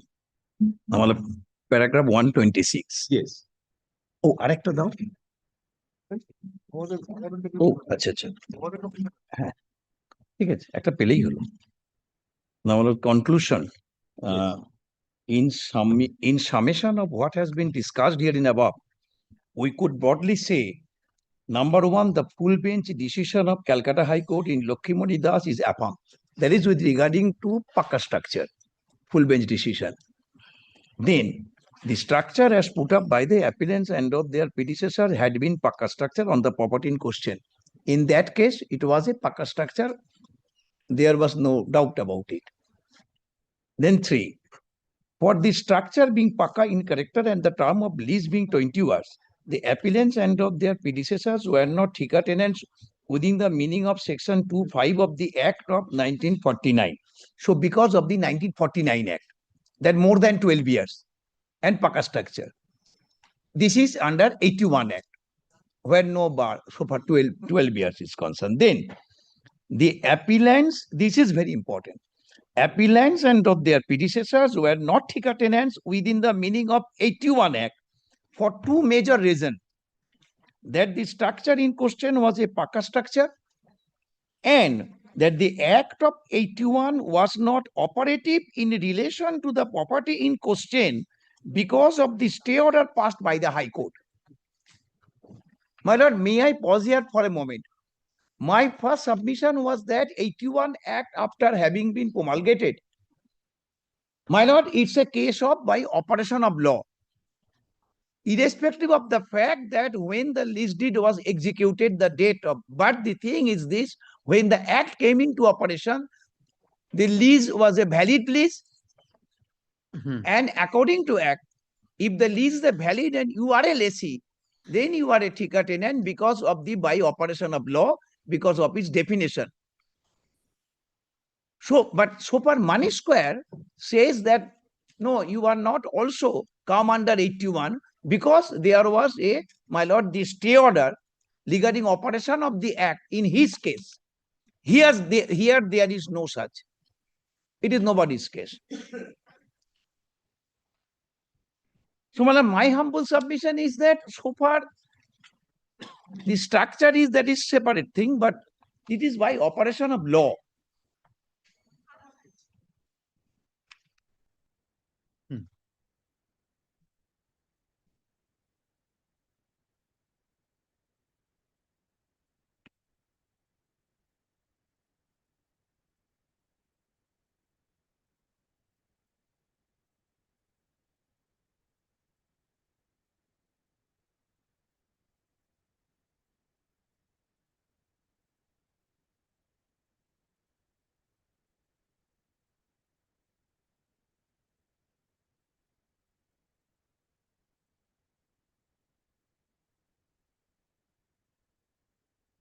But Money Square also holds, Mr. Shen, that 1949, before 1949, whatever was the position regarding thika tenancy, that will continue after, because by repealing and simultaneous reenactment as held in para 110 of Money Square following Bengal immunity and Gammon India. It was held that para 110. 110, yes. Starts from previous paragraphs. Yes, we may also observe. Yes, Later enactment may not be a safe external aid for interpreting the preceding enactment on the same subject. Object and purport of the enactment dealing with thicker tenancies commencing from 1949 and continuing. You can start from 110. That will be relevant. 110. There are other students for which to the successor enactment is required to be taken in aid for construing the provisions of the preceding enactment. It is a fact that even when the Act 2001 came into force from 1st March 3, the vesting of the land comprised in thicker tenancy and other land was deemed to have occurred on 18th of January 82, that is being the very date of enforcement of the Act of 81. The learned counsel for the respondent 1 appears right. Any submission that the Act of 81 having been simultaneously enacted while repealing the Act of 49, it had to be read in conjunction with the preceding enactment, and the legislature would be deemed to be aware of the judicial pronouncement as regards the material terms of the Act 49, which were with the same frame and phraseology retained in the new amendment. The decisions referred to by the learned counsel for the respondent in the case provide enough guide on the principle that repeal and simultaneous enactment is to be considered as reaffirmation of the old law. The submission on behalf of the appellant state that the interpretation would expression any structure, but it is with regarding to the, my lord, the expression structure, what was the meaning? Yes, Pakka structure. What should be the meaning, the expression structure, but not with regard to the, my lord, what my submission was and still is there. That, my lord, that after the 1949 Act, after having been repealed and the 81 Act came into force, then on that day when the Act came into force, 81 Act, then all such, my lord, the status of lessees, subject to that, the structure put up by him, and that also that the temporary structure, then, my lord, comes within that definition of 12-year bar goes. 12 years gone. Then that is, it is, my lord, that the retrospective effect. And the language is vested land. Lord, if your lordship kindly come to, my lord, the section 5 of the Act. Yes, we are there.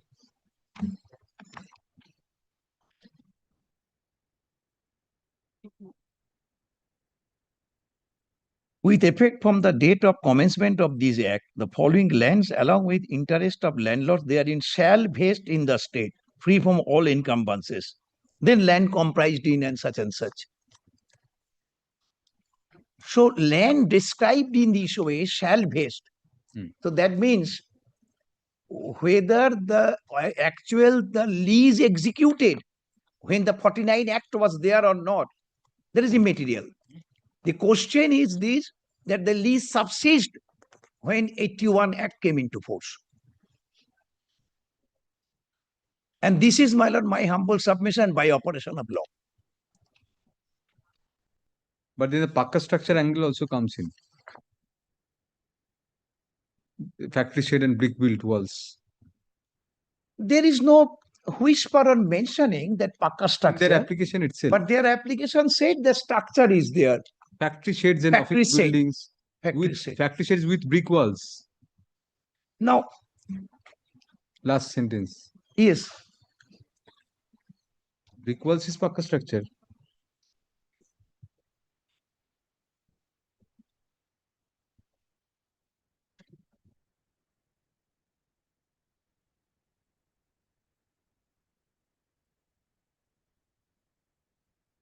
Because my humble submission that Money Square judgment otherwise is not applicable.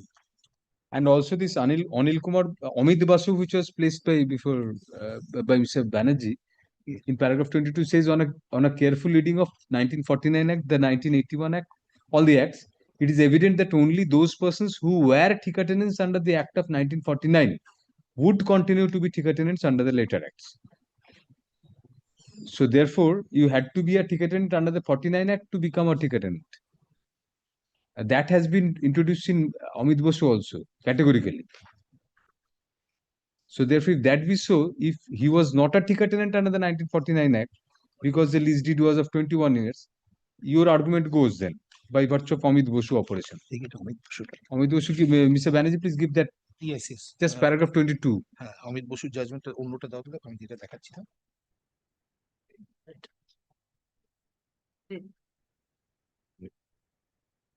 প্যারা 22, Just above para 23. 23টা খুলুন।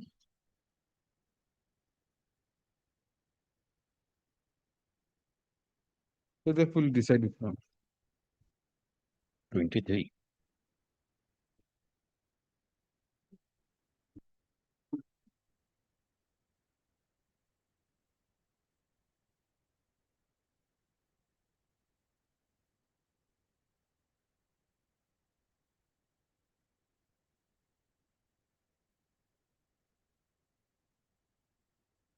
Yes.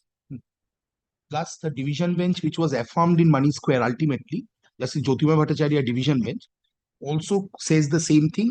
If 49 doesn't make you a ticket tenant, 81 won't and 2001 also won't. This considered that judgment, probably. Yes. Amit Basu's judgment considered that. No, I think they moved parallelly because this was Amit Basu was a division bench of Justice Nishita Matre, which came, I think, before. This is Talukdar with Justice Matre. No, this was the division bench judgment from which Money Square arose and which was affirmed by Money Square. Yes. Money Square initially arose from here. So this merged into Money Square, so we'll. So this has been affirmed also. So if affirmed, your lordship can look at these numbers. It's not that this has ceased to exist. Or 81 and 2001, both very succinctly we have discussed why the 49 Act should be referred back to.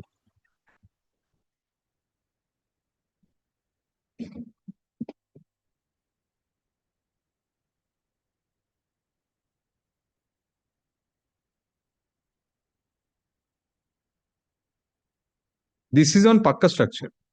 Same as Money Square, the Supreme Court judgment. Not on this point, 21 years. That was covered in Lokimoni and also Jota Dhari. No, don't cite further. Right. It is also on Pakka structure or Kacha structure. So far, this the judgment of the Supreme Court of 2014 SCC online, Amit Basu also. 87 to 89. The present challenge arises out of an order passed by the West Bengal Land Reforms and Tenancy Tribunal, whereby the tribunal reversed a decision of the concerned Thika controller to the effect that the disputed property is a Thika property. Which of next para, your AGP, Mr. Your government Peter. The additional advocate. AG, right. A learned additional advocate general. Your designations changed so fast that we are unable to. Learned additional advocate general appearing for the state stroke appellant contends that the impugned, please take your seat, that the impugned judgment is erroneous in law and on facts on several counts. Which of next para? First, comma, in the facts of the case, comma, the respondent number 1 stroke applicant had taken out an application for being declared a Thika tenant before the Thika controller on September 4, 1982 by filing a form. Push up next para. However, comma, subsequently the respondent number 1 sought to withdraw the same, comma, upon which the Thika controller, comma, by exercise of the powers vested in the controller under section 5 within bracket 3 of the West Bengal Thika Tenancy within bracket Acquisition and Regulation bracket closed Act, comma, 2001, comma, Suomoto took up the matter on the basis of information received by him and decided the issue.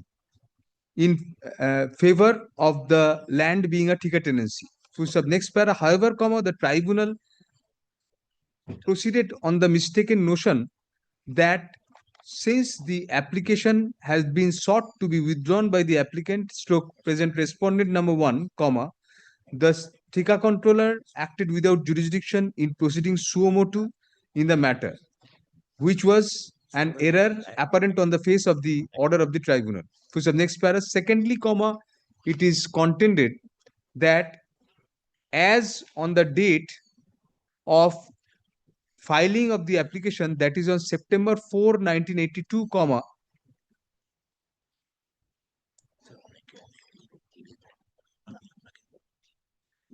no, sorry, as on the date of expiry of the lease, that is on May 8, 1982, comma, the 1981 Act, that is the Calcutta Thika and other tenancies and lands within bracket acquisition and regulation bracket close Act, comma, 1981 had already come into force. Full stop. Thus, comma, the previous bar under the 1949 Act, that is the Calcutta Thika Tenancy Act 1949, comma, to applicability of the definition of Thika tenancy to leases of more than 12 years had been removed. Full stop. Next para. Thus, comma, although the present lease was of more than 21 years, comma, as on the date of expiry of the lease, comma, by operation of the 1981 Act, comma, since the bar had been removed, comma, the land became a Thika tenancy, a Thika land. Full stop. Next para. It is next contended by learned AAG that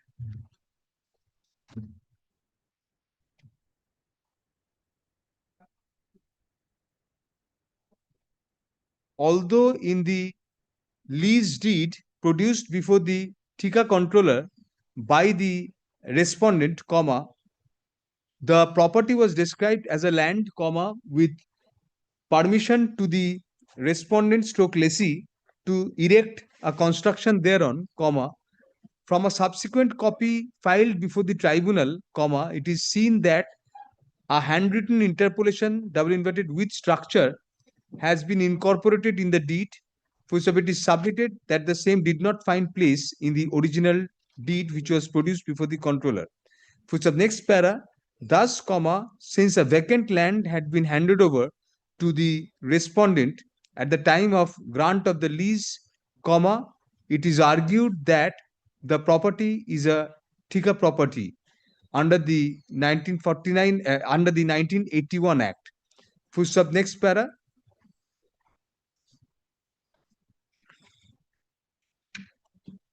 Learned senior counsel appearing for the respondent line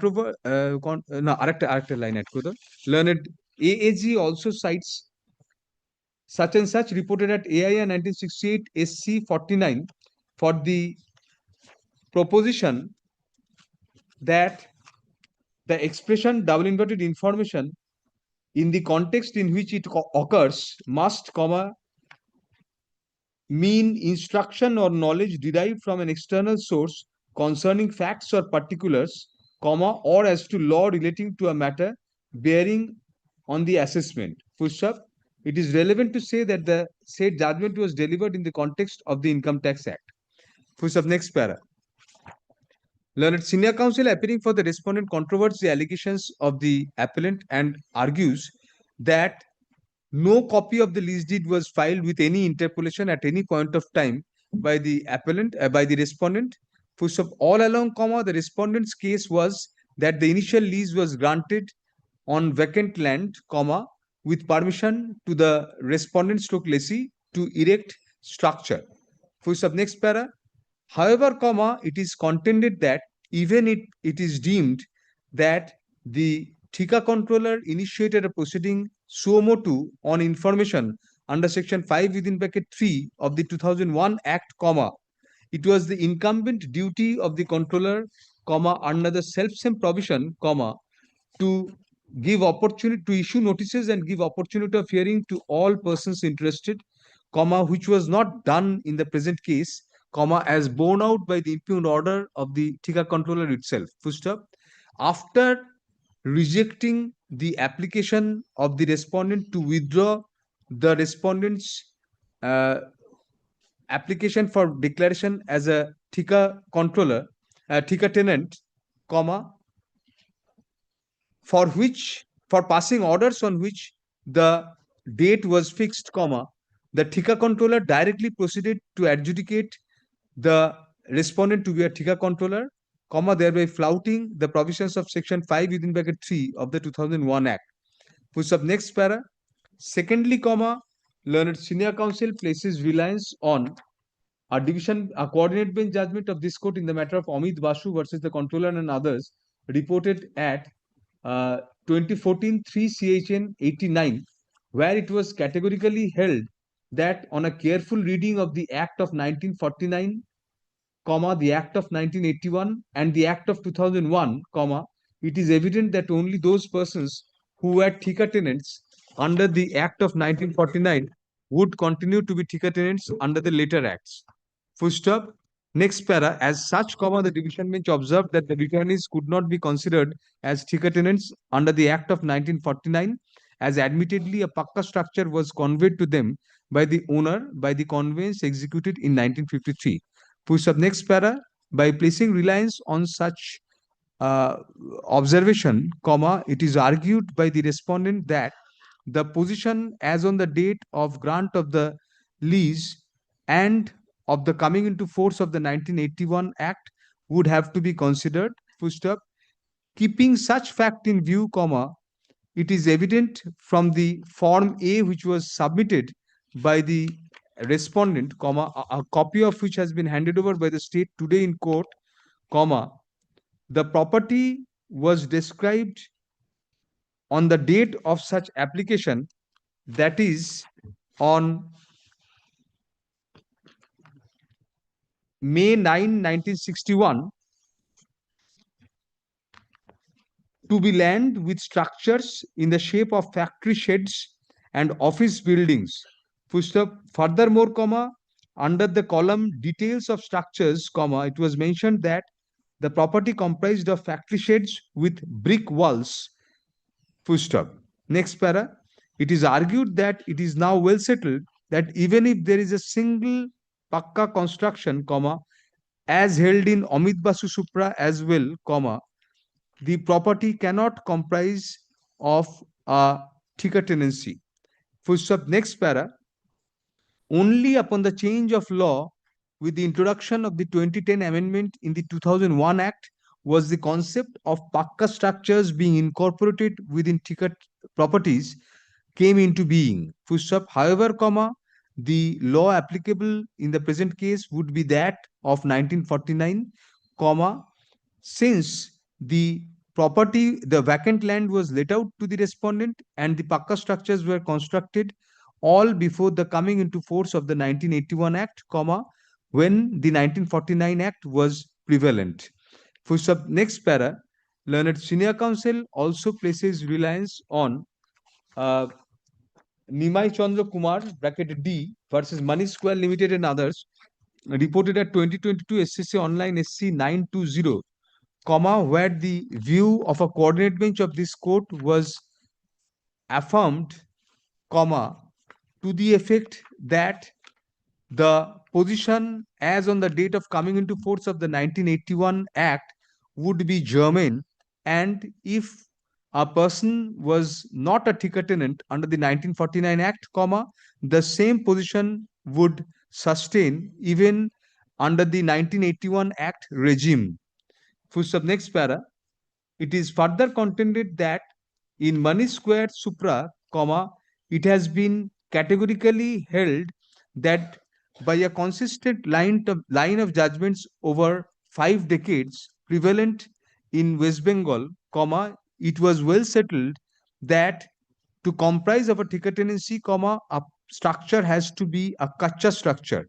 Full stop. Since in the present case, comma, the very Form A declaration shows that it was a pakka structure which was built on the vacant land, comma, the property went outside the ambit of the definition of thika tenancy as per the money square judgment, as well as the judgment rendered by the coordinate bench in Amit Basu Supra. Thus, comma, it is argued that in any event, comma, the property could not be labeled as a thika property, thika tenancy. Next para. Upon a careful consideration of the arguments of the parties, comma, we find that there is nothing on record to indicate that any interpolated document was placed on record before the tribunal by the respondent. Rather, comma, the respondent as well as the tribunal have all along proceeded on the premise that the lease of over 20 years in respect of a vacant land was given to the respondent. Next para. By operation of the 1981 Act, comma, which was promulgated simultaneously with the repeal of the 1949 Act, comma, the legal position came into being that if a person was a thika tenant during the 1949 Act regime, comma, he would be entitled to be called a thika tenant even under the 1981 Act, and vice versa. Next para. In paragraph number 110 of Money Square Supra, comma, the Honorable Supreme Court took into consideration all the relevant judicial pronouncements and held that repeal and simultaneous reenactment is to be considered as reaffirmation of the old law. As such, comma, going by such principle, comma, and the proposition laid down in Amit Basu Supra, comma, there cannot be any manner of doubt that since the respondent was not a thika tenant during the 1949 Act regime, comma, before coming into force of the 1981 Act on November 2, 1981, comma, the character of the property and the tenancy of the respondent remained the same after repeal of the 1949 Act and simultaneous enactment of the 1981 Act. Next para. In view of the A form itself clearly indicating in 1961 that there was already a factory shed and office buildings comprised of pakka structures with brick built walls, comma, there cannot be any manner of doubt that the property was pakka structure in nature and as such was fell FELL outside the pale of the definition of thika tenancy. Next para.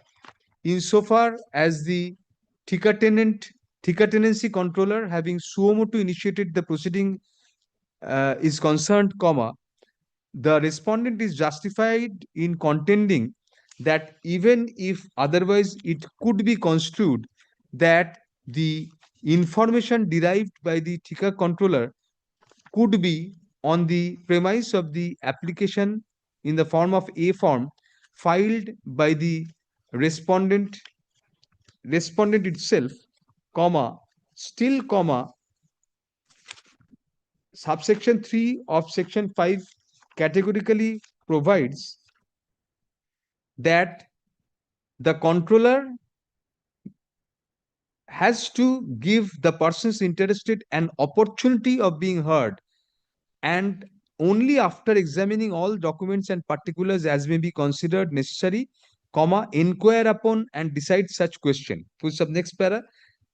In the present case, comma, the concerned date on which the order of the controller was passed was fixed for passing orders on the application of the respondent to withdraw its application for being declared as a thika controller, and, comma, as such, comma, by no stretch of imagination was any hearing given to the respondent or any other person concerned as such after the initiation of the proceedings suo motu.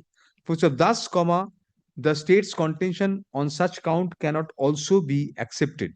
First up, in view of the above, comma, we find no reason to interfere with the order of the with the judgment of the learned tribunal, which in our opinion, comma, correctly took into consideration the extant law as well as the correct factual matrix of the case.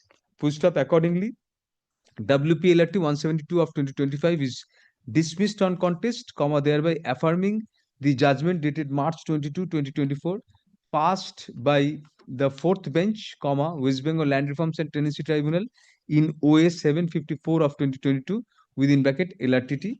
Full stop. There'll be no orders to cost. ও যেখানে বললাম WPLRT 171 of 2025 and WPLRT 172 of 2025 দুটোই করে দিও। প্রথমেই একটা line add করে দিও, both the matters are taken up together, comma, having arisen out of from the same order or similar orders? Same. From the same order.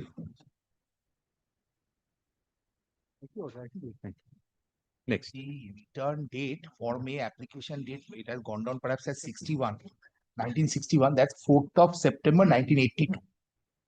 Oh. Form Yes. two places perhaps. Yes. 4th of 61 was the 61 was the least date. 61 list ডিটটা যেখানে বলছিলাম 61 এ হয়েছিল, মে 61 এ, কিন্তু আমি ফর্মে application filing ডেটটা বলে গেছি মে 61 বলে গেছি। ওটা হবে, তুমি লিখে রাখো সেপ্টেম্বর 4, 1982। Thank you. সেপ্টেম্বর 4, 1982, যেখানে 61 বলেছি সেখানে শুধু একমাত্র প্রথমে বলেছিলাম lease deed was granted in 1961, May 1961, lease ডিডটা 61 এ গ্রান্ট হয়, বাকি সব যেখানে আছে এটা তুমি কন্ট্রোল ফাইন্ড করে দাও। Thank you. Next.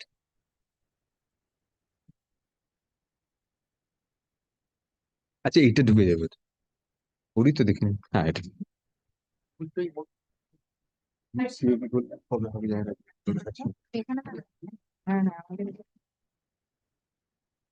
This matter I am appearing for the state. I am appearing for the petitioner. petitioner, yes. This is my affidavit of service. You are for the state.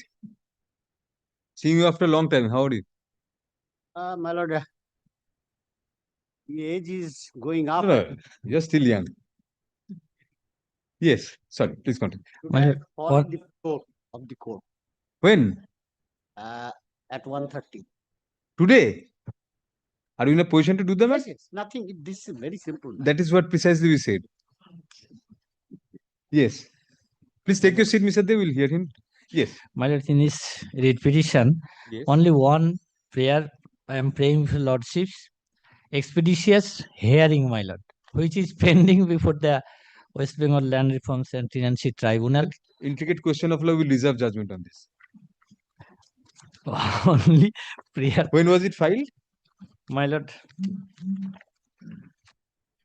2021. 2021.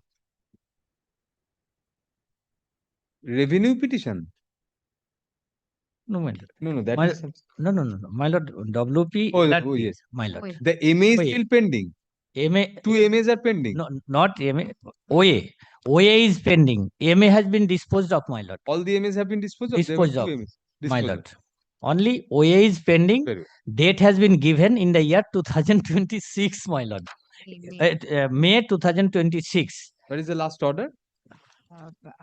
I am What is the date of the last order? Just give us the date, we'll find it. 17/7/2025. This is the last order. May I read it, my lord? No need, not. We are just checking. The pleadings are complete in that way. Readings completed. Only MA has been disposed of. Stay has been granted. But in the meantime, my lord, private party, by for changing the nature and character, Yes. disturbing us, my lord. So, my lord. So for that, you can always file an MA. MA.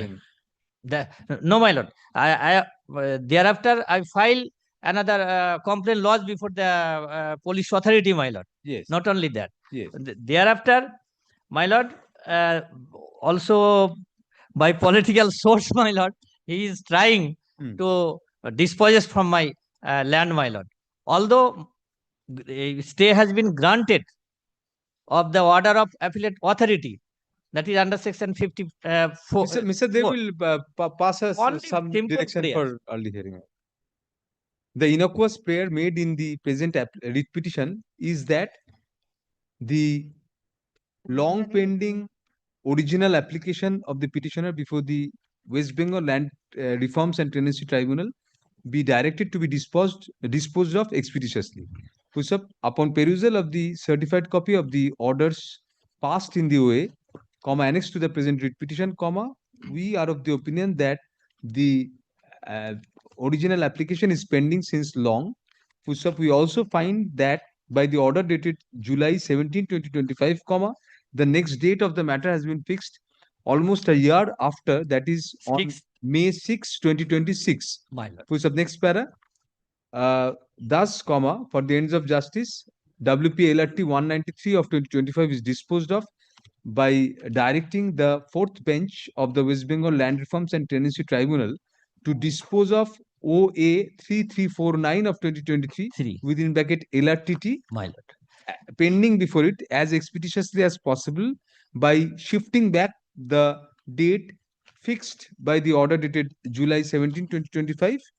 First up, it is expected that the entire matter shall be disposed of by February 26, by the end of February 2026. One thing has gone wrong.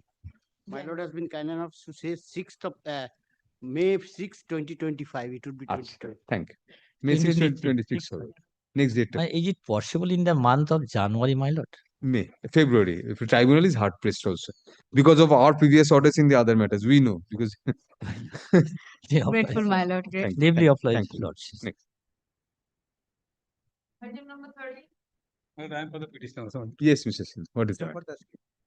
Yes. My lord, I file an application, well, that application is not appearing. Achha. My lord, the application, my lord, Substitution after setting no, aside? no, not, yes, that application is for substitution. Since, my lord, the one of the appellants that was not, my lord, his name was not recorded, my lord, before the appellate authority, because they are the, my lord, petitioners. They are the appellants there. My lord, that's why I filed this application before your lordship. My lord, your lordship, kindly, my lord, take up the main matter, my lord. Only recording the because my lord, the I don't understand. Please repeat again. my lord, You are one of the appellants before the appellate authority. You are not the appellant. Yes, I am the appellant. Achha, We are one of the appellants? petitioners. My lord, the petitioners are appellant, and one of the appellants, my lord, expired during the pendency of the appeal. But appeal before the district land and district land. Responsibility. Period. But that his name, his death was not recorded by taking application. Heirs are already on record. No. Oh, achha, had to be substituted there. Yes, had to be substituted. So then that order is a nullity. My lord, that order, my lord, Passed in the name of a dead person. so far that person are concerned, my lord. Achha. But that's why, my lord, against that order, my lord, I filed an application before the tribunal. Right. My lord, the tribunal passed an order, my lord, remanding the matter to the, my lord, appellate authority. Rightly. No, that I have challenged, my lord. That's why I filed an application for substitution and along with this, my lord, application. No, if the district authority did not record the demise, then the order of the district authority is bad in law. Since no application was, whatever reason, but then that decrease in nullity, it was rightly remanded. Remanded must be with a leave to correct the records. Thereafter, my lord, I filed an application to the tribunal. And tribunal, so it cannot be done for the first time before the tribunal if it is not done at the time, because the order was passed in the name of a dead person then.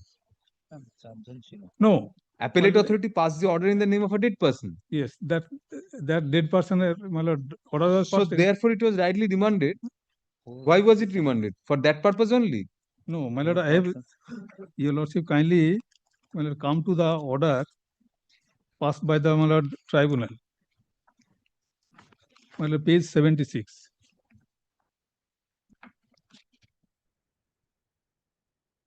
But the surviving, my lord, your lordship knows, my lord, order 22, my lord, rule 2, my lord, the surviving, my lord, parties, my lord, can proceed with the, my lord, proceeding.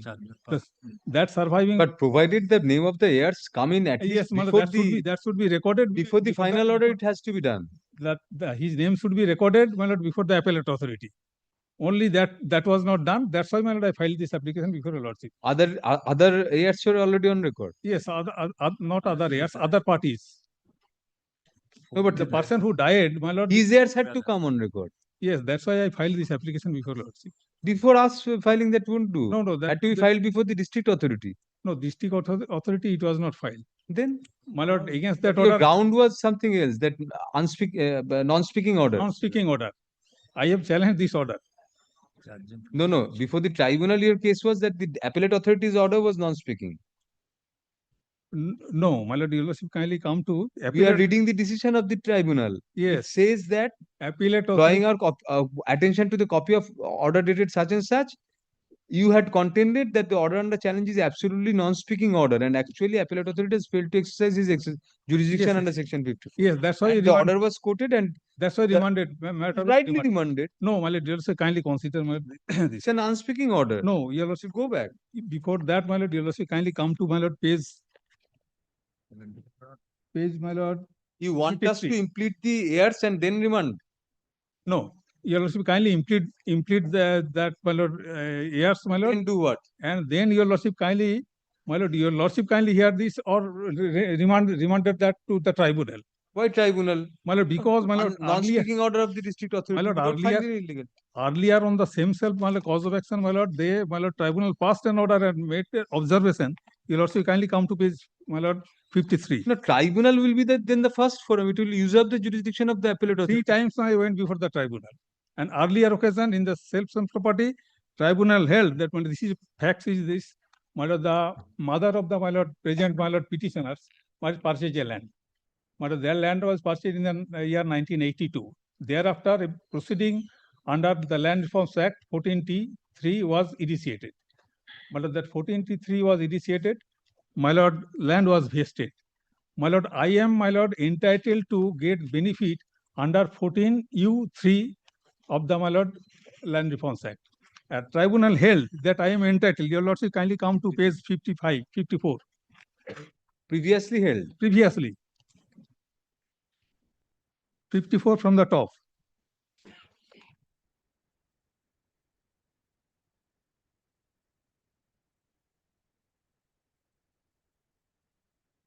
Yes. It is statutory right of the vendee to protect his land under section 14U3 of the West Bengal Land Reforms Act. We observe that the petition was duly filed, but no benefit was granted in favor of the applicants. We cannot allow the state authorities to curtail the statutory right of the applicants as per this, as appears in this case. Mr. Sinha, we'll have to rise a bit early today. Yes, we'll continue tomorrow. Yes, sir. Although the hearing is taken up, although the matter is taken up for hearing, due to paucity of time, the matter cannot be concluded today. So accordingly, let the matter stand adjourned for the day.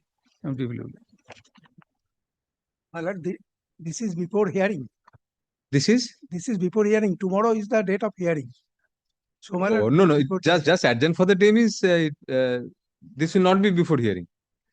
After hearing, probably it will be taken up on Monday only. Monday.